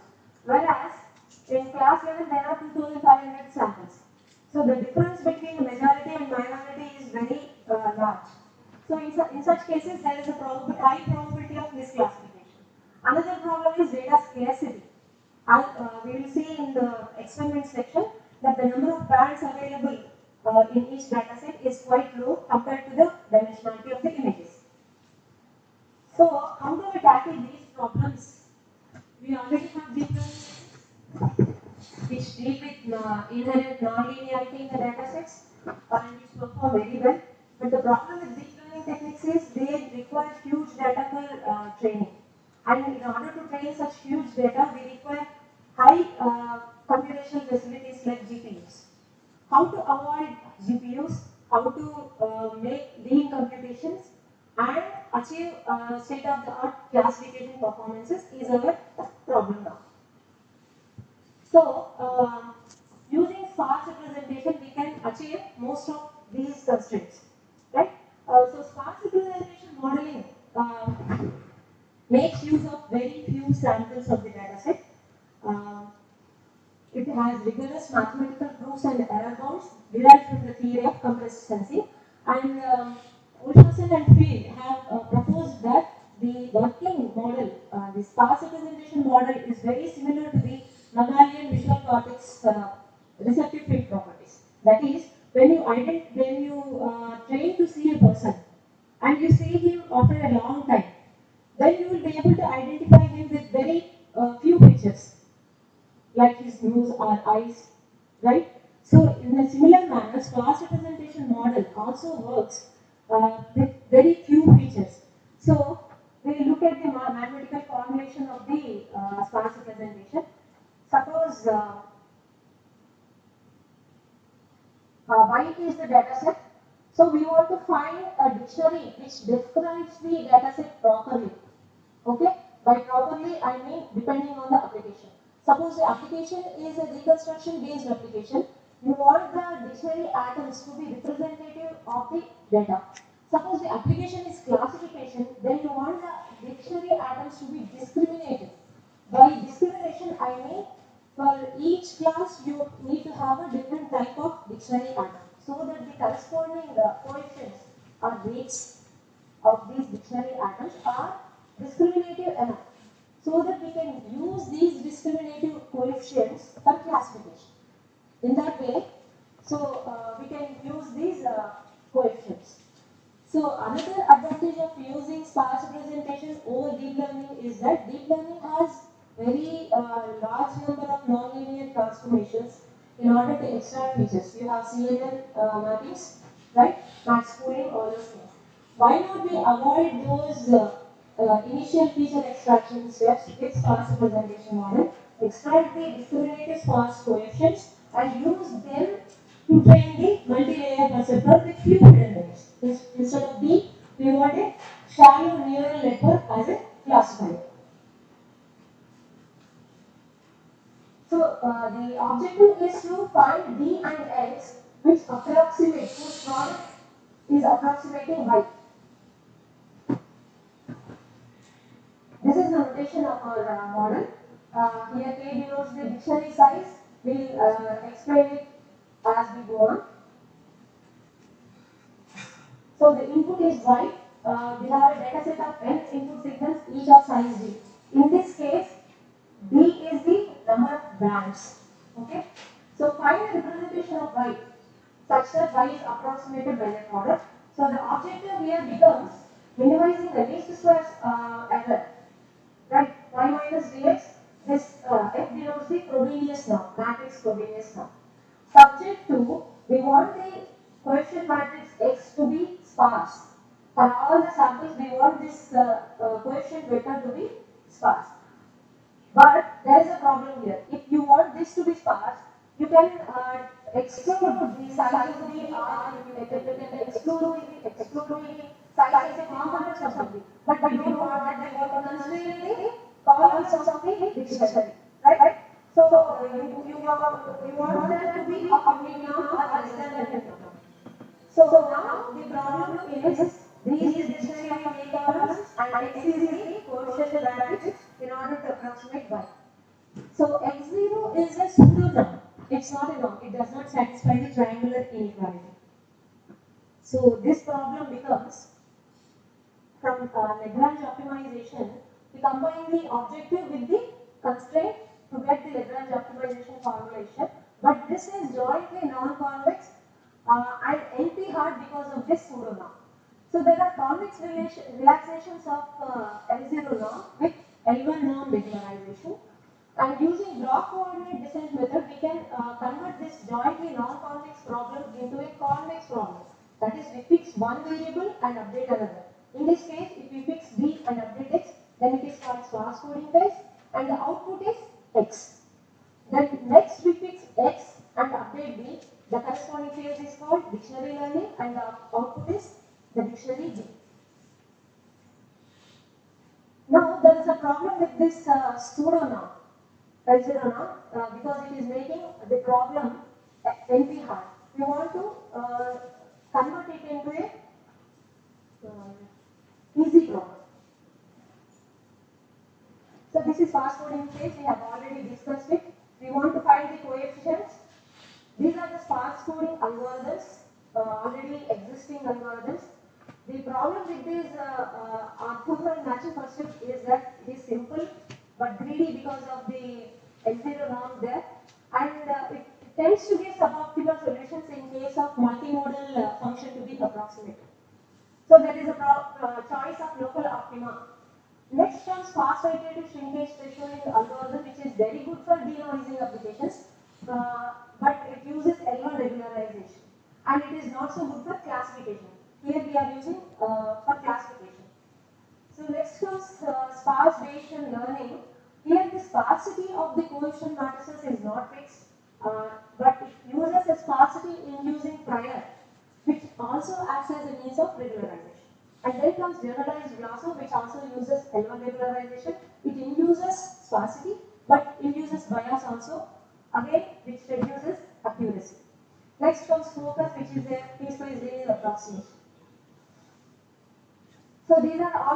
approaches, very good approaches for sparse coding for using L1, L2 regularizations and other specific data.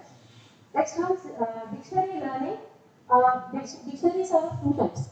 One is analytic dictionary, which can be obtained using mathematical transforms like Fourier transforms, regular transforms. They are off-the-shelf dictionaries. You can use them on any data sets, but the quality of the reconstruction is compromised because they have orthogonal components in them. What we want is we want to learn a synthesis dictionary obtained from the data and which is non-orthogonal and overcomplete. By overcomplete, we mean the number of columns is greater than the number of rows. These overcomplete non-orthogonal dictionaries are known to represent data very richly. In case of natural images, these are very useful. So what are the algorithms for dictionary learning? Method of optimal directions, which gives a closed form solution. And KSVD is the most important algorithm in the literature because it is a generalization of K-means algorithms. It works very well for reconstruction-based applications like imaging, in painting and denoising. But and it runs very well for classification also, provided we learn a dictionary for each class. But when we have large number of classes, KSVD again fails because you have to test it with each dictionary, each class dictionary. So now we want to design a discriminative dictionary which makes use of the label information and instead of using KSVD, we want to use elastic net regularization which gives a closed form solution. Instead of iterative solutions, we get a closed form solution. And for faster convergence, we have proposed to use the classifier which is obtained from the discriminative dictionary as an initial weight matrix in the multi-layer perceptron that we use as a classifier. So, elastic net regularization, it combines the best of the two worlds, that is L1 and L2. L1 induces sparsity, but it reduces most of the coefficients to zeros. In hyperspectral images, we want the edge information to be retained for classification. So, we want to use L2 regularization also. So, why not give some sort of weightage for sparsity and some weightage for retaining the spatial information. That is enabled through elastic net regularization. If you observe here, the outer circle is L2 regularization, the inner square shape is L1 regularization, which obviously is non-smooth but sparse at this axis, and elastic net lies in between these two. So these are some of the existing methods for HSI classification. These are dictionary learning methods. We'll skip this part. So coming to this part, multi-feature LCKSVD.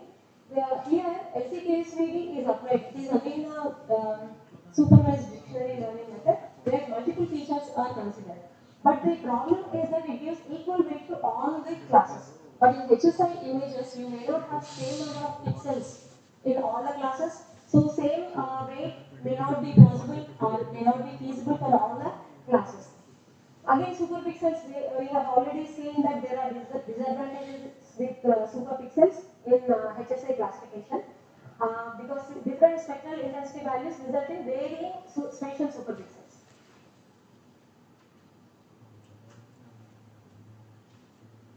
So, this is again L1L2 elastic net regularization was proposed by Graver-Hastey. Here we are using elastic net regularization along with dictionary learning, and the resulting dictionary is used to code the coefficient matrix. Further, this coefficient matrix is used to train the classifier MLP, which is a shallow network, and it gives better classification performance. This is the model. Luckily, we have this readily available. These datasets are open and easily accessible. So we have used these datasets to learn discriminative dictionary with elastic regularization, obtain the discriminative sparse coefficients as well as the classifier matrix. Use that classifier matrix as the initial weight matrix for the training of MLP, and with input layer as sparse coefficients, output layer as the corresponding labels of the samples. So this is the flow. So module 1 is converting data into workable form, and then module 2 is GIS combines discriminative learning with elastic net regularization. All the properties, smoothness properties and sparsity properties of features are retained using elastic net regularization. Mathematical formulation. So here we are trying to least squares optimization, least squares error optimization. Here this is the label matrix, this is the classifier matrix. We are giving certain weightage to minimizing this error, and here we are penalizing the classifier weights.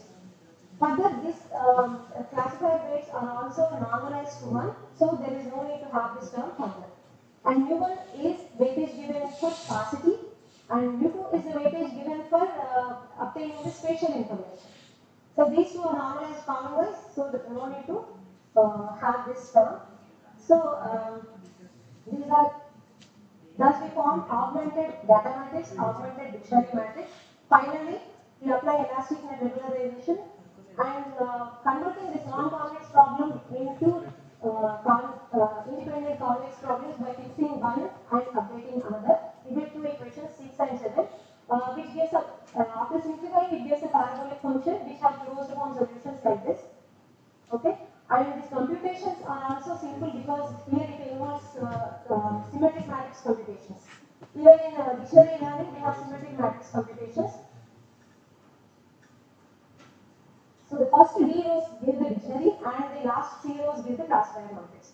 Till this part we have attained the dictionary as well as the classifier. Now with respect to this dictionary, we update the coefficient matrix. After updating the coefficient matrix, we use the module green, that is we train the multilayer perceptrons with the sparse coefficients obtained in module 2 with the weight matrix obtained again in module 2. This is the novelty in our work that we are using the discriminative coefficients as inputs for the multilayer perceptron as well as the classifier matrix to initialize the multilayer perceptron. This leads to a faster convergence as is evident from the experimental results. So due to sparse inputs, another advantage is that the number of weights to be updated in each iteration is also relatively low compared to deep CNN based approaches. This is the algorithm. Here you see the augmented data matrix dictionary, and while the least squares error is optimized, you obtain x from 8, b1 from 9, and classifier is obtained here. You again use the dictionary to find the coefficient matrix. This X is used to train the MLE with 3 hidden layers, and W transpose W as this W weight matrix is used to initialize the multilayer perceptron for faster convergence. Again, when you are given a Y test, that is the test samples are given, then you compute the corresponding sparse coefficients using this formula and return the labels of these data using the multilayer perceptron classifier. These are the time and space complexities of the method. Unlike dictionary learning method KSPD, here we have quadratic complexity with respect to the dictionary size, but this is okay when we consider avoiding the singular value decompositions, unlike in KSPD. So KSPD it involves singular value decompositions in each iteration, which is of order DQ. So when D is increasing, say KSPD is much computational compared to our method. So the weights in 3-layer multi-layer perceptron are this. So we have to compute these weights, and these are the space complexities. So the measures of performance are overall accuracy, that is the number of correctly classified pixels to the number of test pixels, and average accuracy. Kappa coefficient is again specific to hyperspectral images, where we subtract these probabilities, product of these probabilities from the overall accuracy and take its ratio with respect to the 1 minus the summation over the product of the probabilities and take its percentage. So, first dataset is Pavia University. You can see that this is the height, width, and depth of the image. 103 bands are available. So, for each pixel, we have 103 values here. So, the results are competitive with other methods. As you have seen, this is the recent method, structure prior constraint, low rank, and sparse representation with discriminative incremental dictionary for hyperspectral image classification. This is the structure prior is somewhat related to L1, L2 regularization, but instead of L1, L2 regularization, they use L1 half regularization. And here they have imposed low rank constraint. Again, the problem with low rank is you can have better approximation or you may not have better approximation depending on the data set. These are the predictions using different methods here. This is the ground truth. This is the color composite of the ground truth. And JSM DKXPD is the joint sparse model, which we haven't discussed due to time. MF LCKSPD is the multi-feature LAB consistent KSPD. You won't be able to find the differences, small differences in the data set. So for our prediction, these are our predictions. We have subtracted our predictions from the ground truth. So you can observe these small differences in the predictions. Here for difference, we have considered the set difference operator, that is A minus B union B minus A. And this is on Salinas. Here we have 224 bars. This is the size of each image. And the results are satisfactory and sometimes more than the other methods. Salinas, here also you can see that the predictions differ from the ground truth very slightly. Similarly, we have Pavia Center, other data sets, Pavia Center, the predictions are very close. As you can see, these are minor differences between the ground truth and predictions. And Indian pines, the only data set where we have not performed so well, but closely to the optimal performance in these comparisons is Indian pines. Here, multi-feature LCKSPD is performing better than our method. But the overall accuracy is better, approximately near to this. So these are the predictions in difference in predictions in Indian pines. Botswana. Botswana is also doing very well. So the parameters are, we are fixing sparsity as 0.1. Sparsity weightage is 0.15 and the spatial neighborhood weightage is varying between these values. And for Pavia Center, particular 0.2 value gives maximum accuracy. For Botswana and Pavia University, this value gives better classification. So even 0.25 works very well for Salinas and Indian pines. So the problem, limitation of one of the limitations is that all the data sets do not work with the same set of parameters. So parameter tuning is required. And importance of elastic regularization. Here, it extracts features close to 0, but it does not reduce the features to 0. So information about a pixel and its neighboring pixels is written. So, but the limitation is that L2 regularization may not result in sparse features. We want sparse features for reducing computations. And L1 regularization shrinks coefficients to 0, resulting in sparse coefficients, but it is good for compression of based replications. It may not retain the spatial neighborhood information. So, in order to combine the best features of these two, we have used elastic regularization. Here, spectral band pixel values are retained without losing them, and spatial neighborhood values are also correctly used. The objective function is split into two convex functions, again, which is simplified into a parabolic function and has closed form solutions, and no alternative solution is required. And class square matrix as initial weight matrix for the MLP gives faster convergence of the neural network. So all experiments have been conducted using Python 3 on i7 using 1.8 gigabits with 34 gigabits of memory. You see, this is a reasonable amount of computation, but not GPU. So the limitation says that it requires sufficient number of labeled pixels for each region. Suppose you don't have labeled pixels. In that case, this method may not work. In that case, we suggest using DNMLP with other label propagation methods. Label propagation methods use k-nearest neighbor technique, clustering technique for finding labels and propagating it to the neighborhoods. So varying pixel intensities of the same class pixel across spectral bands might lead to incorrect classification in our method. And another limitation, as I said, is all the parameters, same set of parameters may not work for all the data sets. Requires tuning. These are the conclusions we have already discussed. So thank you all for your attention.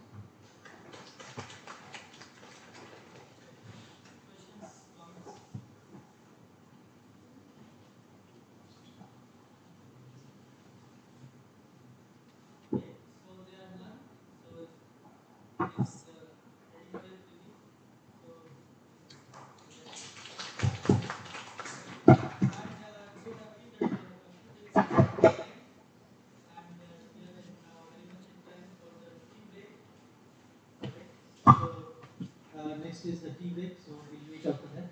Thank you.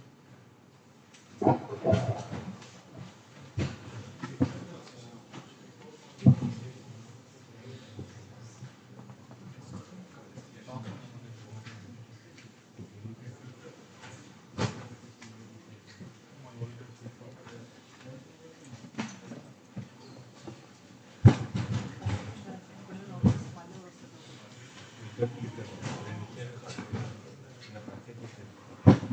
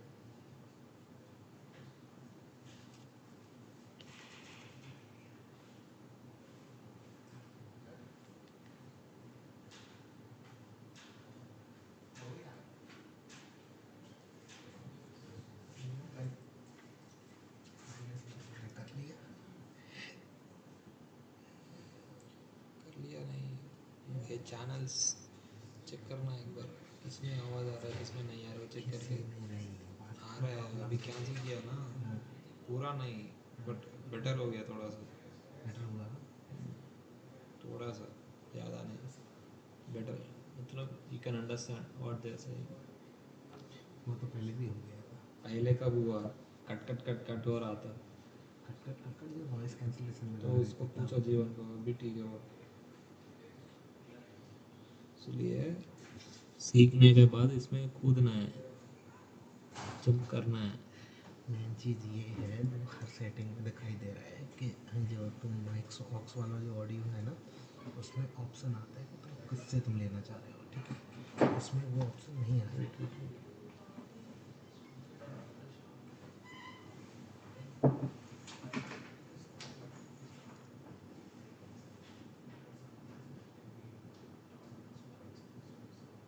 क्या cut cut cut cut आया,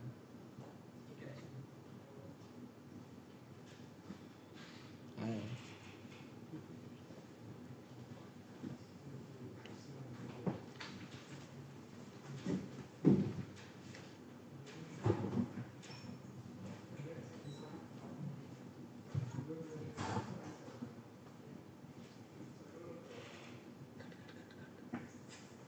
आया, इधर से आवाज़ clear आ रहा है, ये इसका सिस्टम का ले रहा है। क्या बोल रहा है, कुछ नहीं बोल रहा तू, वही प्रॉब्लम है।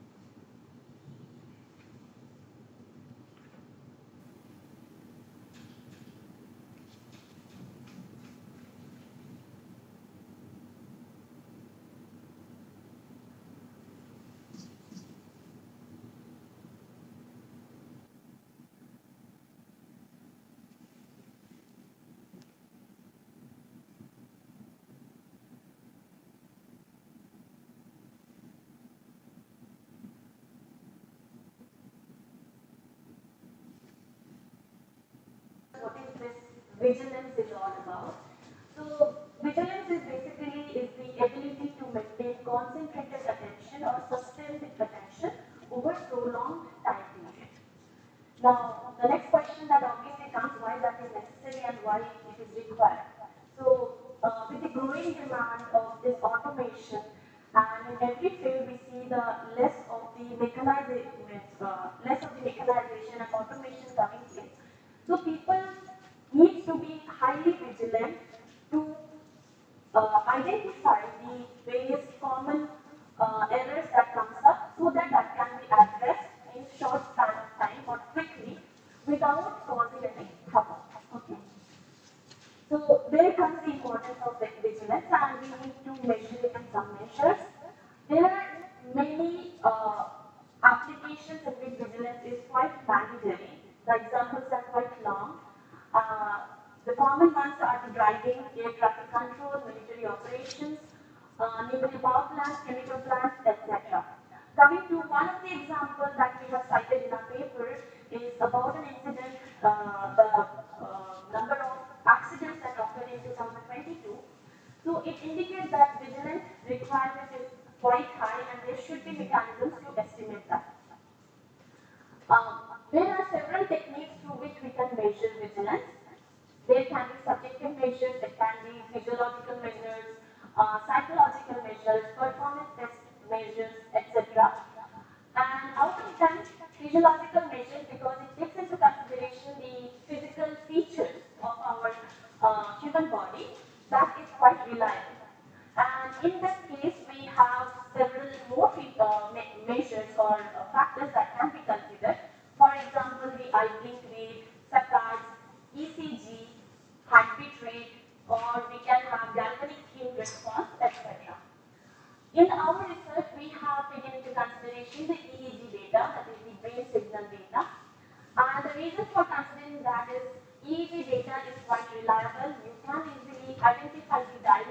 your brain signals easily from it. So every information is decoded or embedded into this information. So if we can decode this information, a reliable source of information can be achieved. In the existing literature, there have been multiple examples or multiple research works where this vigilance has been estimated using the EEG signals. However, most of the methods struggle with capturing only very handcrafted features or subtle features from the brain signals like the alpha beta ratio or alpha plus gamma ratio, etc., or the spectral features, which sometimes deviates from learning the more deeper features because the it depends on the data that we acquire. So because it is a human data, so it is variable in nature.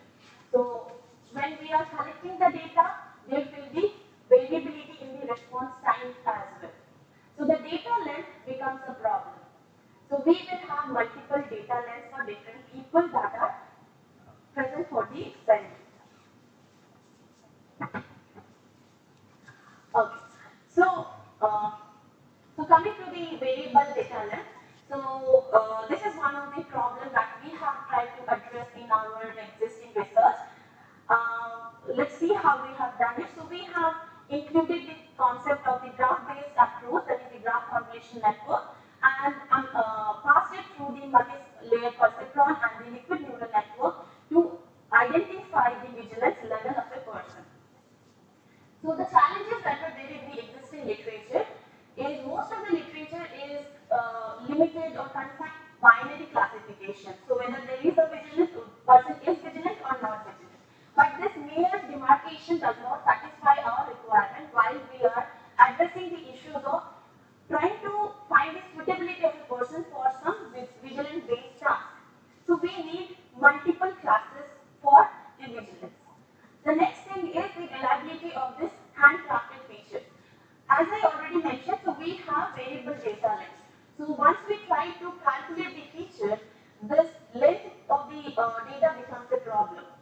So we have to be finding a solution which can fit in this multiple or variable data length so that the features are not truncated due to the restriction of the data length size. And yeah, so these are the challenges we try to address in our existing research. So we have tried to give a proposal of 6-layer classification of the vigilance, and we have used the neural networks, the GCN along with the NLP and LLM to automatically learn the different features which are more easily classifying the intentions or vigilance of the person. And yeah, so coming to the data set. So here for our experiment, we have used a publicly available data set. The data set was published by Cow et al. In 2019. It is a Nature paper.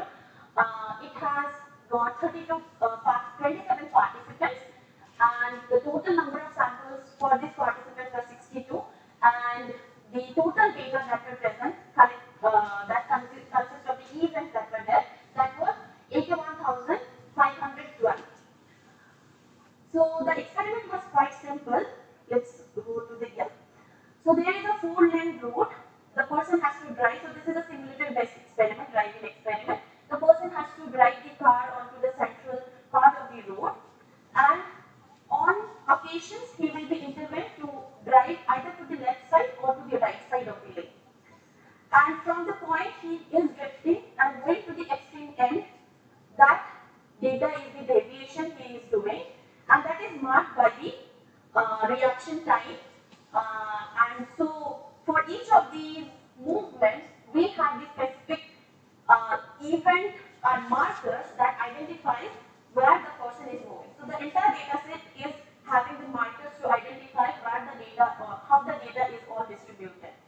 So this has been collected using 30 channels with and an additional channel that is the marker positions. Yeah. So this is the description of the data. So there were multiple participants, and some participants had went for only one session, some for multiple sessions. So our trial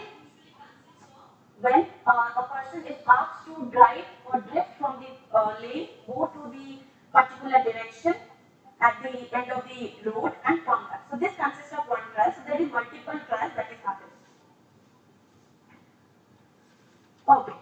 So how we have tried to solve the problem of the variable data length. So we have used the graph CNN model to address the issue of the variable length. So here, using this approach, we have been able to satisfy the requirement that variable data length can be fitted into a graph-like structure, which can be useful for identification of the features. Okay. So the nodes basically represent the timestamp or the entire data file length, and in this each node features have identification channels that are there, and each is represented in two ways with one timestamp the other. So this is the input data how this is done, and this would be the model. So this is all about how the data is done for the graph. And this is how we calculate the relationship between the various channels of the data. And next we can normalization of features so that it can run on your platform. And what response time? Let's show you that. Yeah. So the point from where the driver was drifting to the other end and coming to the extreme end of the lane. Okay. So this was calculated as the response time. So that we have calculated here. Yeah. So length of that duration divided by the sampling rate, half of that. The other one that coming back to the central part of the lane, that we are not considering. And then we have heuristically divided into different classes to identify whether he is vigilant or non-vigilant. So if the value is less than 0.5, it means that he is highly vigilant. So the classes are defined as from 0 to 5, where 0 indicates the highest vigilance level and 5 the lowest. So this is how creation has occurred for this EEG data. Sorry, there is a typo error. In the proposed model, so the graph that we have just discussed goes as the input to the GCN model, which tries to extract the very difficult or complex features from our data. And next we pull the max or min out the maximum features from it and transfer that to the next two models, that is the MLP and the LNN models. So where further refinement takes place. So this is basically done to capture the spatiotemporal features. So MLP is basically doing that part, whereas LNN we are trying to capture only the temporal features, and only we are trying to see the linear combinations of the features here. And finally, we are pulling them down to 6 classes, that is from 0 to 5. So these are the model parameters that we have taken for our proposed methodology. And coming to the results, so interestingly, the LLM model did not perform well, whereas the MLP has performed well for our design methodology. So we can see the training loss rate for this MLP and the LLM model along with the GCN, and it can be seen that the MLP is performing quite well than the LLM model. And the accuracy, in terms of accuracy as well, the MLP performed better in terms than the LLM model. We have achieved an accuracy of around 93% for the MLP, whereas for the LLM model, we have obtained an accuracy of around 82%. Further, to clarify the accuracy or to get into the model verification, we have calculated the F1 score and the AOC curve. So from the plot also, we can see that the model has been trained well for this MLP GCL with the MLP model, and the F1 score is around 0.91, and for the LLM model, it is around 0.79. And the area under the curve or the RC curve also significantly supports this claim, as you can see from the graph itself. And finally, to see you give you the link of the confusion matrix. So this is the confusion matrix where we can see that the why the results are the way they are in our particular case. So the GCM with the MLP model has deviated at few points, whereas for the GCM with LLM, it has deviated from the actual classes in many places. That is the reason we have got this accuracy results. Coming to the comparison with the existing literature, so we have got two literature that are with the same data set, so it was quite difficult to compare exactly with the same parameters of the proposed model. However, with the same data set, as you can see, Lee et al. And Jian et al., they have performed the experiments on the same data set.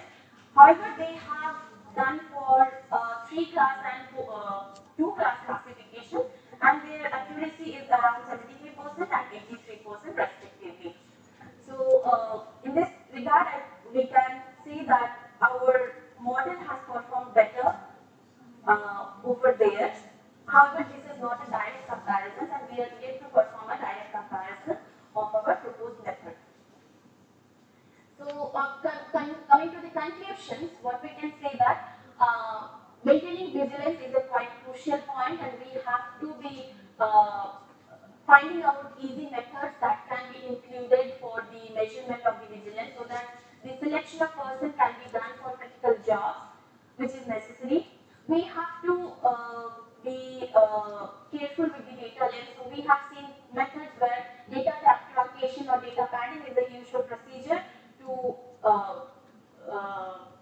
come out with the results, but that brings into consideration the biasness into the data. So the variable data length has to be addressed. And yeah, coming to the future work, we would like to expand this work to include the multimodal data we have now. For now, we have only included the EEG data. We can also include the eye-blink features or the EOG data or the galvanic skin response data to further improve our model. And also we need to support this or enhance this to the real-time environments where the model can be reduced to smaller size so that it can be easily implementable. And also we have to see around the cross-domain adaptability, that if it is for a driving, so can it be used for nuclear power plant data or an event. So that are the future research works that we need to complete. With this, I complete my presentation. These are the references. And thank you for attention. And I'm open for questions.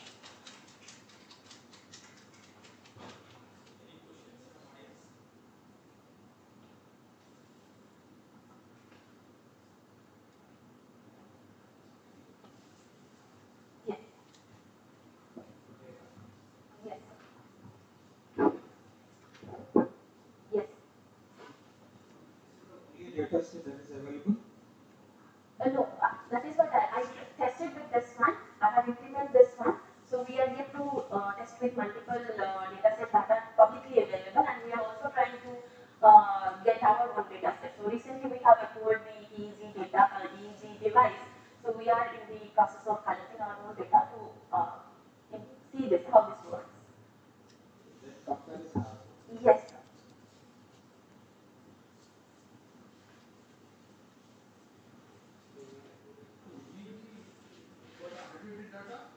Yes, sir. The event markers were present, so this helps to identify what are the events that were happening in that data. So in that way, I can say it is a label data. It was while doing the experiment, the data were announced. The markers were put. Who put the markers? The domain specialist or? Yes, yes.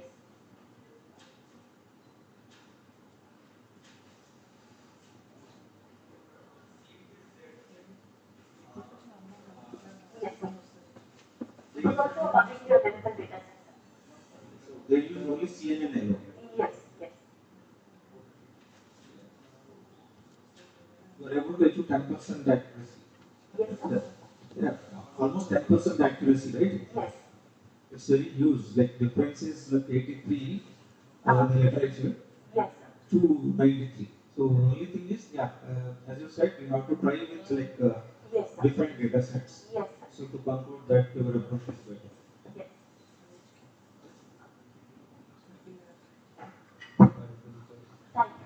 Thank you, ma'am.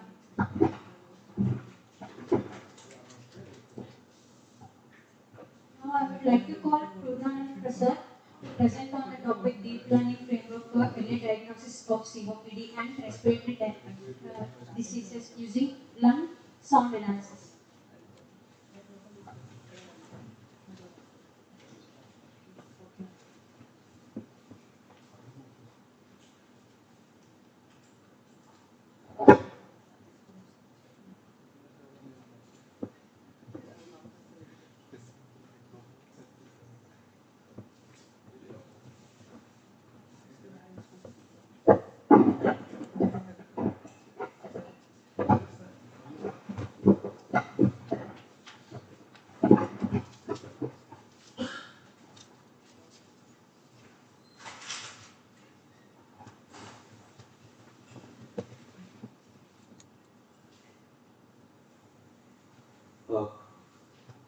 Good evening, everyone.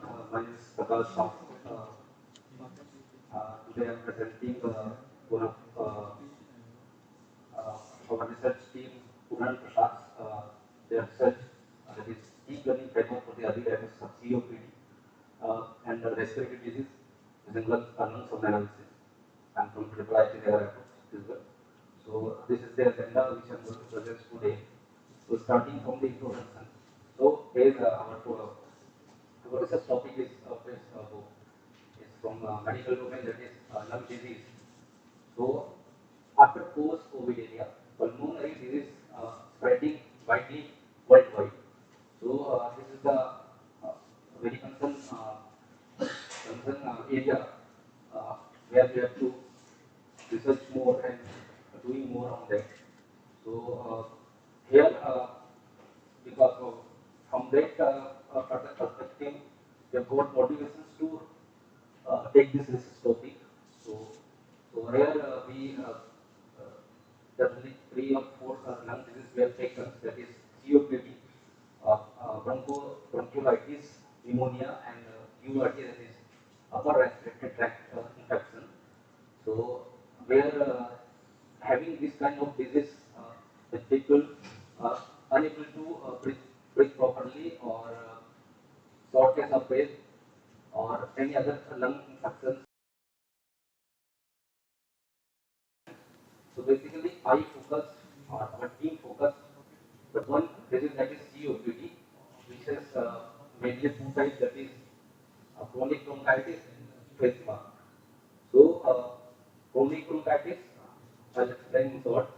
Chronic bronchitis is one of the category of COPD disease where the airway by which the people can inhale and exhale is getting swollen because of this smoking or some environmental exposure. So, because of having this kind of disease, chronic bronchitis, they are not able, people are not able to breathe properly. So, this is the disease is called chronic bronchitis. Second is emphysema, where emphysema in this case, in lungs there is air sacs. That air sac is getting damaged because of the excessive amount of smoking or environmental exposure. So, because of that, people having this kind of disease not able to breathe properly, and shortness of breath, such kind of problems is having that in the patient. So, these are the 2 categories of chronic bronchitis, sorry, COPD. So, motivation, practical motivation is I mentioned here, it is global health issue and it needs to be early diagnosis because of in current scenario, the lack of accurate observations for early diagnosis of critical diseases like COPD and other like asthma and pneumonia. It is required to late early diagnosis. Also, limitation of current method. Hospital currently they are using some traditional techniques are the techniques they're using. So that had some limitations. So to solve these problems, we are using the deep learning framework to diagnose the COPD or some other lung disease of the patient. So in table you can see some existing approach. This approach is applied in hospital to diagnose the COPD and some other lung disease, starting like spirometry, body plethysmography, impulse oscillometry was okay. But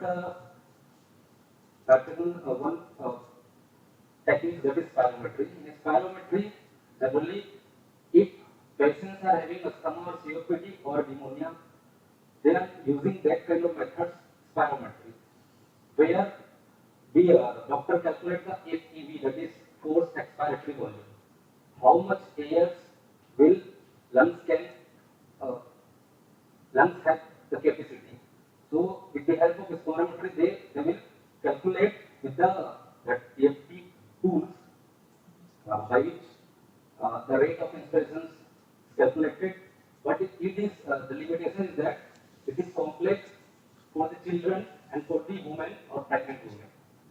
They are not able to do this approach, and because of that, if the children or pregnant women are having such kind of disease, we are not able to diagnose properly which disease they are having.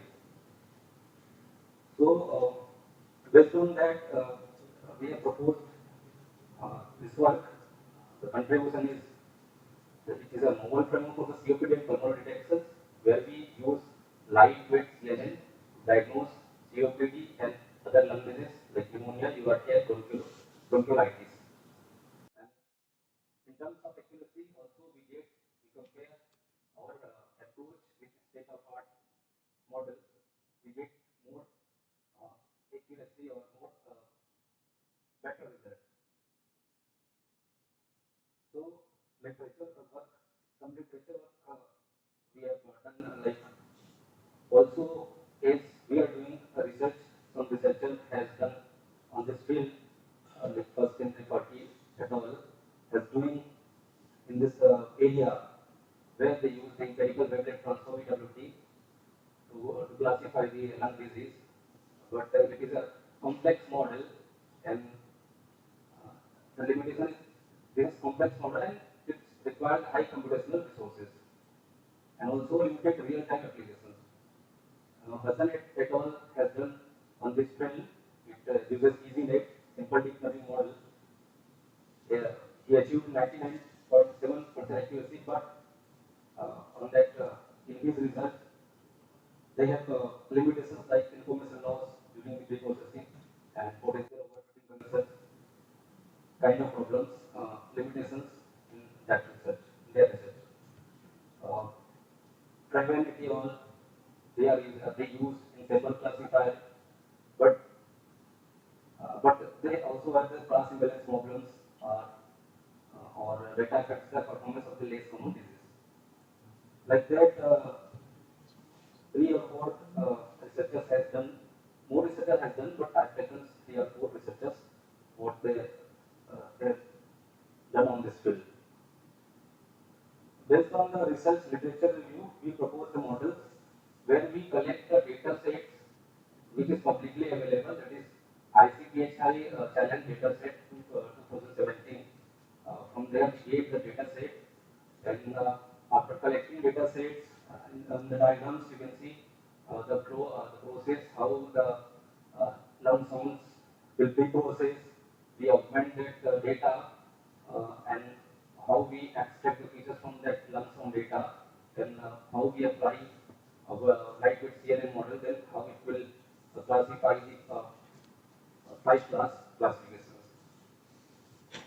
So in first step is data collection. So we have taken data from the ICPHI 2017 data set.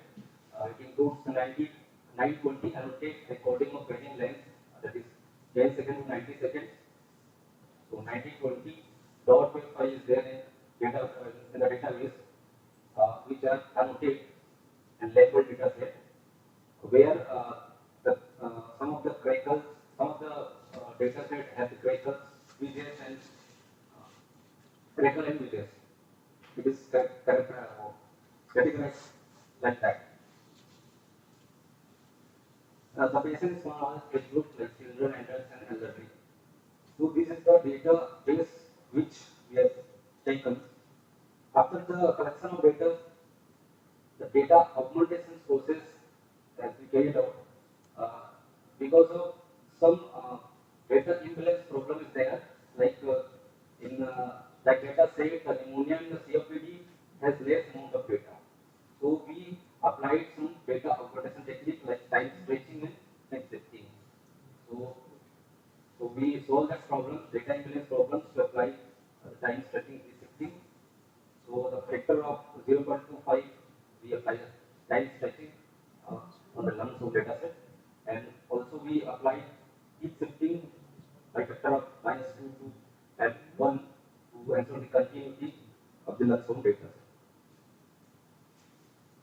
After applying the data augmentations, we extract the features from the lump sum data. So here we extract 3 features from the lump sum data, that is MFCC, CQT, and MSPEC. MFCC captures the spectral features you can see in image. MFCC, the image C represents MFCC. It captures the spectral features using the male filter lines at discrete cosine transform. The second is the CQT, that is constant Q transform. It extracts the chroma features of the STFT, short-term Fourier transform. It represents the peak distribution. And third one is the male spectrogram, that is male frequency spectrogram. It represents the ideal spectral content of the data, lump sum data. Again, after extracting the features, we combine these 3 features in one feature. So we, using fusion method, we combine these 3 features and make one features, and that features will apply on our proposed model. So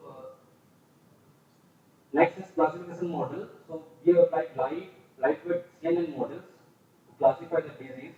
After extracting features and combining the features, we applied the features to our lightweight CNN model, where it is lightweighted because of the parameter or neurons we are using, like some existing models has lots of or millions or trillions of parameters. So we are using the CNN from scratch, and it is lightweight because of we use only 2.12 million parameters. So we applied lightweight CNN models, and after applying a lightweight CNN model, we gave the some good results like 95.48 accuracy, and also we for validation we applied confusion matrix. So from that we calculate the sensitivity and specificity. So we get 89.0 sensitivity and 98.0 specificity to classify COPD, healthy status, URTA, bronchitis, and pneumonia. So these are also we compare our results with some existing state-of-art models. So while comparing our models with existing one, we are getting good results out of 6 6 approaches. We are getting good results at last conclusion. So hence in the proposed deep learning framework, we applied 3 features techniques of lump sum, that is FCC, STFT, CQT, and we are getting a good result, that is 95.48 accuracy, 39.89%, and 98% specificity to predict the COPD, healthy URTA, bronchitis, and pneumonia. In further work, we are planning to make a model which is multimodal. That is, we will take like we are we are now using the lump sum data. So in further research, we will take the image data and will make a multimodal approach to diagnose the lung disease like COPD, asthma, pneumonia. That will be our future work. These are the results we have taken. Thank you.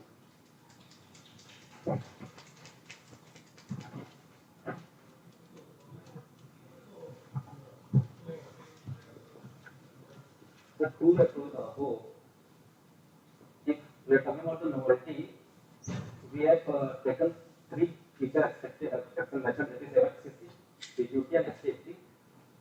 We combine that features with fusion methods. That is one novelty we are using, and one is lightweight scaling model we are applying. So, yeah. So, among the three feature extraction techniques, which feature is working more like ablation study kind of thing you have done? Yes, for example, combination of features you have done, which feature is impacting more? MXCC features is impacting more. So in fusion methods we applied, we distributed weight among these three features. We distributed weight like if 100% there is an 100% weight, then 40% we have given to MXCC features. Why you have given 40%? Is there any way?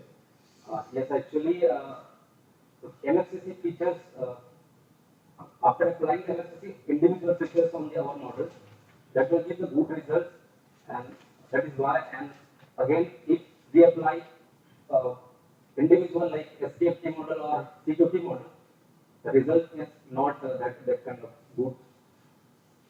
That kind of results we want actually. That should have been shown. Yes. Because people are always curious at what is this common feature, which feature is effective. Yes. Whether features are working or not, people don't know.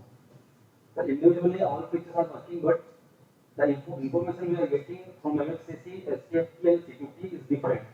So we take these features. Understood, but that should be clearly shown. Yes. So we have total 6 combinations we got. Yes, sir. All results should be shown. Yes, yes. Then only people get a clarity which one is working and why it is not. Yes. Okay.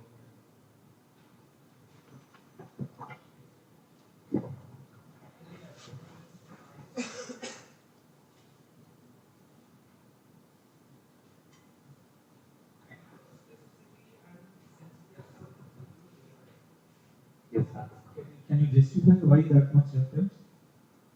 Actually, sir, we applied that for that models and we are getting. Suggested, did you try any ablation test? Actually, yes, we tried individual, as an input in individual features like MXCC, we have taken MXCC features first, STFT features for the second, and that is CQT. Individually, that perform well. In MXCC, we are getting like. Did you try ablation test? You know what is ablation test? No, sir, no, not a fact. You explore it.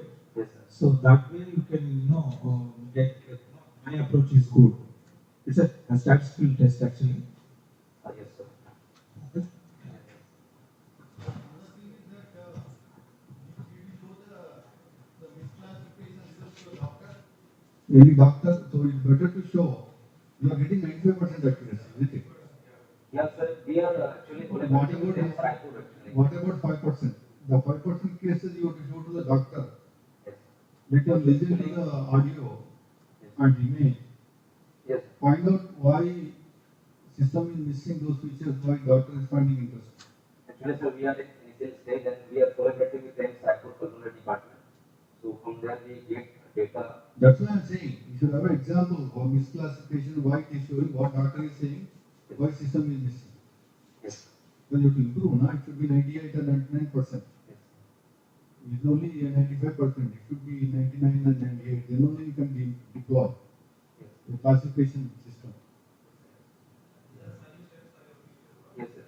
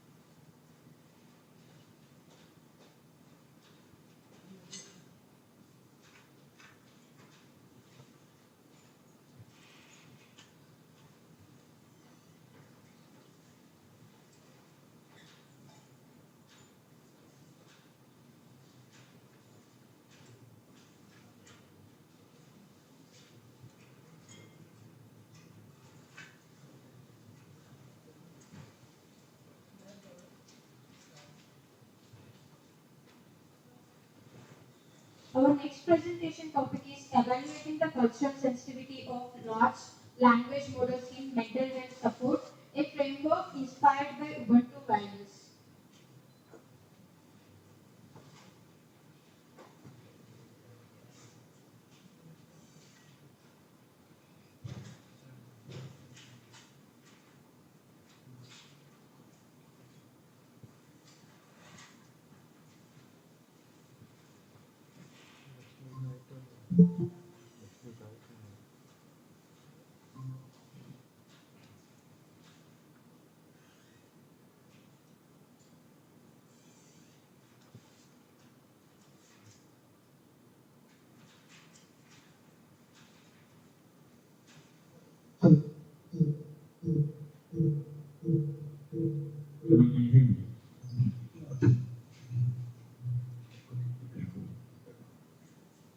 Can you hear us?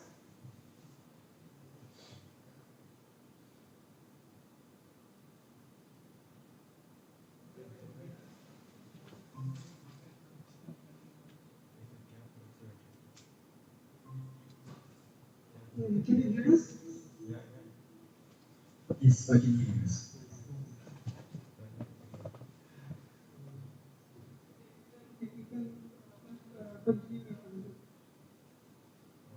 Can I just ask, do you guys see the PowerPoint screen or do you guys see my notes? Sorry?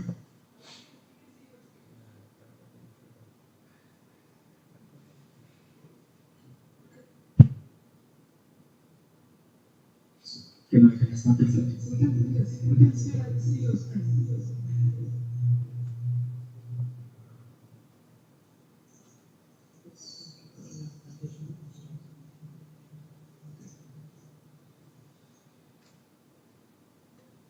Would you share?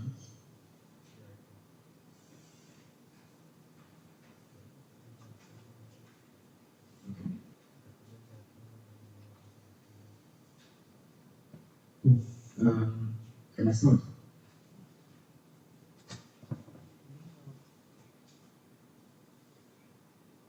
Hello?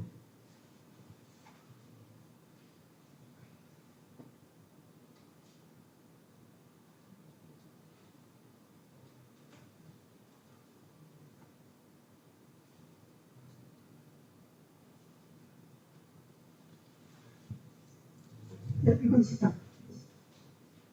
Okay.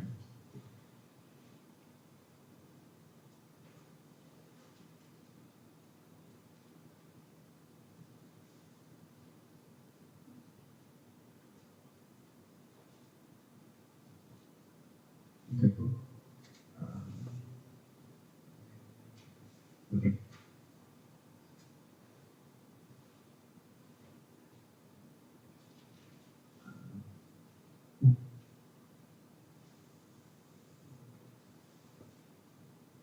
My slides on just curious.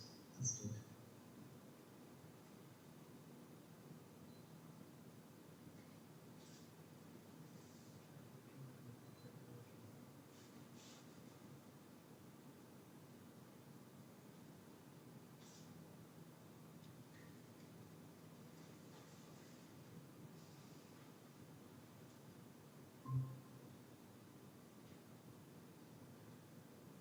Okay, cool. Thank you guys for coming to the presentation.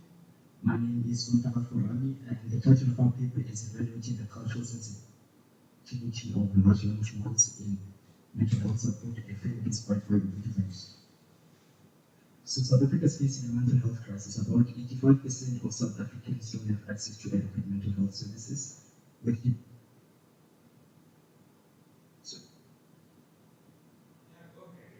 Good, sorry. Go ahead. This one. Right. So South Africa is facing a mental health crisis. About 85% of individuals don't have access to adequate mental health. So this is with depression and anxiety being the most prominent issues. These issues are further worsened by the limited infrastructure and resources, such as limited number of mental health practitioners. Therapies like CBT often lack Therapies like CBT, although effective, often lack cultural relevance in South African contexts. So over the years, there's been a growing interest in leveraging AI-powered technologies to address these mental health disparities. AI technologies have been particularly effective in improving the scalability and accessibility through chatbots. Traditional chatbots, which often relied on rule-based systems, often led to superficial and robotic interactions, limiting their effectiveness. Recent advancements in large language models have shifted the focus towards more sophisticated solutions. These standards offer the potential to overcome these challenges by providing a natural, engaging, and contextually relevant mental health support. So, the contribution of this paper is in twofold. Firstly, we review literature on methods used to incorporate cultural context into therapeutic practice. Secondly, propose a new framework that leverages AI to integrate African context into digital mental health applications. The framework is grounded in diversity, equity, and inclusion principles with a focus on inclusion achieved through cultural adaptation. So the key literature that we looked at is diversity, equity, and inclusion, cultural adaptation, and cognitive behavioral therapy. So what is diversity, equity, and inclusion? So diversity, equity, and inclusion is a framework for understanding this representation, fairness in organizations and systems. It has three main dimensions: diversity, which is the attribute catered to the very needs, catering for considering cultural, linguistic, and socioeconomic factors. Equity, which ensures that apps provide fair, effective support addressing disparities in access and outcomes. Inclusion, which says that apps should create a welcoming environment respecting the diverse perspectives and promoting inclusivity. Interestingly enough, many mental health applications do not lack evidence because of the limited integration of BDA. And most applications that have been used, mental health applications, use Western frameworks to develop their applications. DEI principles are essential to ensure inclusivity and cultural competence in tackling mental health crisis, particularly in countries like South Africa. So before we get to cultural adaptation, it's important to distinguish between what is culturally adapted interventions and culturally grounded interventions. Culturally grounded interventions are rooted in understanding and acknowledging the cultural background and beliefs of individuals receiving their mental health services that tailor towards a specific cultural and social community and often involve collaboration with stakeholders such as community leaders to ensure relevance and effectiveness. Culturally adapted interventions, which by definition is the systematic modification of evidence-based treatments to consider language and cultural context in such a way that it is compatible with the client's cultural patterns. It comes in two folds: there's surface-level structure changes and deep-level structure changes. Surface-level structure changes are the basic modifications you make to an intervention so it fits into a particular cultural context. So this can include translating a particular narrative towards another language or changing visuals. Deep structure changes, on the other hand, modifies the fundamental components and underlying principles of an intervention to enhance its impact and relevance within a specific cultural context. So when psychology is being developed, right, let's say in a medical center, once it's been proven and it has gone through small clinical trials, and they want to export it so it can be used in other countries, what happens is they perform what they call cultural adaptation. Cultural adaptation doesn't happen in an arbitrary fashion. It's usually guided by well-established frameworks. One popular framework is called the EVM, Ecological Validity Model, and it's a framework for guiding psychological interventions, the cultural adaptation of psychological interventions. And it says in order to adapt an intervention, there's 8 key dimensions you need to look at. You need to look at the language of the intervention, the persons, the metaphors, the context, the goals and methods of administration, as well as the context. Research has shown that culturally adapted interventions are more effective than non-adapted ones. So, cognitive behavioral therapy is a form of psychotherapy that is used to treat depression and anxiety. It's an evidence-based treatment, and it's considered as one of the gold standards for treating depression and anxiety. So what happens is that researchers usually, or developers usually, deliver CBT to what they call EMI, ecological moment intervention, and it's meant to basically deliver treatments to address day-to-life behaviors, goals, and emotions. So cognitive behavioral therapy has 4 main techniques. There's cognitive restructuring, behavioral activation and problem solving, and exposure therapy. Thank you. So now, CBT in mental health, right? So usually what happens is the underlying principles behind these techniques are usually employed into the EMI. So for example, with cognitive restriction, you could have a model for journaling so that the user can be more aware of their thoughts. For behavioral activation, you can have an activity scheduling mechanism with a reward associated with it to promote a certain behavior. The effectiveness of cognitive behavioral therapy in EMIs relies on cultural adaptation. For example, African behavioral activation from a Western and African context looks different. Behavioral activation from a Western context might entail things like journaling, taking a walk, right? In African context, it might entail something like spending time with the elders or prayer, right? Because the contexts are different. Adapting these techniques to the target population's context has been shown to enhance engagement and therapeutic outcomes. So the research areas that we've identified is that most psychologies that are currently being used are Western psychologies that were also developed in Western contexts. This is a problem because these two contexts are different. Western context and African context are quite different, mainly because of the psychologies that are involved, but it all boils down to one thing. Western contexts are quite individualistic in nature, while African contexts are quite common. Secondly, there's a lack of cultural adaptation studies in South Africa. To our best of our knowledge, there hasn't been a study that has attempted to perform cultural adaptation specifically in the mental health domain. Thirdly, AI models are foundationally trained on Western data, which is skewed towards more Western perspectives. So the proposed framework that we have is remember simply achieving inclusion through cultural adaptation. And cultural adaptation comes in two levels: the surface level structure changes and then deep level structure changes. For the deep level structure changes, we're synergizing Ubuntu, which is a philosophy from South Africa, but also a cultural context with cognitive behavioral therapy. And the key focus technique that we're focusing on is behavioral activation, mainly because behavioral activation is shown to produce similar outcomes as a full CBT session. And then the service level structure changes. For that, we have the adaptation of communication, which is a set of principles that governs the interaction between the LLM agent and the human. So for the deep structure changes, Wilson and Williams in their paper in 2013 conceptualized and into assigning three main themes: competency, consciousness, and collectiveness. Where competency is the skills and abilities for effective functioning, emphasizing personal development and contributions to the community. Consciousness, which is the awareness of one's identity and issues of social heritage. Collectiveness, which is the sense of belonging and interdependence within a community hierarchy. So we have what we call adaptation of communication. So this table is derived from the EVM, the College of Identity Model, Spinal Taxonomy of Culture, which is based of cultural competence, social relevance in Africa.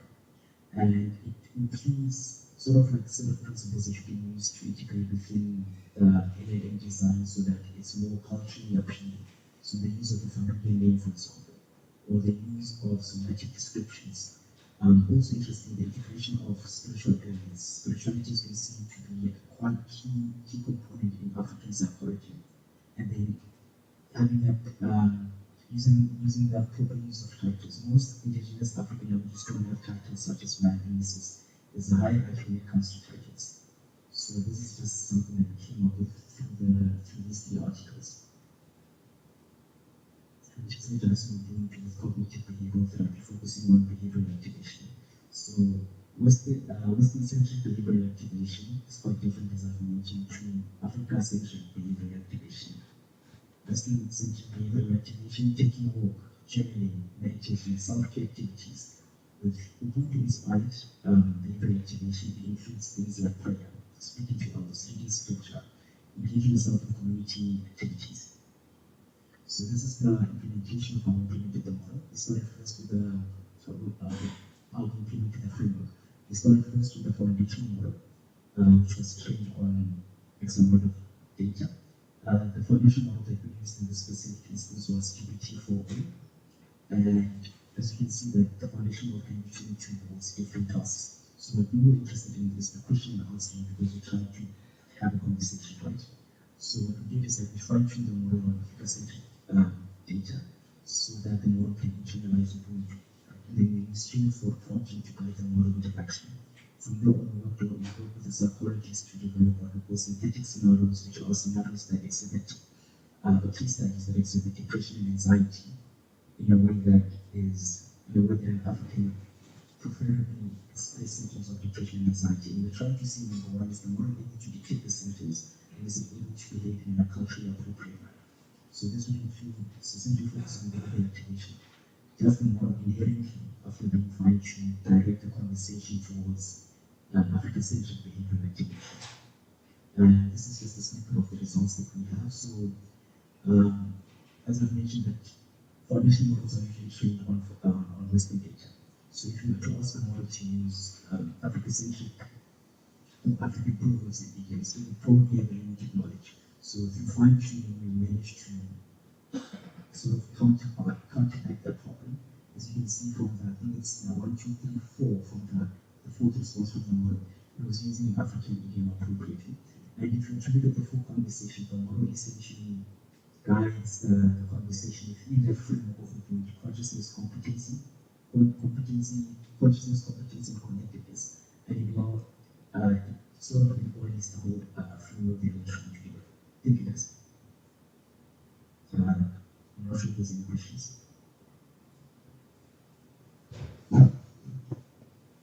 Any questions?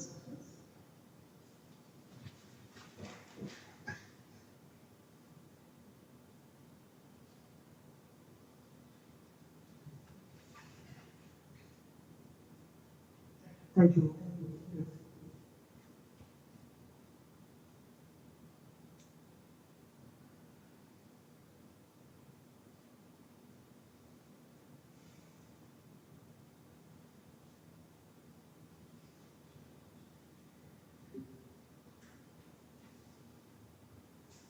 Now I would like to call Chandramohan Rastri to present on the topic explainable graph neural networks to identify potential atoms and chemical bonds of drug candidates from drug-target interactions.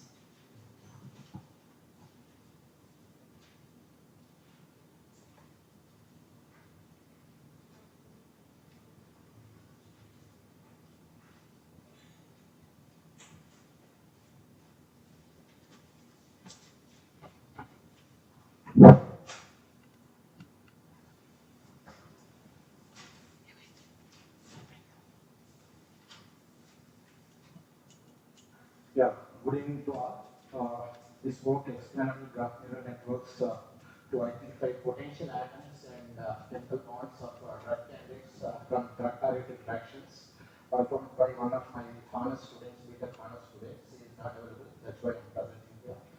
So, my name is Dr. Chandramohan, Assistant Professor at History.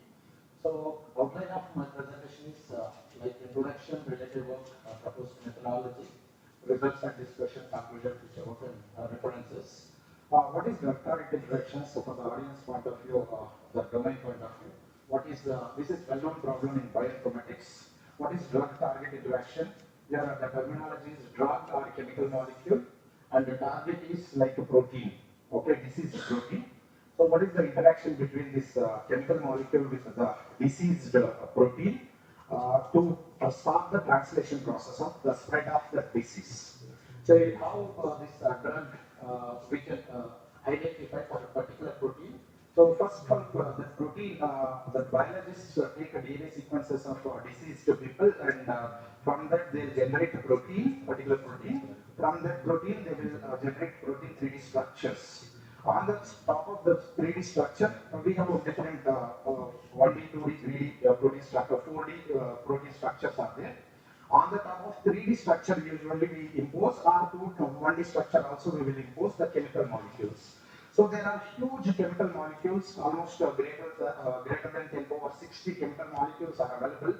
If you take it chemical molecules for any type of disease, we will get drugs from those 10 power 60 set. But experiments doing on the wet labs is very challenging. It will take a lot of time. There actually computational scientists play crucial role, and we will give a finite set of chemical molecules, or we can call it as drug candidates, which will bind to the protein effectively. Those finite set of drug candidates we will suggest to the pharmacologists, they will do wet lab experiments and they will identify proper drugs for the particular disease. So this is just the enzyme or protein structure, and this is a chemical molecule or drug which will bind and which will start the translation process. Okay, it will start the translation process. There are different steps in the biological processes. Translation is one of the processes. Now, the research areas in drug-target interactions, which includes finding interaction between a drug and target and identifying or generating novel drug candidates. This is another research area. And in that drugs, which region is binding to the protein is more important. Okay, that is another research area. And also identifying in chemical molecules, there are standard patterns like Benjamin structures, alkalines, like that. So we need to identify which structures are playing crucial role in the drug-target interaction. So these are challenging areas. A lot of work done in drug-target interaction point of view. Now, if you see, this is a chemical molecule or a drug, we can call it as. So how can we like this drug? We will bring into computational point of view. We will convert this drug into a SMILE format, like simplified molecular entry input line entry system. This is the SMILE format. Now this we will consider as a simple string in computer science. Now target is a protein structure. This is 3D structure. It is a combination of amino acids. These are 20 amino acids are there in protein. These are the 20 protein amino acid combination.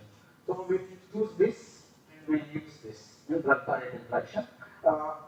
He did a lot of literature. We are also doing a lot of literature in drug-target interactions.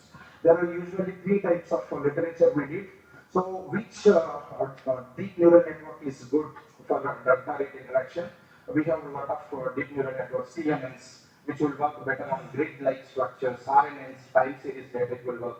Now we moved to graph neural networks or graph convolution neural networks because chemical molecule is like a network.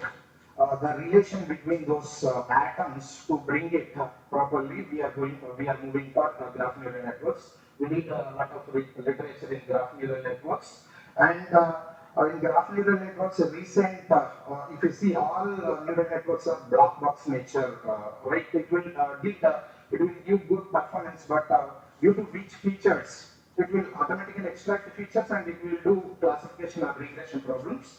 But in that, so due to which features it is performing this task, we don't know. That is one of the major drawbacks of deep neural networks. So there we want to see that explainability or interpretability. In that direction also we did a lot of literature, especially in graph neural networks. Recent from 2023 and 24 onwards, a lot of research is going on in explainability, GNNs. That also we did some literature. We identified some limitations. I'll conclude somewhere. Next, we also did BDA, what are the drug-target interaction models they performed. That also we did literature. These are some of the recent papers like DEC DDA or graph DDA and DDA GNNs. So we took one standard model, DEC model for drug-target interaction, and a novelty where we put it there are so many explanations like node level explanation, edge level explanation, model level explanations. Like that, we categorized explainability in different levels. Here we went for atom level, node level explainability and edge level explainability. So, what is the motivation for this? BDA research aims to predict how various drugs or chemical molecules are binding to the particular proteins. Suppose take COVID-19. Which molecules are effectively binding? How can we measure that binding? There is a dissociation constant, we can call it as KD or binding affinity. The binding affinity measure says us how effectively particular drug is attaching to the protein. So this 3D protein, maybe drug attached somewhere in 360 degrees, anywhere it will attach. Okay, so it is a complex problem where it is attaching, how much binding affinity it is giving. Now in that DTA serves as potential stage in and what are the regions in both the chemical molecule which region is binding, in protein also which region to which region it is binding. Both are challenging. Identifying those regions are challenging. Now there are significant challenges also in drug target. Just what I said, a lot of chemical space is there, like Chembel, Moses, like that. A lot of databases are there where we will get chemical molecules. So it is more than 10 power 60. And second is there is a limited this DTI like data set, like where chemical molecule, protein, binding is for. This is a limitation. There is a limitation here. And next, finally, it is important to understand model predictions. Okay, so through explainability, which region is binding, that is also another problem. Here we are contributing in this part, in this paper. So detection of potential drug candidates means which molecules are giving high binding affinity. We are setting some threshold. Above that, we will consider as drug candidates. And identifying pertinent atom features. So for each atom, chemical atom, there are various features, right? The number of hydrogen bonds, next aromaticity, like different features are there. And utilizing GNLs to predict important atoms and edges. So here we are not doing model level explainability, only edge and node level explainability we are doing. And another one is identifying important molecular structure. What I told, a lot of standard structures are there. We want to calculate which standard patterns are there in after explainability. Those are our aims actually. This is a simple model, standard model. So this is a chemical molecule. If you see that this is a chemical molecule, smile format. This smile we are converting into graph. So this graph will go to in two channels. It will go one. This is chemical molecule will go to one channel, and a protein. This is simple like atoms, and we are converting these atoms into one-dimensional like a vector. What we can say one hat encoding vector. This we are sending to CNN block. Actually, this we took a reference from DEC. This is a standard model. Lot of DEA models are there. So here we are not contributing novelty. Next step we are contributing novelty, but we need one model for this learner model we require to do explainability. So now this GNL block. So each atom we have a set of features collected, like near about 108 features we took it for each atom. But each atom we will represent as vector. Each atom features we represent as vector, and each graph we represented as like adjacency matrix. Those two will pass to GNL model. In GNL model, what message passing and aggregation mechanism it will perform. So here on 0th level we have node features, and on level 1 what will happen? Adjacency nodes features it will collect it, aggregation it will perform. Finally, it will aggregate with this node. So in layer by layer, it will learn all those features. After global max pooling in GNL layer, it will generate one single vector. Same way, this is one hat encoding vector. CML, lot of convolution pooling, latter flattening, after flattening, it will generate one-dimensional vector here. We are combining here these two feature sets. There are various mechanisms to combine that, alpha times of these features and beta times of these features. We will combine, simply we will combine this and we will pass to fully connected layer. We formulated this as a regression problem. We are predicting binding affinities. So this is a simple first model, GNL model. So this is the finally output of equation. Now next one is GNL DTI explainer. What we did here, GNL DTI explainer. In this model, we identified the drug candidates, okay, which are effectively binding to particular proteins. So those drug candidates, finite drug candidates, we are taking here one drug candidate will take here. That drug candidate, based on the drug candidate size, we are generating the masks. So the number of nodes in the drug candidate are we are considering as one-dimensional vector mask, and the number of atoms, for atoms, number of atoms, one mask we derived, we took it, and for number of edges we took another mask. So in this problem, GNN DDA explainer, the learning parameters are the mask itself. Okay, so we send, we generated mask and we apply that mask to drug candidate, and we will pass that masked drug candidate along with the protein. We will send to the same learned GNN DTA model. It will predict the new binding affinity, and we are comparing with the original binding.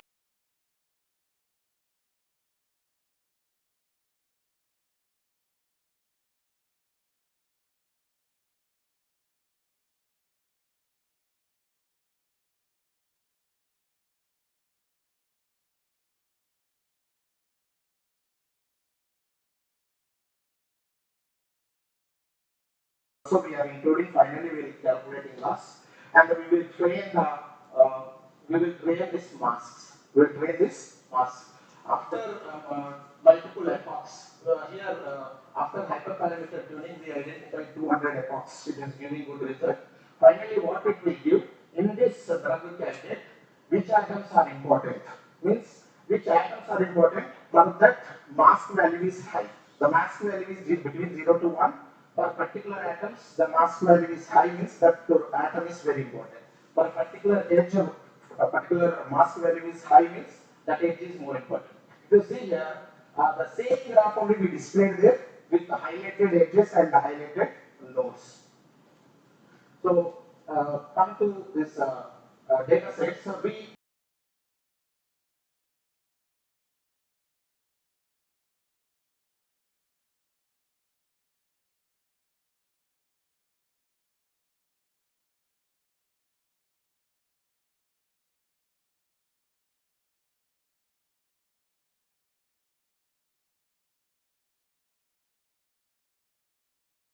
we took it and the mean square error standard metrics only we used. So when compared with other models, GNN DTA, comparable similar result it is giving. We are not saying extraordinary result. Comparable similar result it is giving. Now coming to this GNN DTA explainer, this is actually drug candidate and corresponding explainable graph. If you see only particular region it is highlighting. Same way this is one graph and corresponding explainable one, and same way here some more are given. And whatever the output results, we are unable to validate because of the matrix. So for GNN or any explainability, for classification we have matrix fidelity and sparsity. For regression, in the literature we find, we searched, we didn't get a proper metrics to validate whatever the explainable results, to validate the explainable result. Later, what we did in these explainable to do, now we are completely hiding the less important nodes and edges by keeping some threshold, and we are highlighting those regions which are highlighting, and from these regions, from these which standard structures existing, we are counting the frequency. So some observations, what we observed is this carbon ring structures, benzene structure with 6 carbons. Explainability is giving more importance to those ring structures, and also nitrogen atom along with the carbon atoms it is attaching. That region also it is giving very important and disclosing, and chlorine also it is giving more important to. And also we identified chlorine and fluorine. These atoms are not playing much role in the target interactions. So these are the observations. Coming to conclusion, yeah, this is the GNN DTA model we did for target interactions, and this is a regression problem, and the GNN DTA explainer algorithm we used to learn the masks, okay, to identify the important region, important atoms and edges. And in future work, a lot of those standard patterns, which standard patterns are playing crucial role for particular disease. Each individual diseases we can do, and each also geographical wise also we can highlight only particular geographical regions. If you see COVID affected a lot for particular geographical regions, and particular geographical regions it is not performed. That direction also we can do it, and so these are some of the reference paper related to this. So thank you to our team. That Satanshu Mahanti is honor student.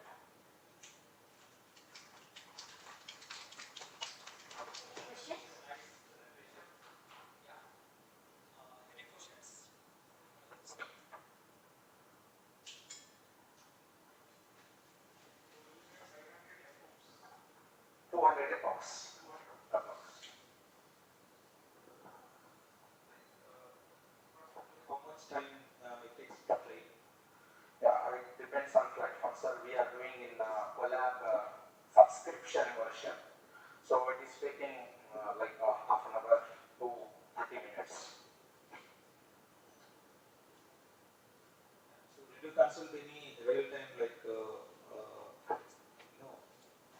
data like to get the real-time data and to work with the like, whoever like real-time people where you can get the data and you can share your research details with them so that we can contribute something to the society? Actually, yeah, where we are facing little difficulty, we consulted AIMS BB doctors. So they are also interested to do wet labs, whatever the drug candidates we will provide to them, they will do wet lab experimentation. And if you come to real-time data sets, whatever the chemical molecules stored in Campbell and Moses, those are standardized molecules only. Okay, already standardized molecules. National Institute of Health, they approved those are standard molecules. So we can generate, if you want, through generative adversarial networks also, we can generate chemical molecules. Or we are using standard molecules.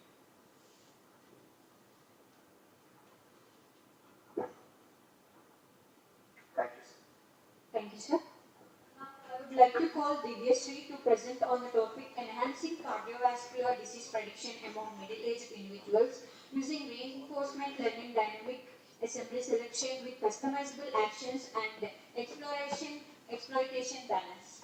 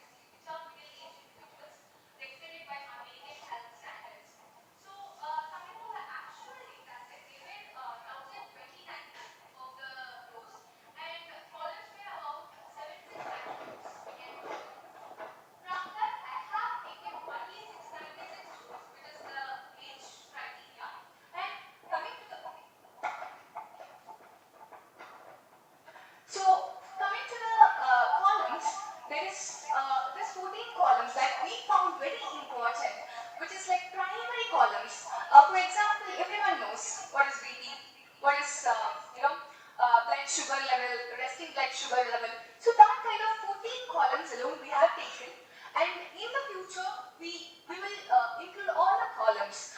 So for now, we have taken this, and the demographic details includes age and sex. Clinical measurement includes resting blood pressure, as I have already told, and cholesterol levels, and maximum heart rate. So diagnostic results will have this fasting ECG results. So this ECG results is temporal data. Please don't confuse between ECG results.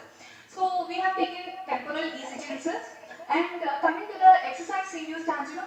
So while I have heard many people, having heart attacks after doing more exercises, we will think always they are healthy because they are doing exercises. Why are they getting heart attacks? So we have to obviously, ask a question over here. That is the reason we have taken that, and we have also taken ST depression and thalassemia, and for the target variable again, the presence of CVD. It is there or not there. This is the prediction that we have done for this project. So coming to the observations, this is just a data analysis observation, and we have taken, we have seen in the current data as well as in the old data. The current data has been analyzed just now. So in this particular project, we have seen the old data. This data is from 1980s. So 1988, this data is from. So it is like 73.99% are male actually, and female patients are very little lesser. And coming to the real-time data, now we have taken again the male, male dominance of getting the CVDs is higher.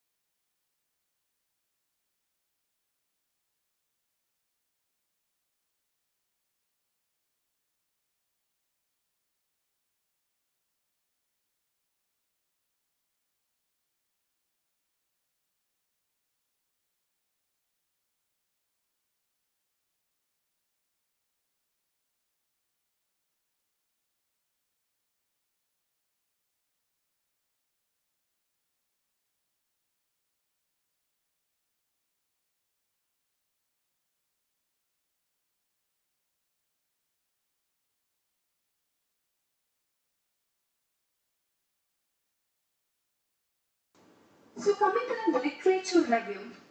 So as I have already told, we have actually changed the data a little bit because we have filtered it. So we don't have a direct comparison to the other works in the literature review, but I have taken the same data set, the complete data set who and I have worked, and what are the nearby methods that they have used. So those were listed in the contribution of the notable studies.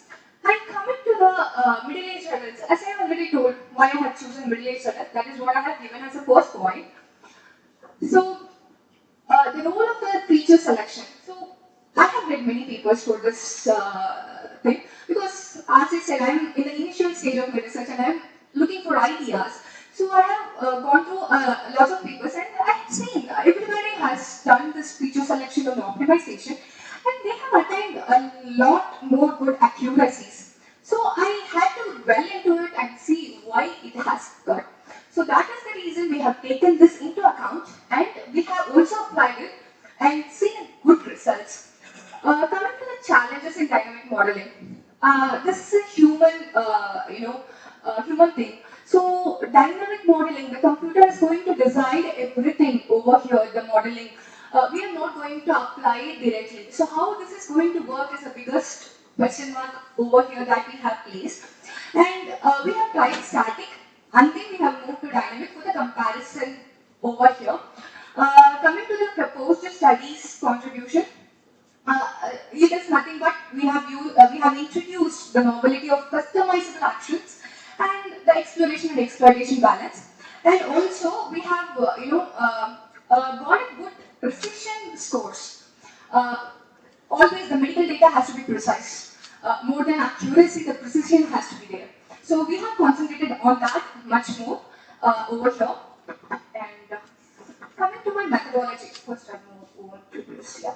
So I'll just give a rough in what we have did. So we have taken that heart disease data set, which is comprehensive data set of Cleveland, Hungary, Switzerland, and Long Beach. So all these 4 data sets were combined, and from that only we have did the preparation for the age exactly, and then from that we have got the middle-aged heart disease data set. And we have did the data analysis and pre-processing. Pre-processing is nothing, not much more like there were no missing values, so that is avoided.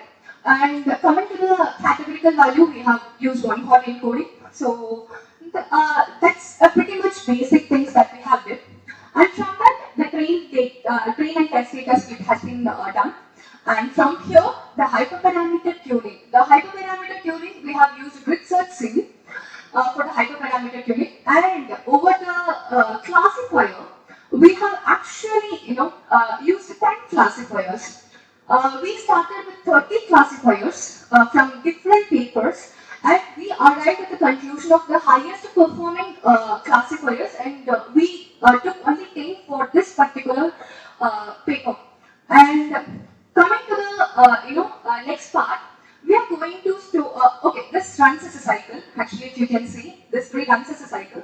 So this is like a trial and error method. The whole algorithm is like a trial and error method, and at last it is going to give you the perfect results. So we are going to store the best classifiers in a storage, and from there we are going to actually evaluate it separately. Each and every best classifiers, it's going to be evaluated and cross-validated separately. And again, action discretization, ensemble methods were used, and again, exploration and exploitation strategies. In exploration and exploitation strategies, we have used 4 things. One is epsilon greedy, UCB, Thompson sampling, softmax. So, and then we will train the RL agent, and in RL agent as well, we are doing it dynamically for the selection based on the RL agent. So, from that, we have actually, this goes on like a cycle until it's going to, have a good prediction, as well as it is going to go for a trial and error method. Coming to the next part, which is like prediction with the test data, we have did that, and we have gone for the final evaluation. So I go to the methodology.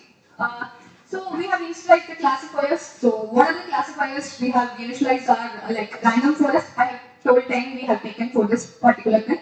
So random forest, KNN, logistic regression, SPC, and Gaussian ABs. We have gone for decision tree, gradient boosting, MLP, and QDA, XGBoost. So these are the 10 classifiers that we have taken. And from that, as I already told, we have done the hyperparameter tuning with research CV to find the optimal settings for each and every classifiers separately first.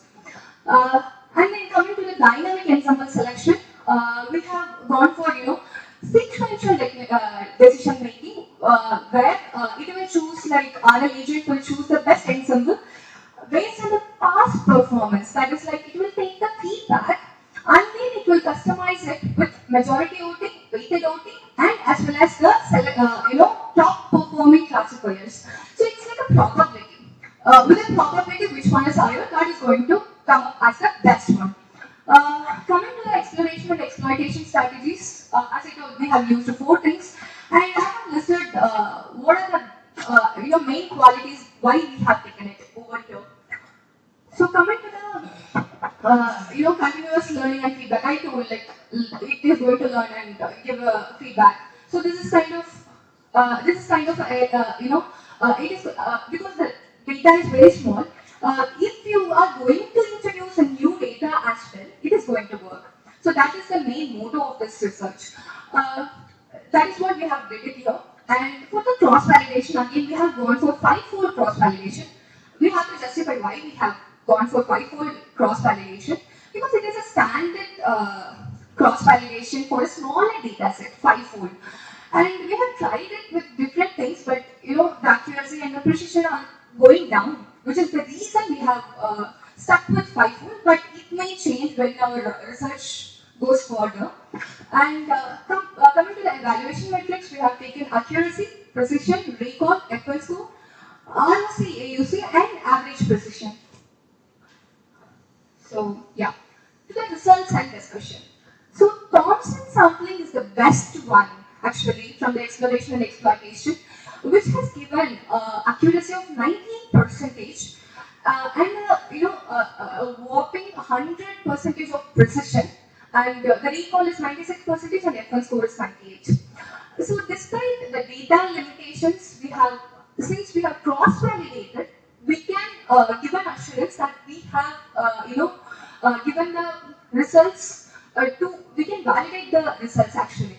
And again, generalization, coming to the generalization, is this model going to work to everything? Like, whatever data you feed in, it is going to work or not?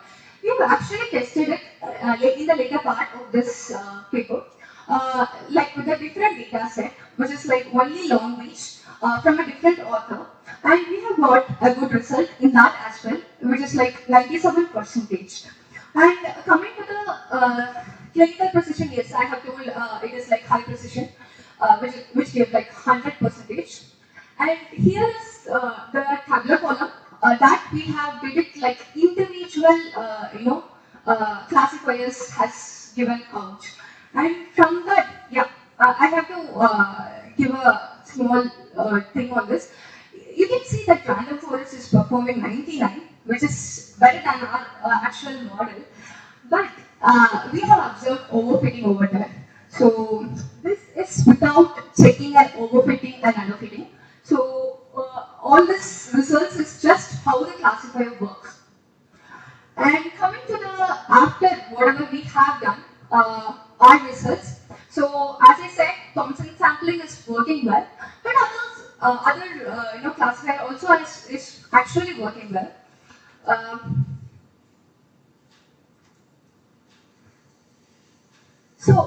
Okay, coming to the future works, it's very interesting because this is a very small step that we have taken.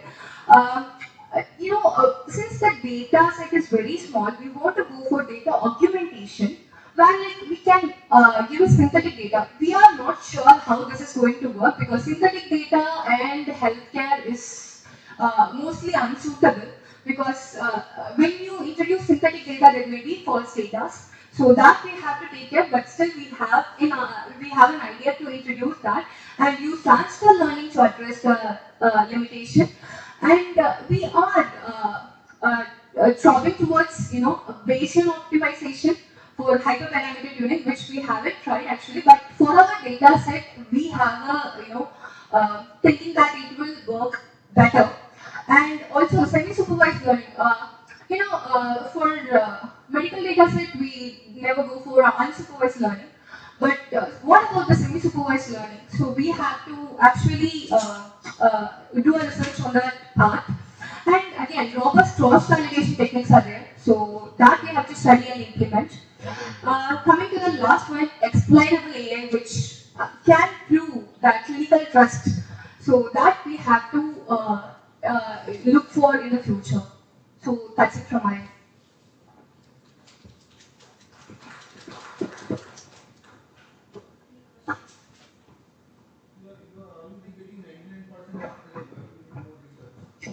Sir, I already told it's an overfitted data.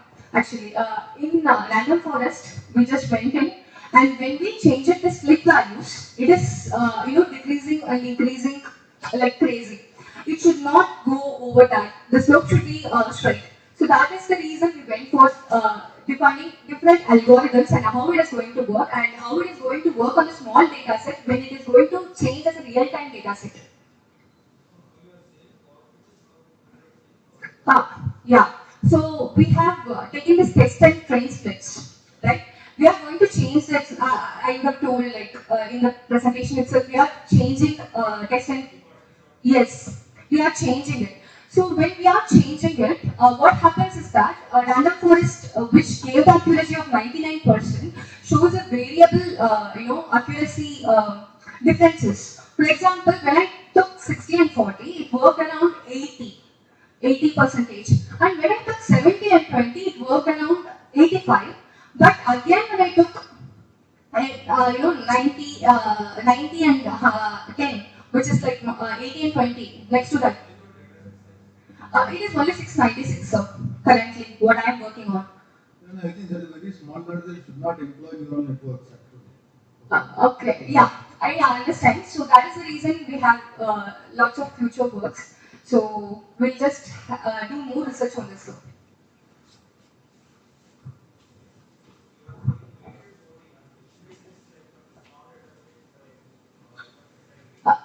This is actually customizable action. The whole algorithm is going to decide how much weight it is going to give according to the data set.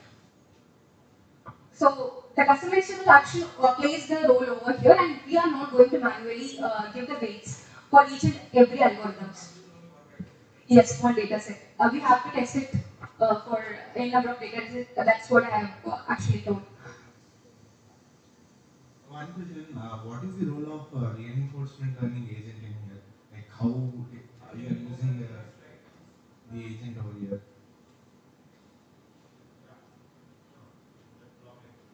Yeah, yeah.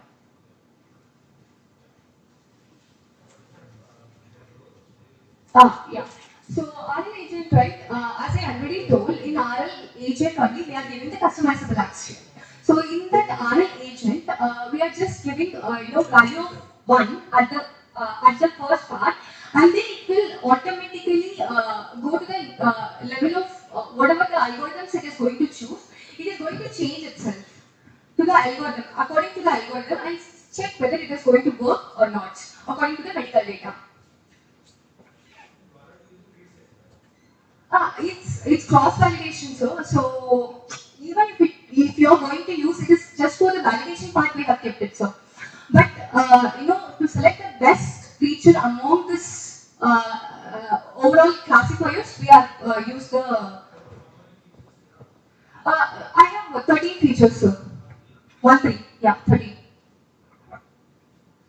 And also, I don't understand why RL is overfit. Sorry, the reinforcement random forest is overfitting because random forest, as far as I know, like it's a combination of weak classifiers, right? Random forest is combination of weak classifiers. When it comes to the smaller data, the random forest will repeat the data. While it is repeating, it's overfitting. And again, like whatever results you showed, are there on the test data set or It is on the test data set actually. If it is on test data set, then 99% what you have shown, that is not an overfit, right? Overfit is when it is, train set accuracy is very high and test set is very low. Okay, I'll just do a research part on that. This is like a little confusing for me. Mm-hmm.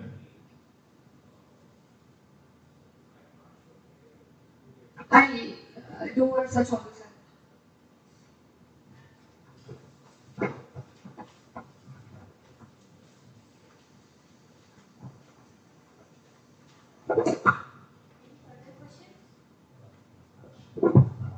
Actually, I've thought about same thing, like if you split data 60-40 and 70-10, those cases obviously result will change. Yeah. So if you focus on K4 cross validation, so if you do it that average part, at least that is one solution.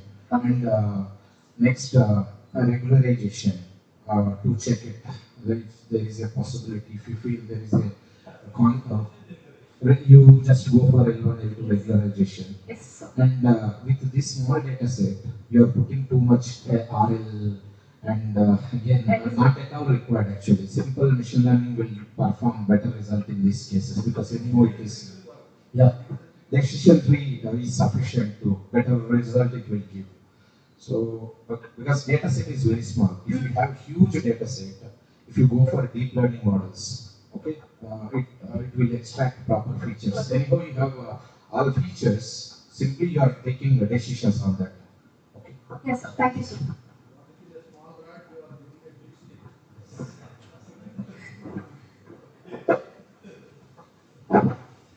Thank you.